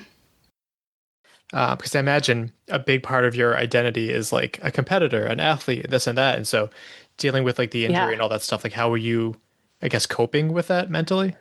Yeah. I would say every day is different. There were days when I was super positive and optimistic about things. Like, my surgeon and my PTs would give me like really good feedback. I was on the right track.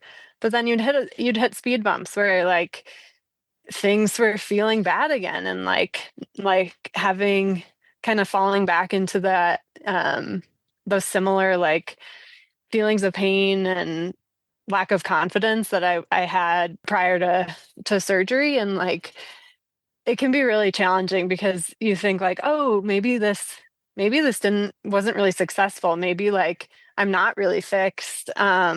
And that I'm just going to live like this forever, which, it's one thing to do as just like a regular, civilian getting through life, but like to try and train at like the level I'd like to, that it just wasn't going to work with how I was feeling. And so, yeah, it was tough. I mean, there was just like a lot of days where I had to just kind of like force myself to, do the exercises, do the things I'm being told to do, and just kind of hope for the best. And eventually it did pay off, but like certainly a lot of bumps in the road along the way where like you don't necessarily anticipate it. Like, they give you that like, that paper when you get out of surgery. Okay, at 2 weeks you'll be here, at 6 weeks you'll be here, at 2 months you'll be here. And like, you're not always hitting those, set milestones, obviously.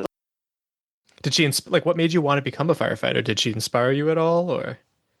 For sure. Yeah. I think there's actually like several people in OCR who I think have like either gone through this path or are currently doing firefighting or first responding. And I definitely looked up to those people. Not that it was ever something I really thought I would do. Like, I come from a business background and like, a typical office setting. So like being out, fighting fires was never like something I thought about, but little different. Yeah. Yeah, very different. But my agency was like really in need of volunteers, and I was being recruited, and it was like kind of perfect timing in a way where like I needed a distraction. And this was like the biggest distraction I could find. And so it worked out really well, and I really enjoyed it. I made like lifelong friends through the academy, and yeah, I think it will be a cool skill set to bring, whether it be in firefighting or other types of first responding. Like, it's like very good skill sets to have. So yeah, it was really special. I think I was yeah, not even just worried about like physically how I'd do in that race, but I was a little bit worried just because the sport has changed a bit, and I left it like on such a high where you know, the races were so stacked, like there was all this attention around them, and it really felt like, it really felt like professional racing in a way, a few years ago. And I know that things have changed, and it's like a little bit less competitive now, and maybe less eyes on, the big races and stuff. And I was worried about that. I thought maybe it'd be a bummer if I felt like, oh, no one really cares about this race or whatever. But I will say I was pleasantly surprised. Yeah, it did feel smaller. The women's field felt a little bit thin, compared to previous championships I've done, but the community was there in force. Like, Yeah. running through the festival area every single day during the race was like, it was electric. Like, you could feel the energy like pulsating when you came through there, and that's what I really missed about this. And I would say it was as good as ever, like in that sense. I felt very welcome. Like, people were cheering, people were giving me hugs. Like, I just felt it was nice to feel like, oh, they didn't forget about me. People were super stoked to see me back on a course, and that felt really good. But yeah, it was interesting that they put it on a curve like that, just because like no one's choosing the outside on a barbed wire. Like, obviously everyone's gonna go on the inside, and so I don't know what they were really thinking with that, but definitely interesting. And then speaking of the barbed wire too, I heard that it seemed to be like fresh barbed wire, like extra sharp barbed wire. I don't remember if we talked about this last time I had you on the show, but what are your feelings on barbed wire in the elite field? Yeah, it's interesting you asked me that, because I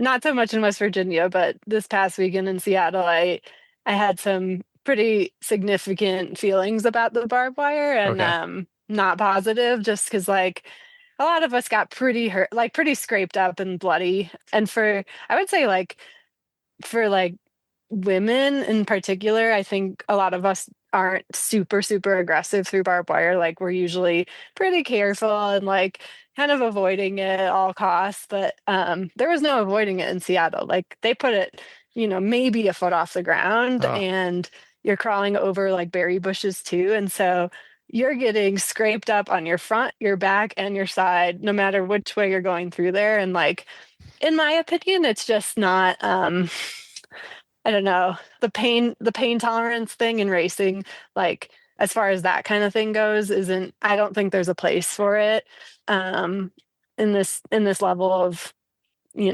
obstacle racing. Like, I think just put some cordage up or put some bungee cords up. Like, it has the same purpose.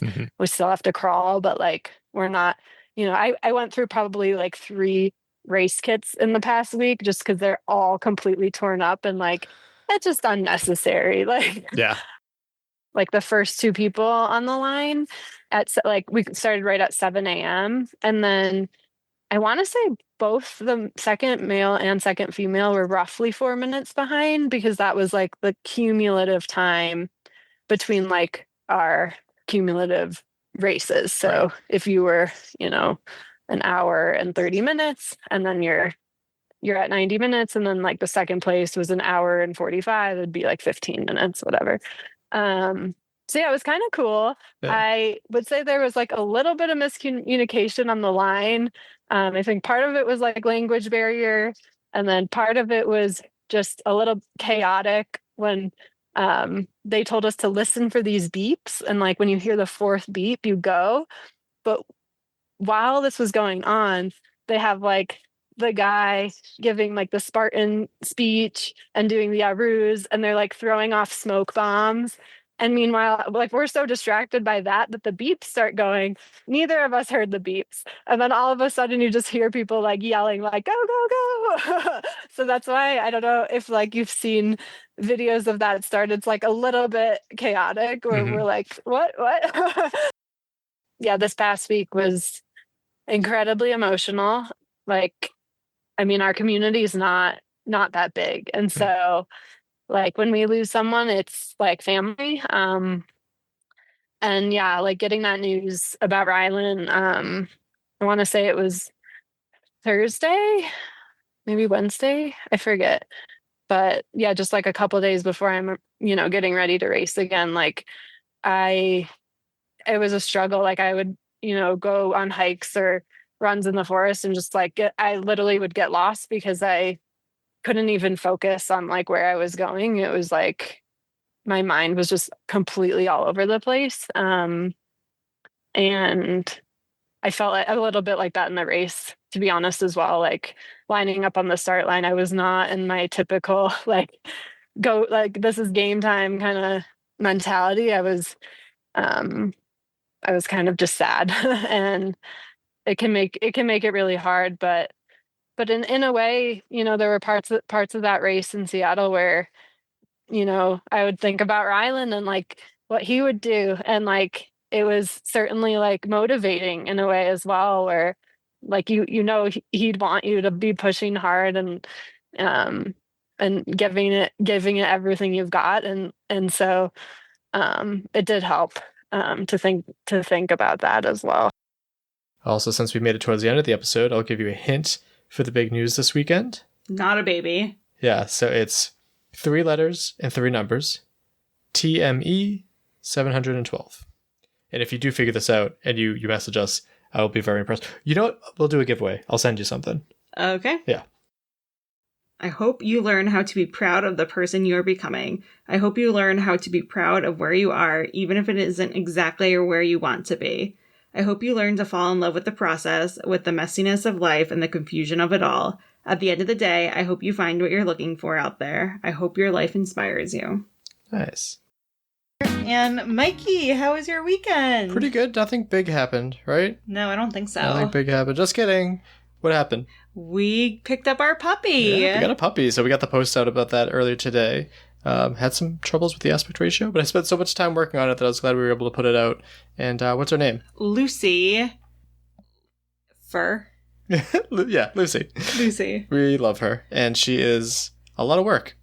Yes, this is our first puppy as adults. Right. So, when you're little, you think the puppy is just like easy peasy. Yeah, she's a lot of work, but she's also really good. So yes, it's a blend we're of that. not complaining at all. No. She's crate trained. She's housebroken. Yep. She walks on a leash pretty decently. We did like a run right before this, which is when I realized I'm horribly out of shape.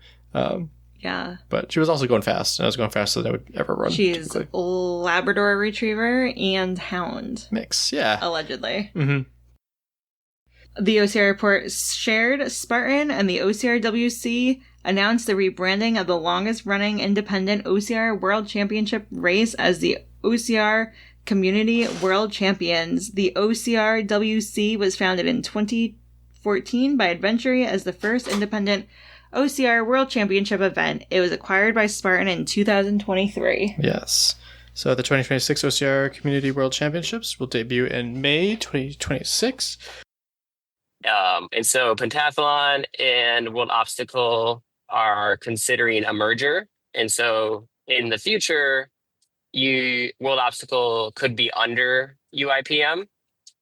But currently it's still separate, but there was a motion passed at the last assembly to consider talking about integration between the two companies. And so the UIPM is putting on the event in China later this year, not World Obstacle. So Pentathlon is just putting on that OCR. So it's still separate, but in the future they could become one. And so Pentathlon would kind of have control over obstacle course racing throughout the world. This was the same venue as Tough Viking, right? That's correct. Yes. Awesome. So how was the venue choice? From my point of view, it was awesome. Like everything was centrally located. They had everything you needed. within walking distance pretty much. They had plenty of food trucks, bathrooms. You could park easily. Transportation to get there and from there was great. There was pretty much, I was discussing this like with my wife. I was like, I don't think there is a negative thing I could think about that happened in Sweden. But they did give people an opportunity in the morning of Thursday to get on that rig and just kind of do a last minute check on your grip and your confidence. So yeah, that was unique, but I think I wouldn't want to do that again because I think people probably overdid it. And so they probably left some of their race in some of the practice. Sorry, I was going to wait to see if Kevin had any thoughts. I like that a lot because it's something else with, mandatory obstacle completion is that it's in mandatory obstacle completion, you're allowed to make more risks because you can have a second attempt, but also this balances it out too, where having previous exposure on the obstacle or watching other people do the obstacle makes it more interesting because you're not seeing people attempt an obstacle for the first time in a championship event, which I don't think is very fair. So War X is our host. We are collaborating with them. And it's been really interesting. We've been talking to different independent OCRs. And the hope is that we can change the location to the different independent OCRs, especially in the Midwest. Has been a huge presence. A lot of the OCRs, they're really challenging. And I think that's kind of the strategy that we're going to go with in the future. I do. My quote is, we cannot shame ourselves into change. We can only love ourselves into an evolution. Tough Mudder. Was this in an email? Yeah, it looks like it. From Forrest Carson, Colorado. Also, shout out to Melissa Linden for posting this in the community so we can all make fun of them. Colorado's alpine air turned brutal as Tough Mudder hit Forrest Carson, sending athletes into a high-altitude hellscape. What's wrong with it? Just read through it. They fought through frigid water crossings, clawed up steep mountain trails, and powered past shock obstacles that tested every muscle under thin air. Only the strongest survived the 24-hour assault of the Tough Mudder. Those who finished earned more than a headband. They earned respect in a venue built to punish. So I want you to find out at least one thing wrong with this. Oh, the obstacles that tested every muscle under thin air? Well, no, this was in Colorado. So this thin air in Colorado, right? Oh, I didn't know that. Yeah. Well, I know it's AI because of the dashes. Okay. Is it not called Forrest Carson? No, it's Fort Carson. Oh, I didn't know that. So because some idiot misspelled it, it said Forrest Carson. So they imagined that it was a forest, like, in the trees and this. Also, Caitlin, this wasn't a 24-hour event. Yeah, the 24. Yeah, I'm surprised you didn't pick up on that. So, hot take, whoever came up with this AI slop should fucking be fired. This is embarrassing. Like, how do you use AI? You need to use AI responsibly. Yes, this is absolute garbage. So maybe they're doing it for the engagement, maybe this and that. It makes you look super unprofessional. And the whole Tough Mudder intern, it's a joke because why are like the leaders in our sport pathetic in these ways? Hire qualified people. Get the job done right. Like, that is really harsh. It is, but it's just so frequent and it's funny, but it's a symptom of like how unorganized they are and everything. It's sad. At FISO, aka World Obstacle Federation Internationale de Sports, the Obstacles has voted to fully integrate into the UIPM family following their congress in Sweden. So if you listen to last episode, I believe it was last episode, when I had USA OCR on, they quietly did not voice their response with how they felt about UIPM, but I will at a later date when it becomes obvious how corrupt and everything they are. But it says, now here at UK OCR, we understood that national governing bodies around the world had only agreed to discuss integration, not formally vote it through. Maybe we're wrong, but if we're confused, we reckon others are too. So Neighborhood Ninjas, we are a nonprofit organization. We've been around since like 2018-ish, and we started out actually as a scholarship and mentorship program, essentially. So my first year qualifying for the World Ninja League Championships was in 2018, and I could not afford to go.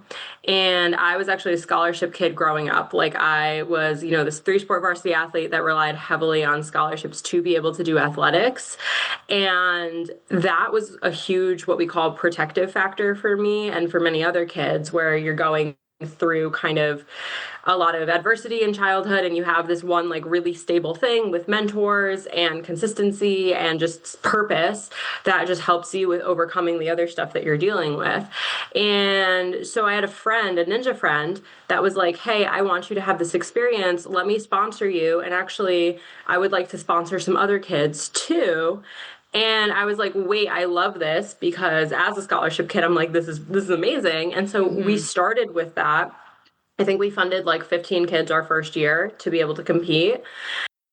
We do something called pull-ups for playgrounds, which I don't know how many pull-up fundraiser competitions you've been a part of besides ours. Yes. Right. So last 2 years, basically the format of it was who could do the most pull-ups in 1 hour. That was the competition. Oh my gosh. And last year we did it live with Jessie Graff. Actually, 2 years ago, we did it live with Jessie Graff. Guess how many pull-ups she did in an hour? I don't even want to guess, because I don't want to be like, I feel like if you go too low, it's like insulting, and I don't want to shoot too high. But in an hour, I'm going to say 120. So I'll tell you what I did. Okay. So I did 290. Oh my God. Okay. Ish, roughly. We'll say that. We rounded up a little, but like, yeah. Okay. So like 400? I have. Pretty close. Yeah. She was like in the high 300s. That is insane. So basically how it's going to work, we're going to come on in. We've got some speakers. We are going to have like a vendor village, the same kind of similar to like, you know, if you've been to the New England OCR Expo, the way that they have vendors set up on the schoolyard side, that is what we're going to do as well. We're going to have the schoolyard side and have all that set up.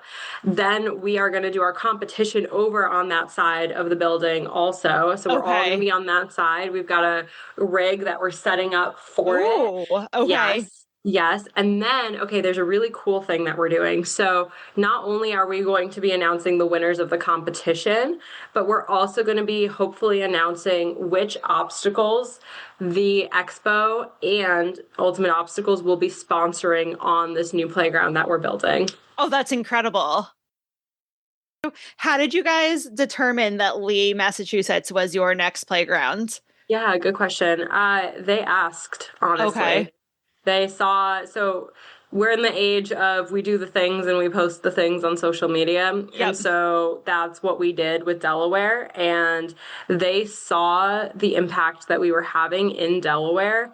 And they were like, cool, we need this here. Like, we have a lot of teens that are struggling with mental health and social isolation and substance use. And they wanted something that would really encourage more community building, physical activity, healthy lifestyles, but also they liked our programming and they wanted us to bring that there. And we're actually in the middle of a big partnership that we're working on with an organization in Massachusetts that I don't know if I can name yet, but it's a big one, if you can guess it. And it operates nationally, but it's like got slightly different letters in every state, but it's pretty much the same thing. If you can guess it, I'm not telling you, but big partnership with them where we're actually going to be an official intervention program for them, which I like literally, you know, we were talking about this whole trajectory, this whole career trajectory for me and how I like was trying to figure out how to combine all of the things. And so even though technically like this does not pay my bills, it is cool for me considering it like a career trajectory to see the impact that it's had and to see the way in which like it's basically gained traction and credibility to the point where we now have all these requests for playgrounds. We have a very well-known and established organization that wants to use us as an intervention program. We have all these amazing testimonials. You know, there's a juvenile justice program we work with in Delaware that's seen really incredible results with their youth from working with us. And so, yeah, so they saw all that and they were like, yeah, can we have this here? And I was like, that sounds great. Let's do it. And here we are. And we weren't able to go to see the Red Rocks on Saturday due to an event. But luckily, Caitlin saw that the following day had a 5K that we could participate in. So a quick target trip later, we were mostly ready to take on the event at 6,000 feet, which is wild because we're at like 200 feet. I think we're at 167 at home. Yeah. And it was a fun event fueled by great music. It was also for a great cause with it supporting American Lung Association in Colorado. Thank you everybody for coming out today. It's an amazing crowd, beautiful day. Donna's right. I do this mainly because my wife died of lung cancer 2.5 years ago after a 4-year battle. Obviously, it took this massive toll on me and my family. My daughter and son are right over there. Raise your hands. I'm embarrassing them. They're the best. But more than anything, Emily found this organization, found this race, and it became part of her DNA. And what she loved the most about this event was the ability to be outside, but also connect with people that were suffering and struggling with many of the things that she was. After her diagnosis, the motto of this organization really became true. You know, her ability to breathe quickly diminished, and just nothing else mattered after that. So here in Colorado, our mission is to save lives by improving lung health and preventing lung disease through education, advocacy, and research. We want to make sure that every Coloradan has the support and resources they need on their lung health journey. I do. My quote is, and perhaps even the smallest efforts matter more than you know. AI garbage stuff has to stop. We're for God's sake. assuming it's AI. That's Lindsay Webster? Yeah. You kidding me? You know who's the worst one? Chris Rogolowski is pretty bad in here. Like, what? Yeah, She's never made a mean face in her whole life. No. Also, Kevin Gregory, you know who he looks like? That's everyone's been saying, a coal miner. Who? He looks like the guy on the election posters outside. Yes, and then there's someone here that looks exactly like The Undertaker. I forget who it is. Sorry, I know you in person, but I can't. Ryan Atkins looks like he just cut grass for 5 years. You have so many great pictures of these athletes doing amazing things. Why are you using AI? Actually, that's a bad one too. Yeah, Faye doesn't look great in here. They all just, you know what they did? They probably took these like really nice photos of people, put them into AI, and said like, make them look aggressive. Yeah, make them look gritty and raw and this and that. So not here for that, but like what it's all about. Like, I hope Connie Belt is actually an elderly woman. Yes. No, it's so bad. And not for nothing too, but like some people have like eating disorders, and it's made them like look extra skinny, and like, what are you doing? I'm sick of it. AI is going to be the death of me, I'm telling you. So being in the sport 9 to 10 years, you've almost been in the sport as long as I have. What keeps you, what do you love so much about it? What keeps you involved with it? I think the community is like the big thing for me, being around everyone. And I think for me, that's probably like the main thing. And then just having love for it, and not just doing the competitive races as well, doing the fun races and going out with everyone. But yeah, I just love being in the event villages, doing the courses, and coming around, hanging out with everyone afterwards.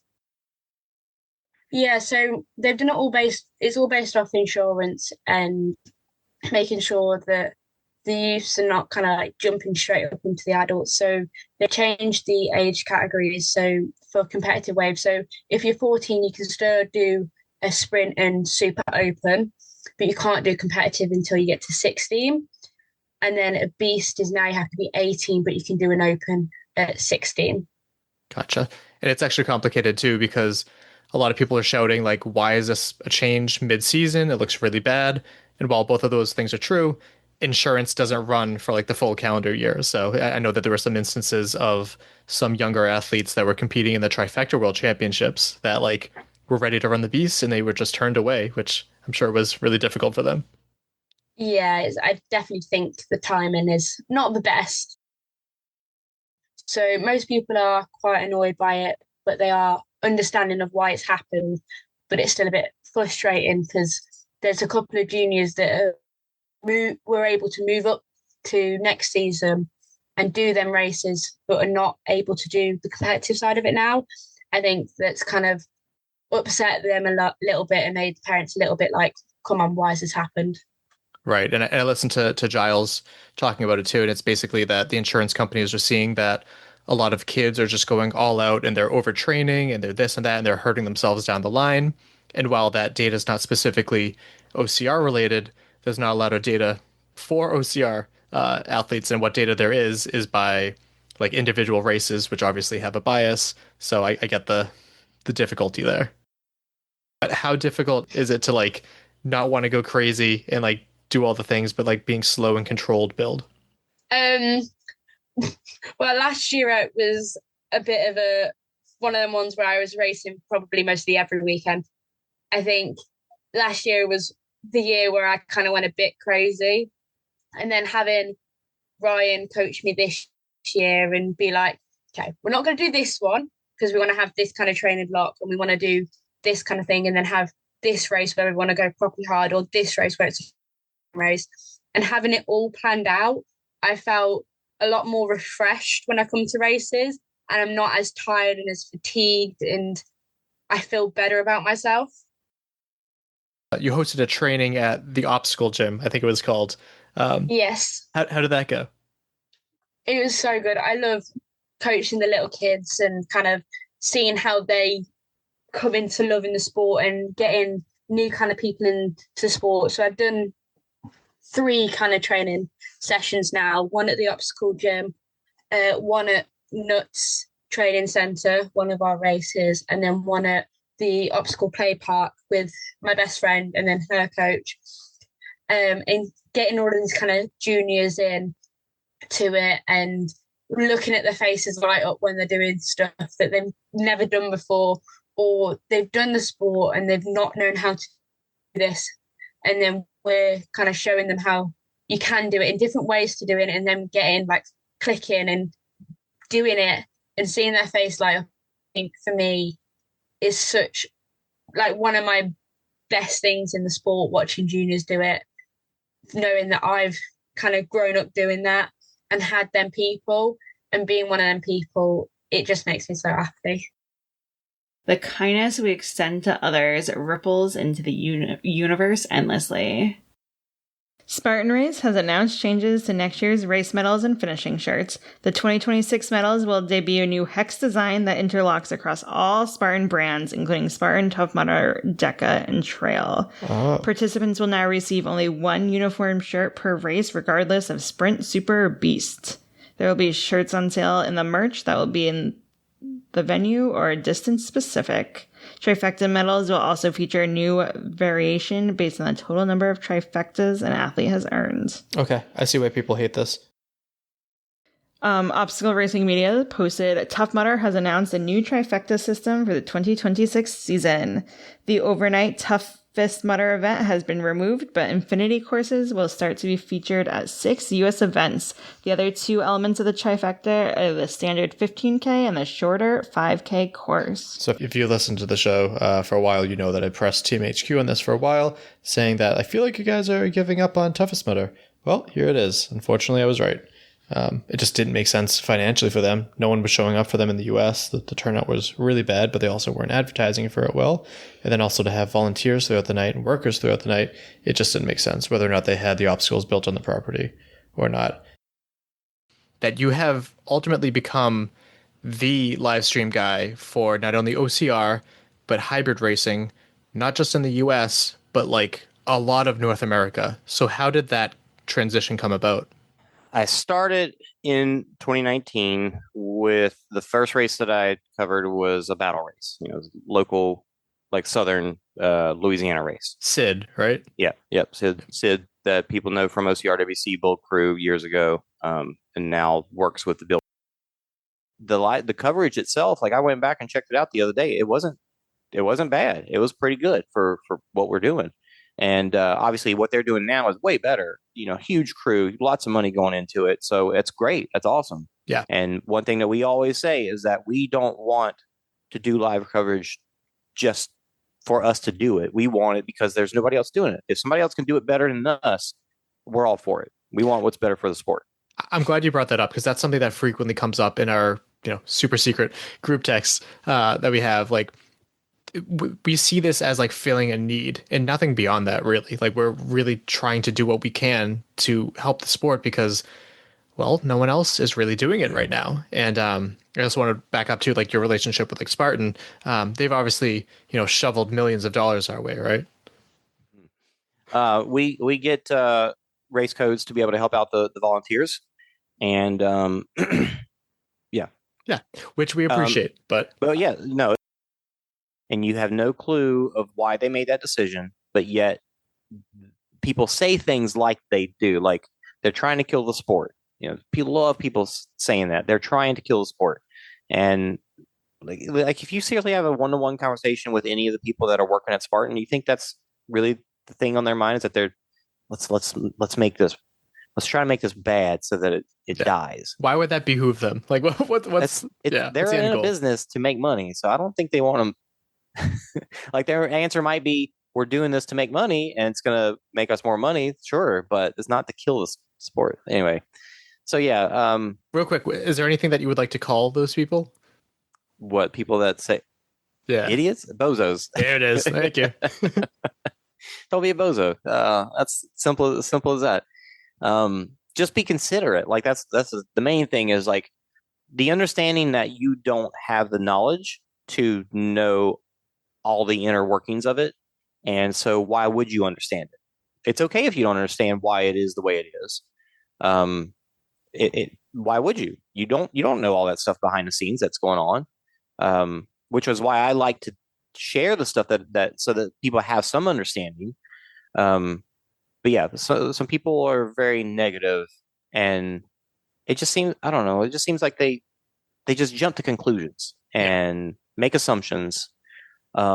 When the truth is that I'm working my tail off, and people at Spartan are working their tails off. I'm not saying that's true for everybody, but in general, I know that it is true. And I know for myself that it is very true. Doesn't mean I don't make mistakes. Doesn't mean that I don't have bad ideas sometimes. But the truth is that my heart is for the OCR community, and I'm putting an insane amount of time, of my own personal time, to help make this be available to the OCR community. Like maybe somebody else would have stepped up and done it, but 5 years now, like, would we have live stream coverage at all? I know we've got the Spartan team, the European team that does the big European races, but would anybody have stepped up and done it in the US? Matt did it for a little bit there, but he stopped doing it after a while. I think he saw how hard it was and how much people complain about about the job you're doing. So yeah, I don't know. So just think about it. I just said that it takes at least $1,000 to go cover a race, and I did 18 races already this year, and there's still 2 more to do. And that's not counting all the equipment that we had paid for. Eventually, equipment fails, has to be replaced. That is only counting the travel expenses. Yes, exactly. And then Starlink, which sounds like a video game or something. Like that's an expenditure as well. Yeah, anytime that we use AWS costs money. Starlink, when we use it.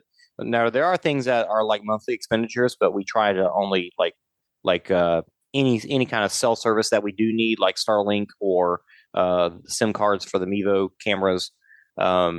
We keep those to a minimum cost until we need them. So we're not paying for them throughout the year. So we're trying to be as cost effective as possible. But yeah, when we use Starlink is like $165 a month. It used to be $150, and they went up recently. The trees just come by you like this, and all of a sudden this one just started dropping in front of me, and I could see it dropping, and there was just no time. Like the moment it started dropping, it was too late. It was already on the car, and it landed right on the windshield. And I actually went back, and I think I sent y'all this picture of the tree before it fell on Google Maps. Wild, yeah. So it's not a gigantic tree, but I think the base of the tree was probably a good, what is that, like 10 inches in diameter or something like that. And the part of the tree, like, it was a little bit off the road. So the part that landed on the car, and you can see it in one of the pictures that I took, like right after the incident, was probably a good 6 inches round. So it was a big limb that landed, but it wasn't like it wasn't the meat of the tree. So thankfully, it wasn't bigger. It wasn't a bigger tree. But even with that piece that it was, it completely shattered the front windshield and even dented in some of the side, like, the strip of metal between the windshield and the door. Yep. To where the passenger side door was hard to get open. So it dented, it like pushed down on that. But other than that, it landed, and it was just, as it came down, it was just like, this is happening. And it hit, and I hit the brakes, and it just like the windshield just went, psh, it broke shattered, and as the front windshields do, they don't break into the safety pieces. glass. Right. They stay together, but like shards, like small, tiny shards come out of it. So it just like rained down on me. It was so weird because I don't know if it's just like the timing of like burnout, or I don't know what it was. Maybe it was just the universe telling me something, that I had this kind of heartfelt moment during the end of the episode. And I don't remember all what I said. I haven't listened back to it yet, but like talking about, that's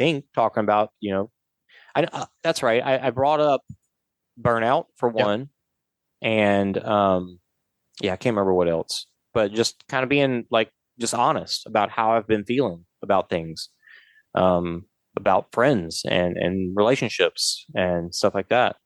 And then I sent a message to you guys saying I loved you guys and just wanted to let you know. and then a tree fell on me, and like that could have been the end. And that, like I gave y'all one last message, which is so wild, but thankfully it didn't end. But it did just give me a reminder. I feel like I've got a pretty good understanding of, you tell people that you love them every time you see them, because you don't know when it's going to be the last time.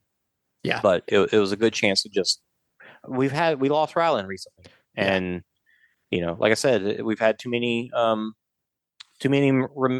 remembrances of that, reminders of that, but we can't really ever have enough, I think. Going to Rylan, actually, like when I did my interview with him years ago and we talked about death and stuff, I always appreciated the attitude that he had with, I could die any day, because I've always talked that way too. And people are like, Mike, you're morbid, this and that. And I talk to my friends too, like, if I see you twice a year, we live for this many years, like eventually we're going to see each other like 70 more times or whatever. Like having that in the back of your head is so important, and all the more reason to tell people that you love them. Getting a little personal. My grandfather had hip surgery earlier this month, and he's like my everything. And he had the hip surgery, he was fine. To my knowledge, I thought he was fine. He had like some heart complications, and like we could have lost him. And then he had COVID, and he had complications from COVID, like any moment, And so, yeah, you never know. You never know when time's up, and just make the time that you have count. My quote is, "It has been a year of chaos and uncertainty, and while it was easy for you to give up, you chose to continue moving forward, and one day at a time, with courage and trust. You have made it through. You have come this far." What made you want to take on this Savage race in Florida? I mean, I'd done Savage before and I enjoyed it. I just wanted to come out, and I like to test myself on other terrain, do some flatland running, run at sea level again. I run mountains most of the time, but I think it's good to mix it up and just test yourself differently in a different environment. And, I didn't have such a great race earlier in Mammoth, so I kind of want to come and make up for that in a way. But, I just wanted to get some variety of like OCR brands and not just do Spartan. If there's more, I'd probably do more. But I just like to mix it up, do different venues I haven't done before. And this was also kind of like a little bit of prep for my next race, which is in a few weeks. I have the JFK 50. They just give you the check out there, which Spartan used to do. So that was like super nice. You just fill out like a W-2 form, and at least I had to, and they just gave it to me there at the podium, which is great. I wish Spartan would still do that, but I guess there's just other complications that they're concerned about. I wish that Spartan would do that as well, because they everything seems to get lost in the ether for them. And if they would just to like write the check and be done with it, like one less thing you have to worry about, because has not been handled well in the past. Yeah, I think someone told me people were just losing their checks or something, like, so they're like, oh, we're not going to do this anymore. Oh, interesting. Like, I didn't think of that. Paper checks. It's like they put them in the plaque or something, but they just like lost them. What happened with that situation too? Because I know that some people were like following along with you, and then saw that you kind of dropped off the map, and people were worried at first, like what happened to you? What went into that race? Yeah, I mean, it was like part part mental, and part physical. Like, sometimes I kind of deal with a little bit of asthma. It's not that bad, but like it's kind of like exercise induced asthma. And that wasn't the biggest factor, but it was, I as I was warming up and everything, and kind of the days that I was out there doing my runs, I just kind of felt kind of off, just with my breathing and everything. And like, it's weird too to like be living and training at altitude and come out there to a little bit higher elevation and feel like I've never even raced at altitude. But that's kind of how it felt like. I think you might have mentioned like you kind of lost your why too. So is that like a factor that you have? A little bit. Yeah. Yeah. Kind of really questioning like why I'm out here. I mean, you know, it's one thing to like train in the mountains and like have the right prep for it, but sometimes even that is like not enough. Like sometimes that reason it has to be like deeper. And I don't know. I couldn't find a solid answer for it. Like I had traveled all the way out there and put in the time for it, but I don't know, still that I couldn't come up with a good enough answer at the. Let's set the scene. Kelly Sullivan currently holds a 10-year, yes, a decade, Spartan Race elite podium streak. Which, to my knowledge, is the longest female streak. That's awesome. Yeah. Although she retired from a competitive Spartan race in typical Kelly fashion, there is a glimmer of hope she would return to Fenway Park solely to keep this streak alive. However, earlier this month, Kelly sustained a foot injury that would sideline her for the Fenway Stadium race, and the streak would come to an end. Enter Josh. Oh, crap. Yep, let me get the original post so I can see who Josh is. Joshua Gonzalez. Notably and routinely a Spartan Race elite podium finisher in attendance to race Fenway both days. Spoiler, he won the men's overall on both Saturday and Sunday. Josh is one of the most humble and likable athletes within the hybrid OCR space. He carries himself with pride and always shows the utmost respect to his competitors, teammates, and everyone in the community. After the race this morning, when Josh earned his second gold delta of the weekend on his 30th birthday, he presented it to Kelly, doing so while wearing his purple Kelly Sullivan Podium Chaser Elite tee he wore on the podium all weekend. Yep, you can finish that off. She 100% would have earned it and placed elite both days if she wasn't injured. It was like my way of keeping her podium streak alive. I like that. And the picture that I saw that I really liked was like them wearing each other's shirts. Oh. Which is pretty great. They just had the crew already in place, and, knowing Yancey for a while, he's just like, I got you. We just need to build this up a little bit. And in the meantime, I just started doing the decas with the ruck on, just on my own, kind of predicting that if that time would come and I joined the team, then we would incorporate a ruck division. And, that's what we did. But the actual record, obviously I was searching for something with rucking, and I knew Nubia would be the one taking all the fast short ones. So I was like, why even attempt that? That's kind of his world. Let's jump into mine. And I scrolled down, saw a 24-hour one. And not only was it something I looked at and I said, this is doable. But it was a guy from Iran. And I'm like, hey, well, why isn't it in the US? Why doesn't the US have this record? And on top of that, we had the honor of going to Oscar Mike's annual red tie event, or their ball, last year, and kind of like put the feeler out that we're doing this. And I mean, to put some pressure on myself on top of all of that, I backed myself into a corner where they were having this big event, banking on me getting this world record, having the adjudicator on site, on stage to announce it. There was a guy from American Metal, Josh, who was designing a one-of-one custom 250th anniversary of the military motorcycle chopper. And, it's just insane what he put together.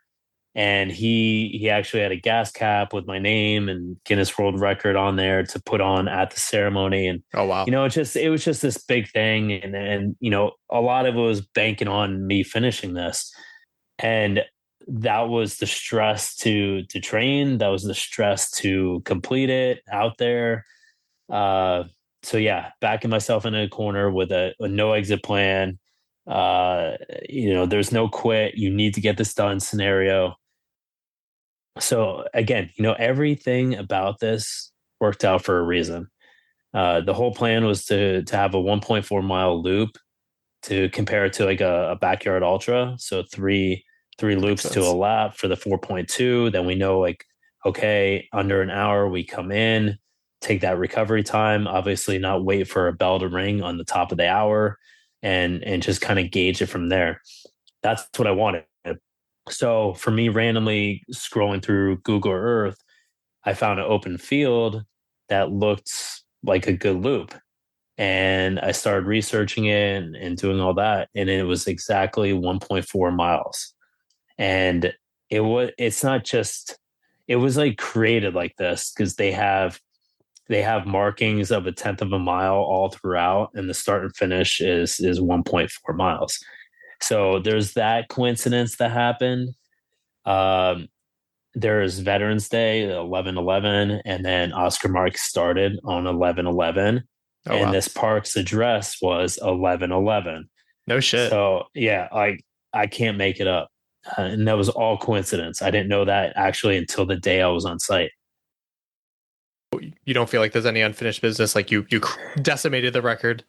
No, because I am Thai. I said 100, and then that was to push me past 80. Because if I said 80, then that puts you below 80, right. And that's just how my mind operated. And if you look at it and you shoot right in between, you're at 90 anyway, which I know I could have had, but it just wasn't worth the little extras. I have zero regrets. The record's done, but I really feel that time I spent on those dedicated loops with the people that made this happen was worth the entire event itself. It just meant so much to them and to me. I'll work up to that. It doesn't matter. I mean, you see what you can do as you are, and then you say, what do I need to work on? That's the beauty about doing this. And don't try to find that perfect day or time that, if I lose X amount of pounds, then I can go do this. No, like if you do it now, you'll know what you need to work on, and that will help facilitate that end result that you want. And it also gives you that baseline to see where you could shave off those minutes and then have that great PR comparison to where you were to where you are after. That's actually pretty good to hear. I needed to hear that, the perfect day never comes. You can wait forever, and yeah, you just got to do it. And my quote is, it's quite simple. Nothing that is meant for you will ever get away. Love deeply and without the need to process or own. Let beautiful connections pass through you without attachment. Slam your heart into the people and places and things that ignite something deep inside your soul. So what inspired you to create your own local chapter of Operation Ruxgiving? So it really just started by one of my friends at the gym going, I really want to ruck. I really want to ruck. And I'm like, I kind of have this thing that I've been wanting to do for this month, and I just haven't had any time to set aside for it. So we decided to do it on Sunday. Okay. And we're like, yeah, we're just doing it. And he's just like, well, I'm going to talk to a couple of my friends and see if they want to do it. And then those friends talk to those friends, and my friends talk to my friends. And I have clients at the gym that, they're like, oh, I'm interested in doing something like that too, because we want to get ready for X, Y, and Z. So everyone just kind of like, oh, I got a friend who wants to do it. Oh, I got, So it's kind of like turning into a bigger thing than I thought it was going to. That's awesome. The bigger, the better, because the more canned goods we can get, the more people that we'll be able to feed. Right. So for people who are unfamiliar, can you kind of explain what Ruxgiving is? So Ruxgiving is basically you're going to take your rucksack or your backpack and you're putting some canned goods in there and you're rucking to or walking with your backpack on to your local food pantry to help give them goods to give out to families on Thanksgiving. So we ideally like to do it around the Thanksgiving time so that they have the food for the meals. But I mean, you can do them anytime and help any time of the year, especially with the food stamp, being shut off for a little while. I know everyone's kind of hurting right now. I mean, the website makes it super easy to sign up and to kind of organize things because you just send people to that one. This was all last minute for me as well, so it's kind of just been a toss together. Next year, I plan on making a bigger plan and trying to get the word out earlier so that it can be a lot bigger, and hopefully actually get a ton of donations and maybe head over to the actual food bank next time. I just want to make sure that we're, honoring as much as we can. In LA, people are active, but I don't know, like I feel like more people are there just to try to like look good. And it's like almost vanity working out in a way. Mm-hmm. Whereas here, people are like, I feel super inadequate in like, because there's so many crazy good athletes. Like no matter how fast or good or fit you think you are, there's always someone better, which I think at first was kind of hard to like realize. But it's so also super cool because if you want to go do something really stupid and crazy and like, yeah, let's go on a 20-mile run on the weekend, like you can find many people to do that. Right. That's awesome. It's cool to have that community, but like you can't get like bogged down in like comparing yourself to everyone because that's a terrible place to be, especially here. I had no clue what I was doing. I showed up. I trained for it as much as I could. Right. Actually, like leading up to it, my mom's like, you should probably. She's like, have you ever run a marathon? I was like, no. She's like, you should probably like have run that distance if you were going to try to run for 24 hours. And my goal is like, I was like 50 miles sounds good because it's like the bib. So right. 100%. I'm like the bib, like 50 miles. That seems tough. Like I've never run more than maybe 6 or 7 miles at a time.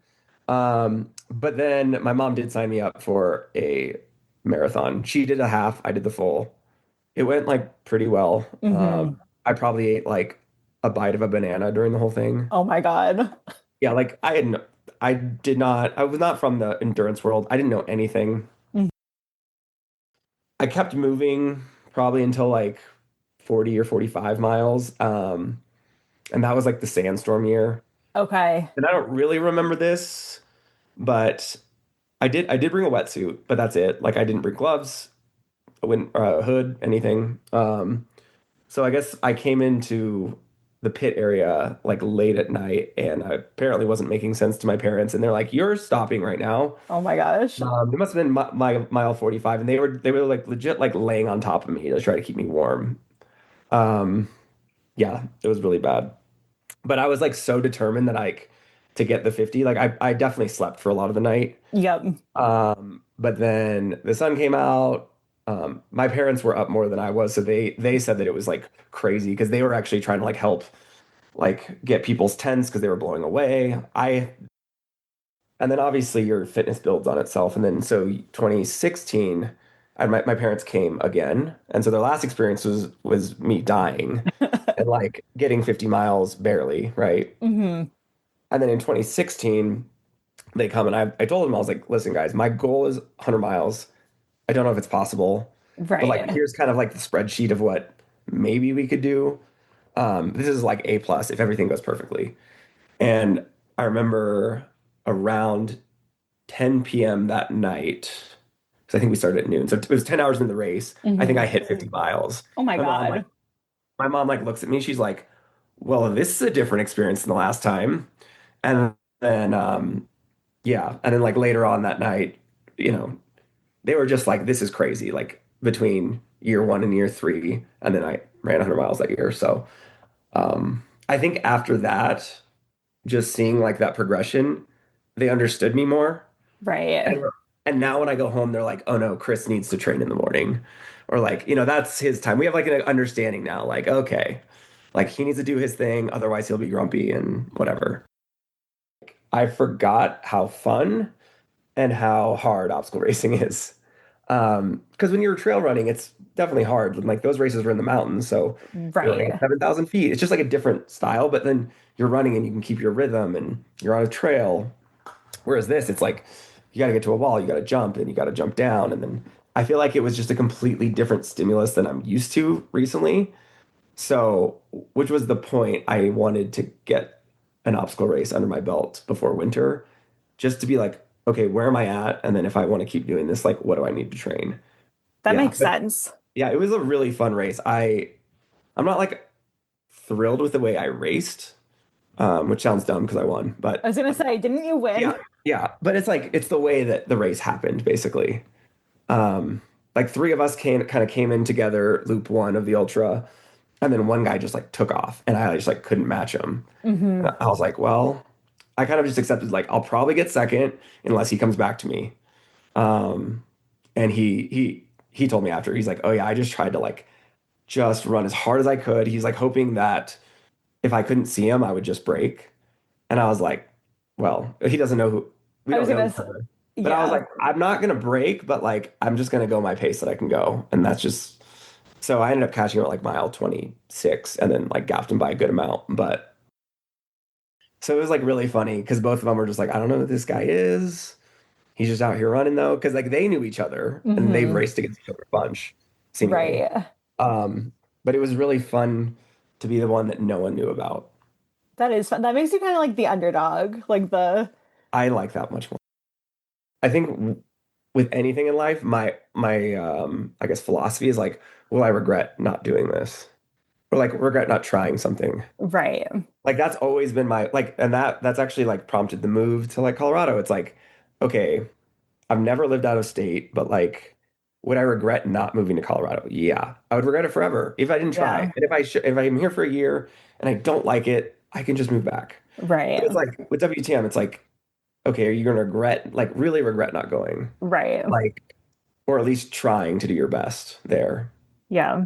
Because that's how I view a lot of things. And, you know, sometimes, again, some years it's not going to be in the cards for everyone, but just to put yourself in that arena and just like see what you can do is such a fun and I think powerful thing. It has been a year of chaos and uncertainty, and while it was easy for you to give up, you chose to continue moving forward, and one day at a time, with courage and trust, you have made it through. You have come this far. The Spartan Beast World Championships podiums. This comes to us from Obstacle Racing Media, and in third place for the ladies, Esther Hotobakiova. In second place, Annie Doobie. And in first place, Alyssa Petrova, again, Queen of the Desert. And for the men, in third place, Joshua Reed. Yeah, my boy. Congratulations. In second place, Sergey Pereglian. And in first place, Gregory Basilico. Yeah, that's amazing. So it's the Taco Bell 50K, which sounds exactly both terrible and an amazing time. What made you want to take this on? How did you find out about it? Yes, I think I saw maybe some type of advertisement on Instagram, and I kind of thought it was a joke. I was like, a Taco Bell 50K, like not even like a marathon or a 10K. They're going for an ultra marathon. Like, what is? And I just signed up. I wasn't really thinking nothing of it, and then I started getting emails like, oh, we're actually doing this thing. And I was a bit hesitant because I never eat at Taco Bell. I don't think I ever have. Now I'm not against tacos. I love tacos, but so yeah, I was hesitant. I was 50-50 until Friday before. And so you said that you had 11 hours for this event. Does everybody take off at the same time, or like was it a rolling start? How did that go? Yep, they said ready, set, eat, and then you see everyone like crunching in or just chowing down, and then they take off. They take off all at the same time. So it started at a Taco Bell where you had to eat. It wasn't starting. Okay, that makes sense. Yes, we all gathered at that Taco Bell, and the staff, all the Taco Bell staff, they were gracious and nice. Everyone was in good spirits, so it was great. It was good. Started at a Taco Bell and at a Taco Bell. I like that. That's one of the things I wonder too. Is like, is it like? Were obviously the staff were aware at that starting location, but were all of the Taco Bells notified that, hey, there's going to be this race going on, things are going to be a bit hectic? I would think so. Like, I would hope so. I mean, if I was a race director, I would certainly like let them know, like, hey, you're gonna get a lot of business from us, okay? And from what I hear, this isn't even like a race sponsored by Taco Bell, right? So I wonder what's to come. Like, is there going to be like a McDonald's 50K, a Wendy's 100K? Like I can see businesses using this. Yeah. This is a Irish blessing. May your heart be light, your cares be few, and many of your wishes come true. Nice. Talk about that balance too, because it's got to be kind of scary almost, I imagine, to like back off away from the coaching and be like, all right, I'm going to go more all in on the, the fitness side and your own race success, which, spoiler alert, worked out well for you. It did. What was that like? It was scary. It was definitely intimidating to take that step, but my dad is really, really supportive of me. And, I'm 25, like I'm young. I still have the right to make some decisions that could turn out not so good and recover from it, if you will. So he was like, do it. Like, now is the time. Like, I'm going to support you. He helped me build this all encompassing home gym so that I had access to it at all hours of the day. I could do my own coaching on my own schedule. And that's the beauty of not working for anyone, right? Is it's like, hey guys, I got to go out of town for 5 days to compete. I'll be back and I'll let you know when I'm here, and then we can start up again. So while it was scary, it was really great to have the support from my family in doing that. And I really believe that's the only reason I've made it this far. And we had gotten home from High Rocks and everything is settling. We're in the brand new apartment, sat down on the couch. I looked at him. I'm like, honey, I think I can win everything. He's like, what? I was like, no, hear me out. I think I have a shot at this. And I broke it down and he's like, well, people that love you are always going to tell you like, I think you can do anything and everything. So his word, I don't care. This is all me like talking to me right now. Like, I think I have a shot at this. I knew it was a big ask of my body, but I'm like, I just kept telling myself, if anybody can do this, it's going to be me. And that is the mindset that I went into this weekend with. It being my best race still had a lot of pressure on me because I had already done the other two. I'm not fresh anymore, and there's one left. It's either you're going to win it and you're going to make history, or you're going to lose it. And I was trying to be mentally prepared for either, because the reality is I have never won an elite world title. And at this point in the weekend, I have won 2. Right. So I can't be upset about that at all. And I was kind of just letting that settle in. That's healthy. Into it. That's healthy. Yeah. Well, you have to be, because no matter how bad you want to win, there's no guarantee. Somebody can outrace you. Things happen. It just is what it is. So despite my heart rate being like 110, just standing on the start line, I was ready, and I was sitting with that. Through all the wild you have traveled through, I hope this is the season something good unfolds and feels full circle to you. Tell me about Project 5077. Yeah, so that's what I was working on, I think, last time we chatted. Project 5077, 50K, 7 days, 7 continents in 7 days. Unreal experience. It was absolutely incredible. So how long was this idea like ticking around in your brain? Because I think we had you on let's say January or February. It was early on in the year. Yeah, I started kind of thinking about something like this middle of last year. I was seeing the ads come up for the Great World Race, or the World Marathon Challenge, which is a 7 marathon, 7 continents, 7 days. And towards the end of the year, I thought, you know what, I want to do something really big next year. And I was already signed up for the Arizona Monster 300, which is going to be my biggest race yet as far as distance goes. But I thought, I want to do something worldwide and maybe set a Guinness World Record with it.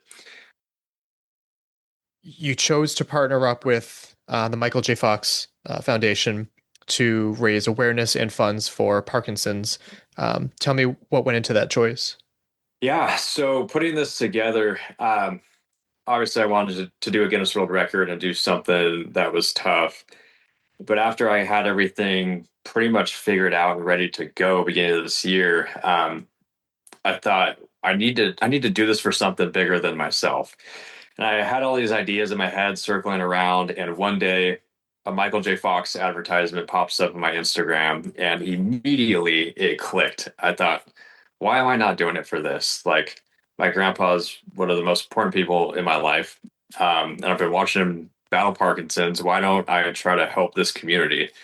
So I reached out to Michael J. Fox, and they don't do a lot of helping when it comes to projects. They are a nonprofit, so they basically just want to collect money, which is fine. You know, they're doing good with it.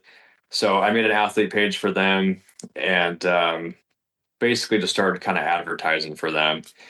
And I set a goal to raise $50,000 for them. And as of now, we've raised a little over 10,000. And I'm going to continue raising that $50,000 goal this next year with some more events and some other things I have planned.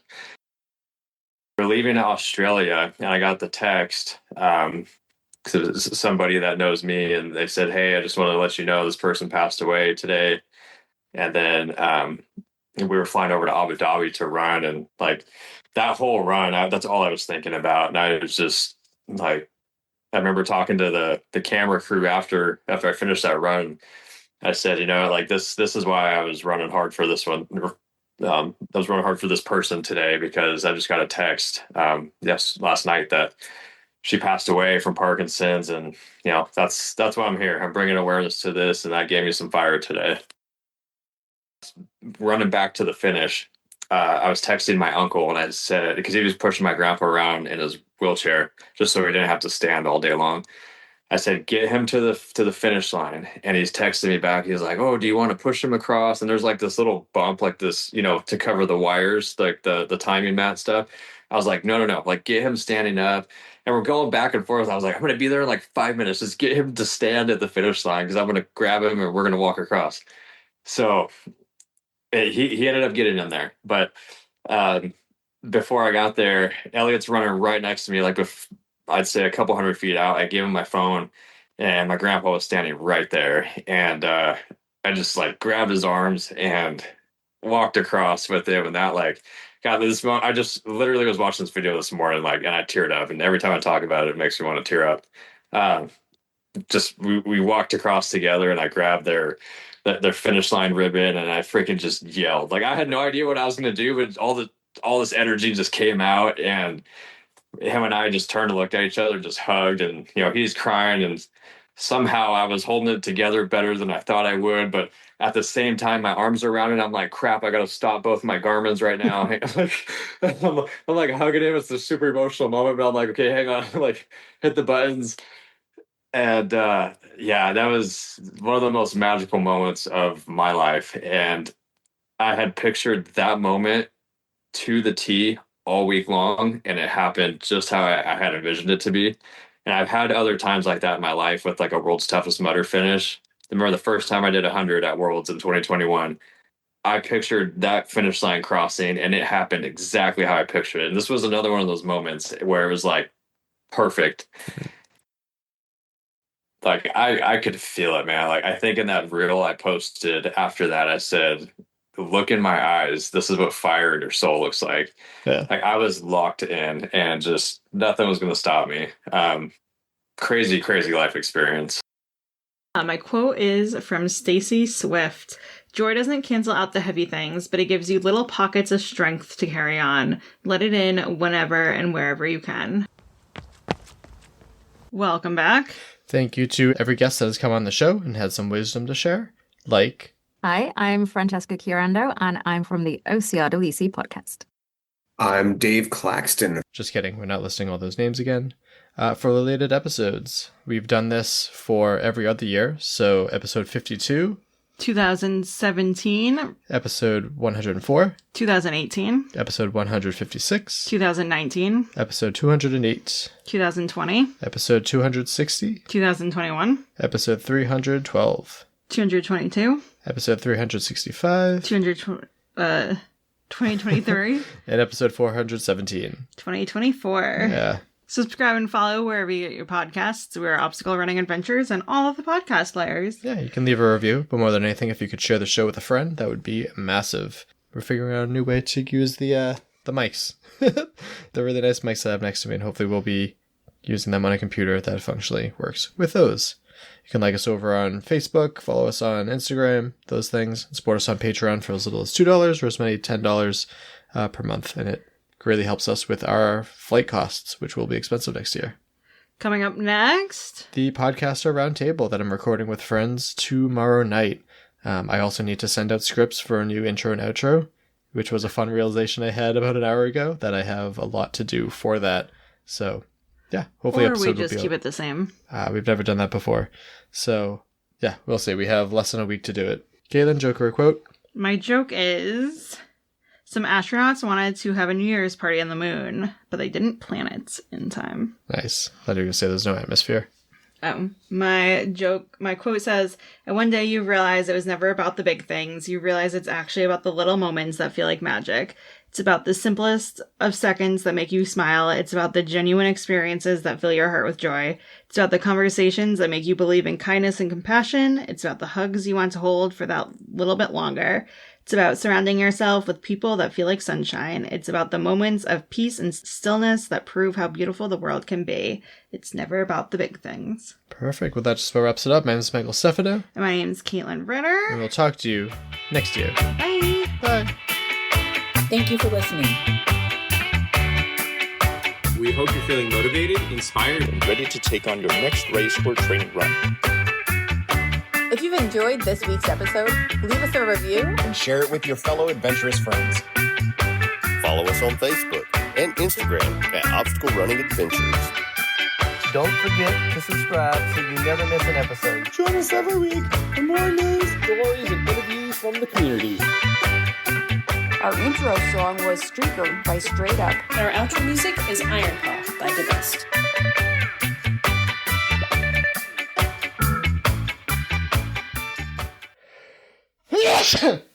Wonderful. Did you sneeze any louder? All right, is this thing still on? Yeah, I think it's still on. Yeah, if you're listening to this and it's before February 2026, send me a message and I'll send you a free Spartan race.